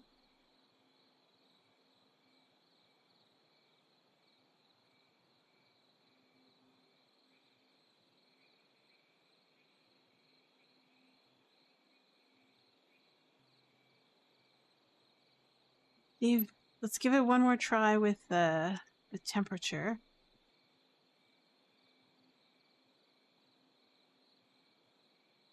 No. Alright. I think we have enough evidence to release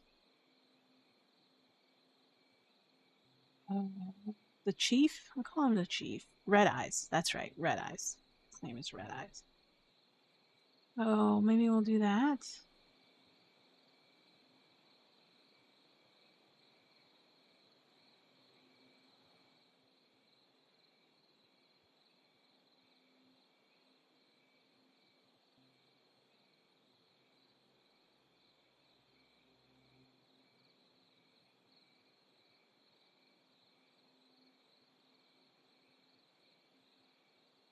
So I still do watch ghost hunting shows, but it's mostly on YouTube now. The one that I watch most whenever it happens, not really regularly, is what are they called? Ghost Watchers, right? It's on YouTube. They also have a website you can subscribe to, so you can get it early. But they often, when it releases to YouTube, it's like months late from when they recorded it, right?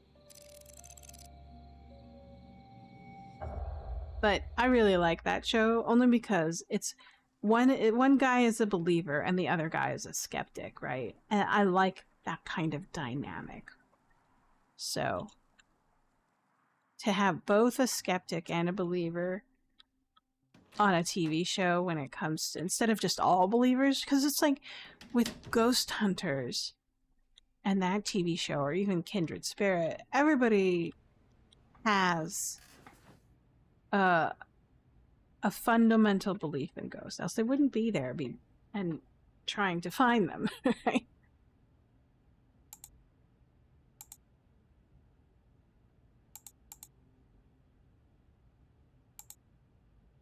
feel like I should bring holy water for this demon. Let's listen to some music. Might get another cup of tea here.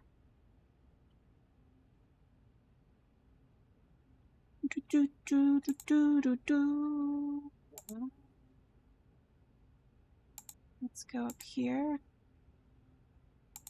And Cult in the Woods. And then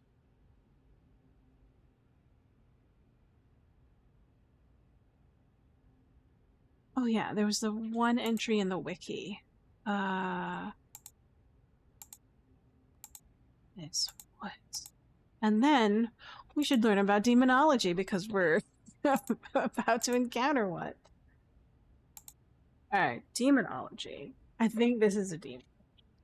Alright, demonology. Amongst many religions and beliefs there is a story of end times. These shared stories attribute the catastrophes of the world to be brought on by the people of the world. However, the major force of those world destruction is far greater than mere humanity. The evil that lurks and manipulates these events is said to be a hierarchy of demons.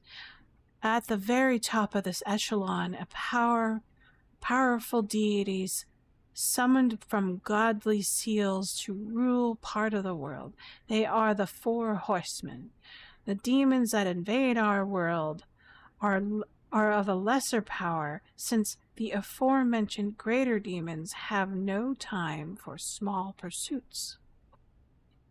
How efficient for demons.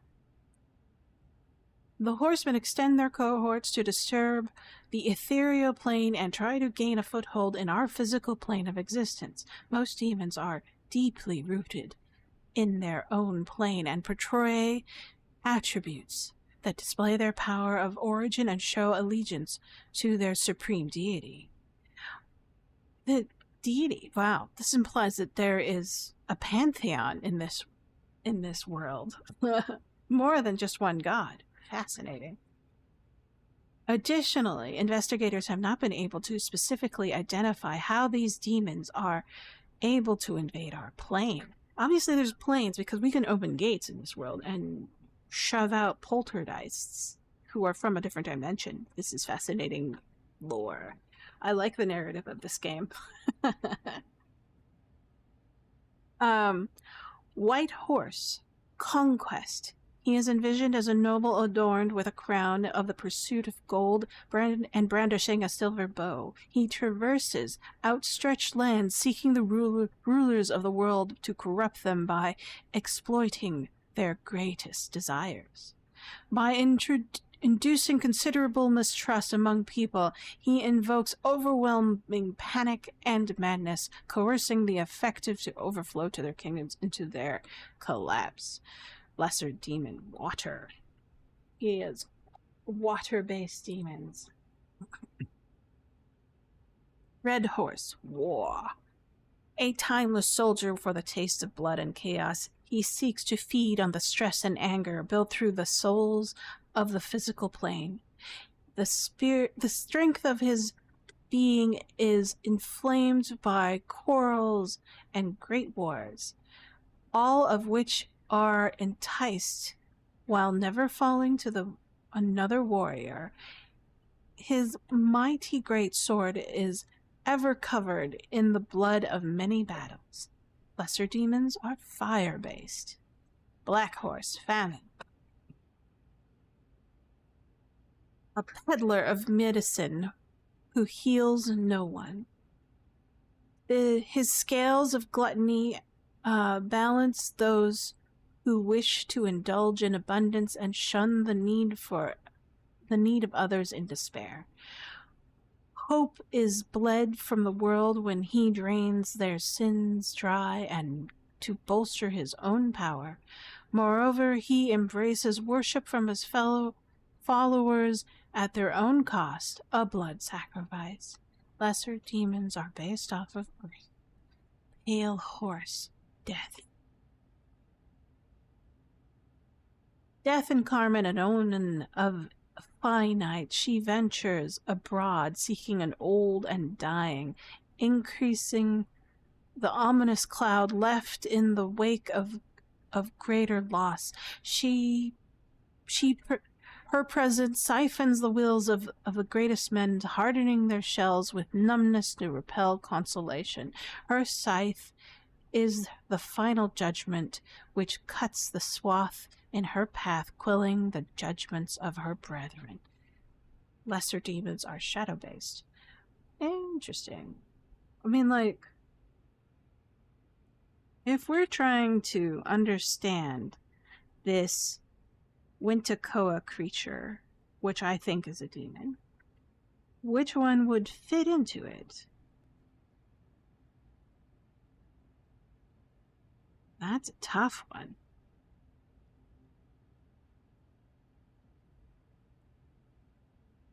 Wow. I mean, like, let me think about this.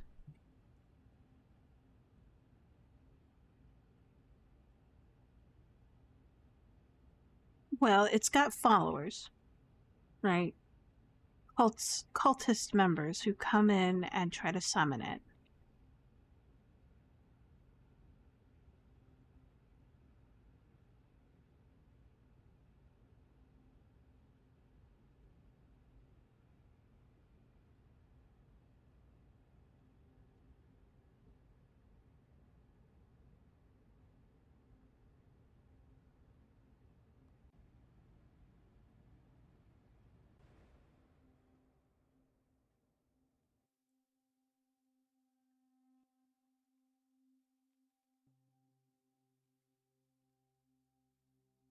I mean, like,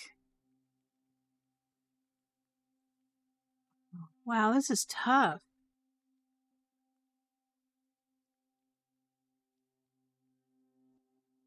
Well, he embraces worship from his followers at a cost, a blood sacrifice. So that one fits a part of what we've been seeing with this Wintekoa.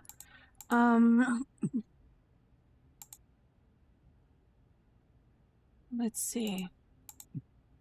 Let's take a look at the. Excuse me. One man, Joseph Edwards, would investigate the noises. A hideous buck stalking men in the woods. Okay. An omen of sin. All right.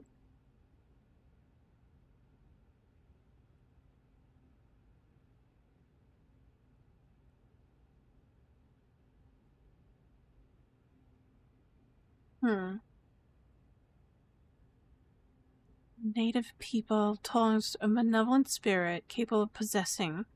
All right. When the men find themselves desperate for survival. So famine? Okay. When they're hungry.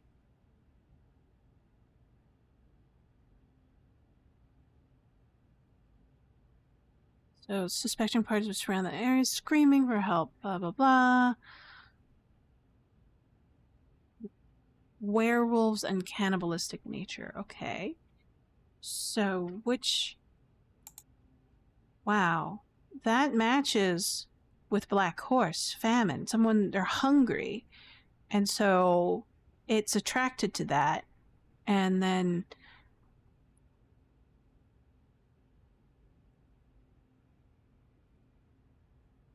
So I'm going to call this, the Wintekoa, a demon of disease, well, a famine or whatever. At least I don't see any evidence in the locations in the Wikipedia about disease.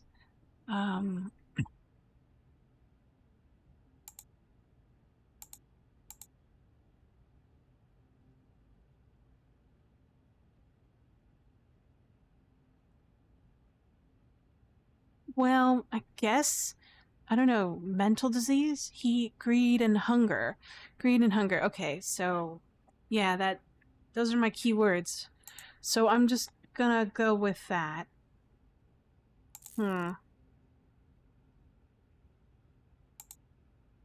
Let's go wiki. Make sure I've got that selected. Yes, I do. Let's double check the archives and see if there's anything there. So,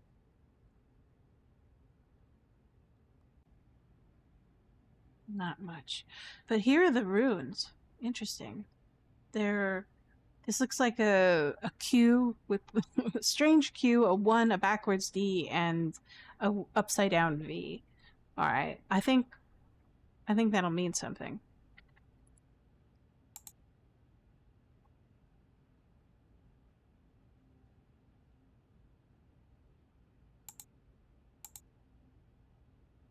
All right. Log off. And then we're gonna release Red Eyes. I think he is a Shadow Ghost, obviously. It's gonna be hard to release him.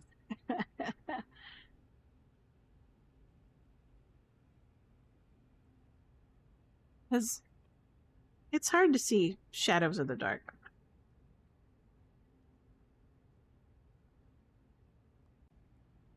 While in the dark. I think it's the purple one. No, it's the blue one. Blue one is shadow people.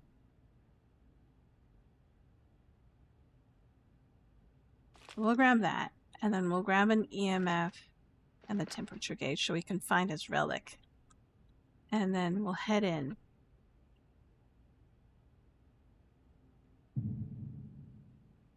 What are we looking for? It looks like a stick.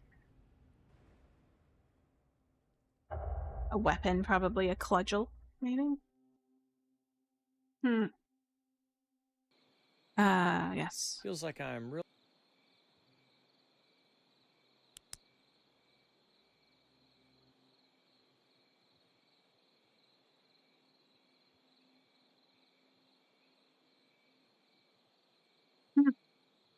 It'll be interesting to do a demon exorcism in this game. I've never done it before.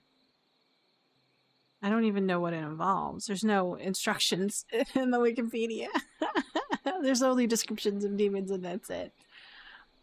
Maybe I'll go back and read more about, you know.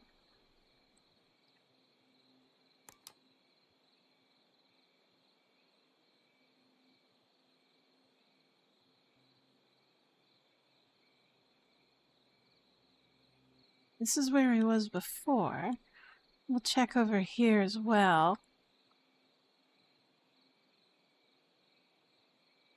That's just a box. Hmm.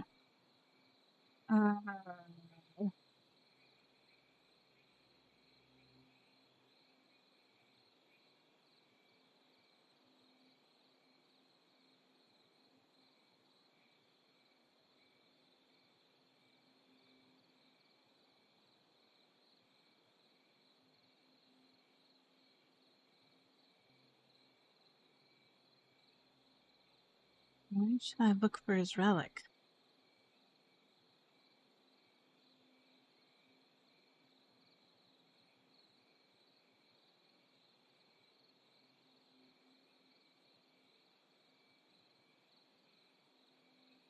That's a good question.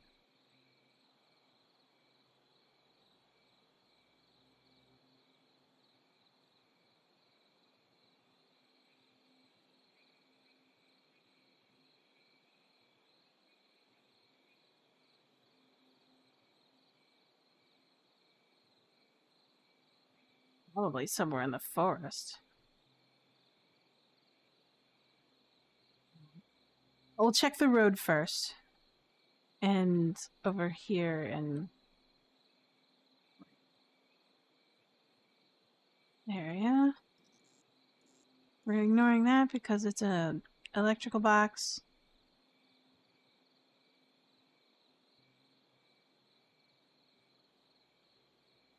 So this looks like an entrance.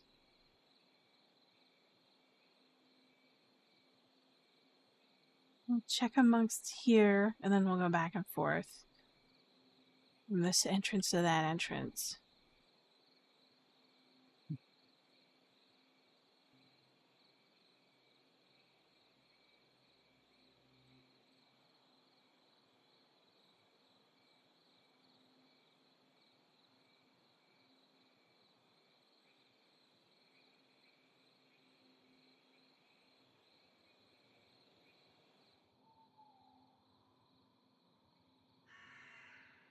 A huge tree. Big tree.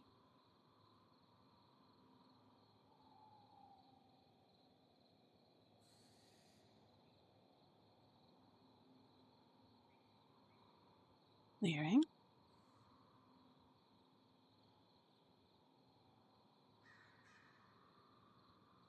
Large tree.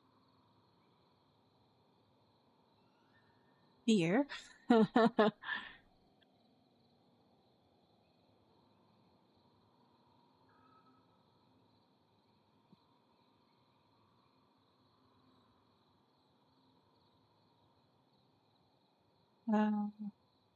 No.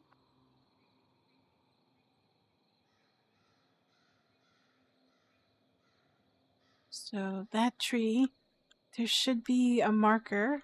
There it is. And there it is. Ah, this must be it.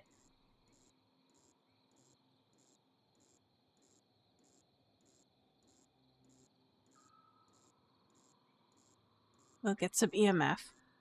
Might as well. These lights are acting funny. I should continue investigating.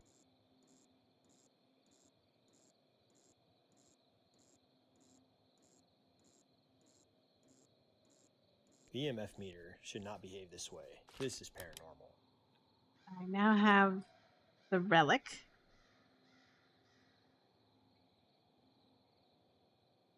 Oh. Let's think about this.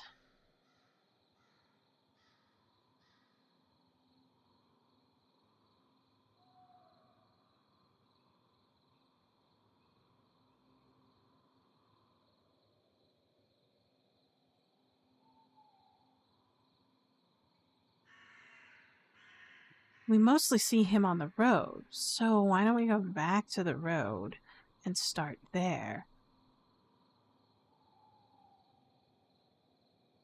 Holy mackerel. Wow. Oh, shit.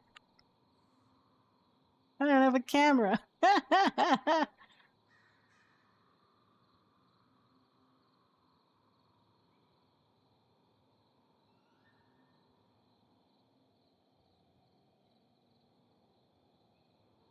Ah, ah.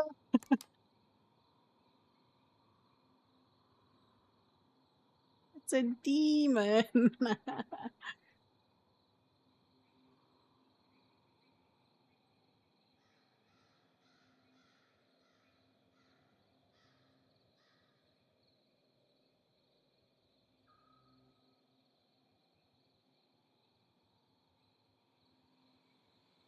Can't this guy run any faster?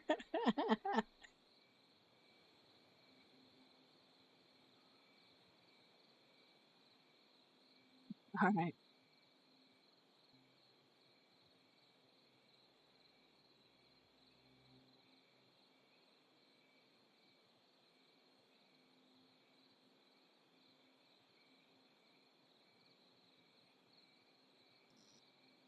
Okay. So, we've seen him start here.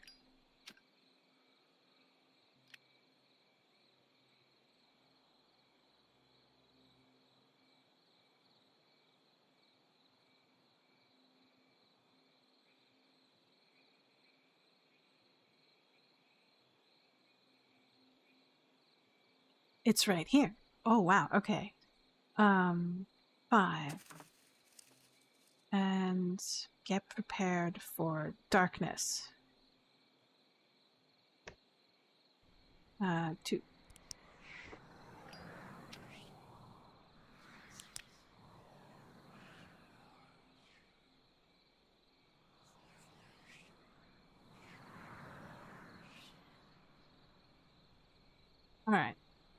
Red eyes. I'd like to acknowledge a presence who protects us from these woods.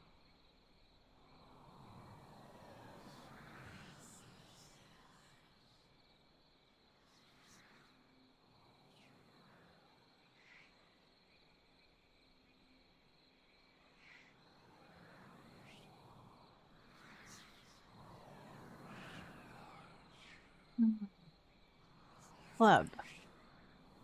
I understand you've been protecting these woods for a long time. I believe you have fulfilled your duty very well.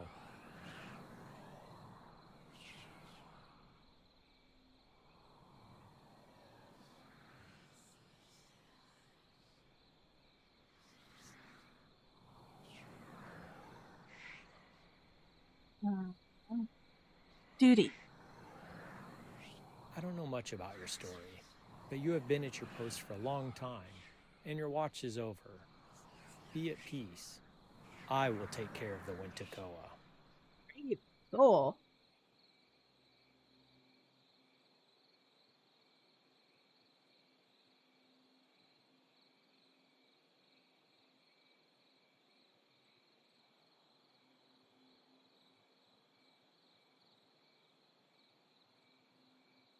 All right.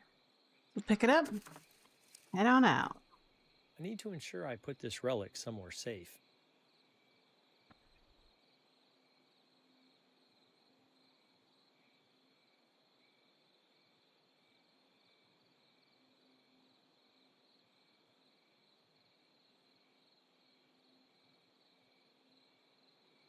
Yeah, I kind of wish I could store the relic on the truck and then finish off my investigation with another ghost. But I think it just won't let me. So that'll be the standard pattern. If there's a ghost to release or a demon to exorcise, do that, go back out, come back in, do investigation.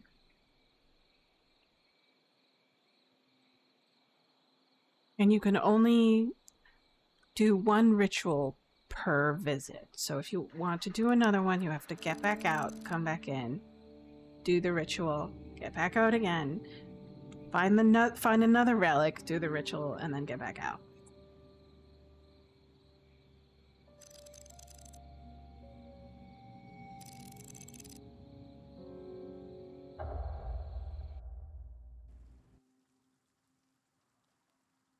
How much are shirts? Long sleeve shirt. That's a good price for. I think he's cutting himself short. Like, wow. Sweatpants. I would prefer an umbrella, considering how much it rains in this area. Let's take a look at our little relic collection. Oh, there it is. It's in the back.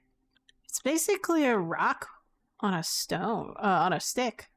Yeah, it's a pretty effective weapon. All right.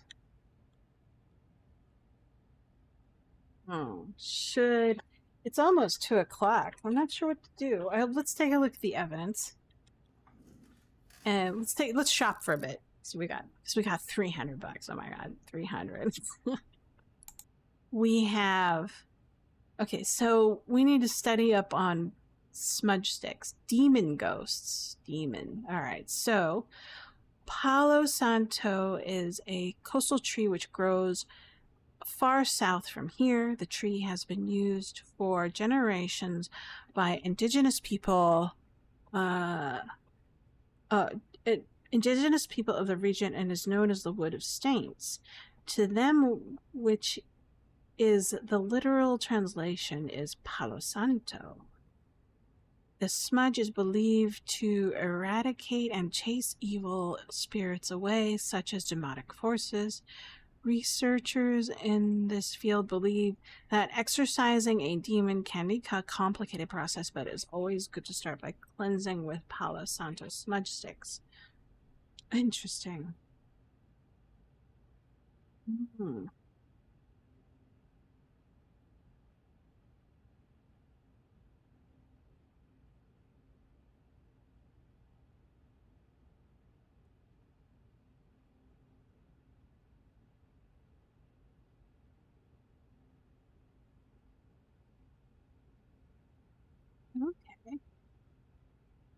Salt. It says demon salt. There's a demon with a ring of salt around it. That's funny. Salt has been used in exorcisms for hundreds of years, if not thousands of years, in which its origin deriving from ancient pagan rituals. Also, at some point in the past, it was determined to repel evil spirits. Eventually, it has evolved into ensnaring demons by creating salt circles and then summoning them within it. If you are brave enough for the task, there is no other brand better suited than demon salts. All caps. Every container has been individually blessed and guaranteed to put the brakes on any demon that has been summoned. Fantastic.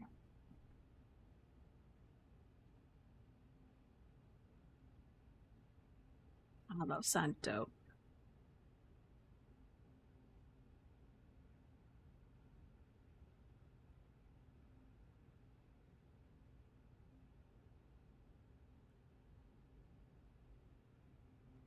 Holy wood. That's what I know Palo Santo is. And it's usually meant for positive energy boosting.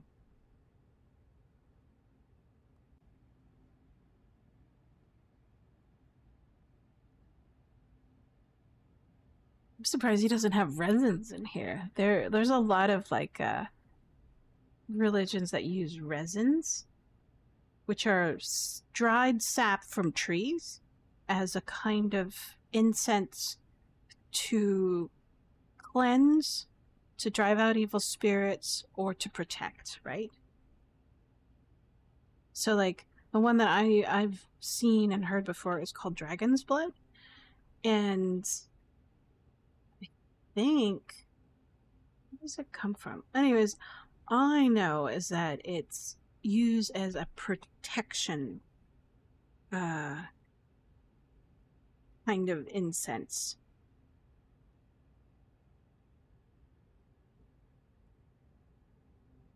It'd be interesting to look up. I'm curious. Hold on. I'm gonna look it up right now.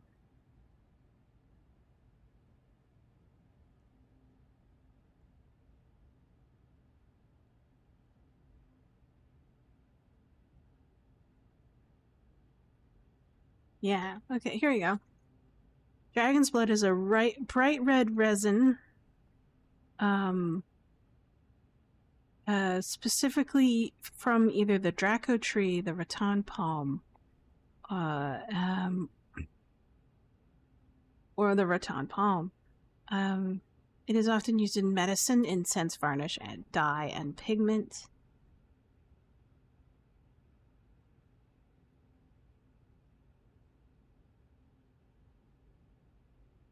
Yeah.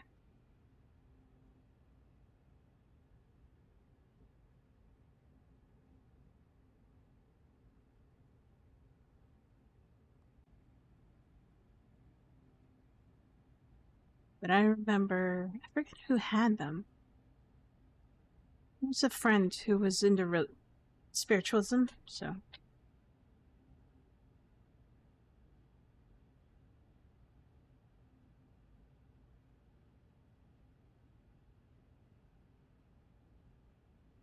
Alright. So, yeah, I'm surprised they don't have incense sticks. Let's see. Well, it's 2 p.m. I need to take a break, have lunch, do some chores, write some stuff. I have a lot of things to write. And the next time I will be on, it will be tomorrow. Right? Tomorrow, Saturday at 10 a.m. Pacific Standard Time, 1300 Eastern Standard Time, and 1900 Central European Time. I want to thank you for joining me and talking with me. It's always nice to chat, share ideas about ghosts and TV shows or whatever. So, and I hope to see you tomorrow. If you're on and need something to occupy yourself with, come and join me. I think I'll probably be playing a lot of ghost and horror type games up until through August, because Number one, that's my favorite kind of game. We'll see. I might do something different. I might switch it up and play Raft for a bit because I feel like I'm in a kind of a chill, calm building mode. And that's always fun with that kind of a game. I'm not sure yet. I have to make a decision about it. Or I might do Subnautica. Oh. I don't know when Subnautica 2 is coming out, but that might be fun to replay that game. And in preparation for Subnautica 2, that's an idea. But let's see. But yeah, thanks again for joining me, and I hope you have a good one again tomorrow. I hope you can join me. Adios, auf Wiedersehen, au revoir, as the French would say. Do svidania. Take care. Ta-ta. Have a good weekend. Enjoy the weather. Don't forget to hydrate to dominate. See y'all later. Bye-bye.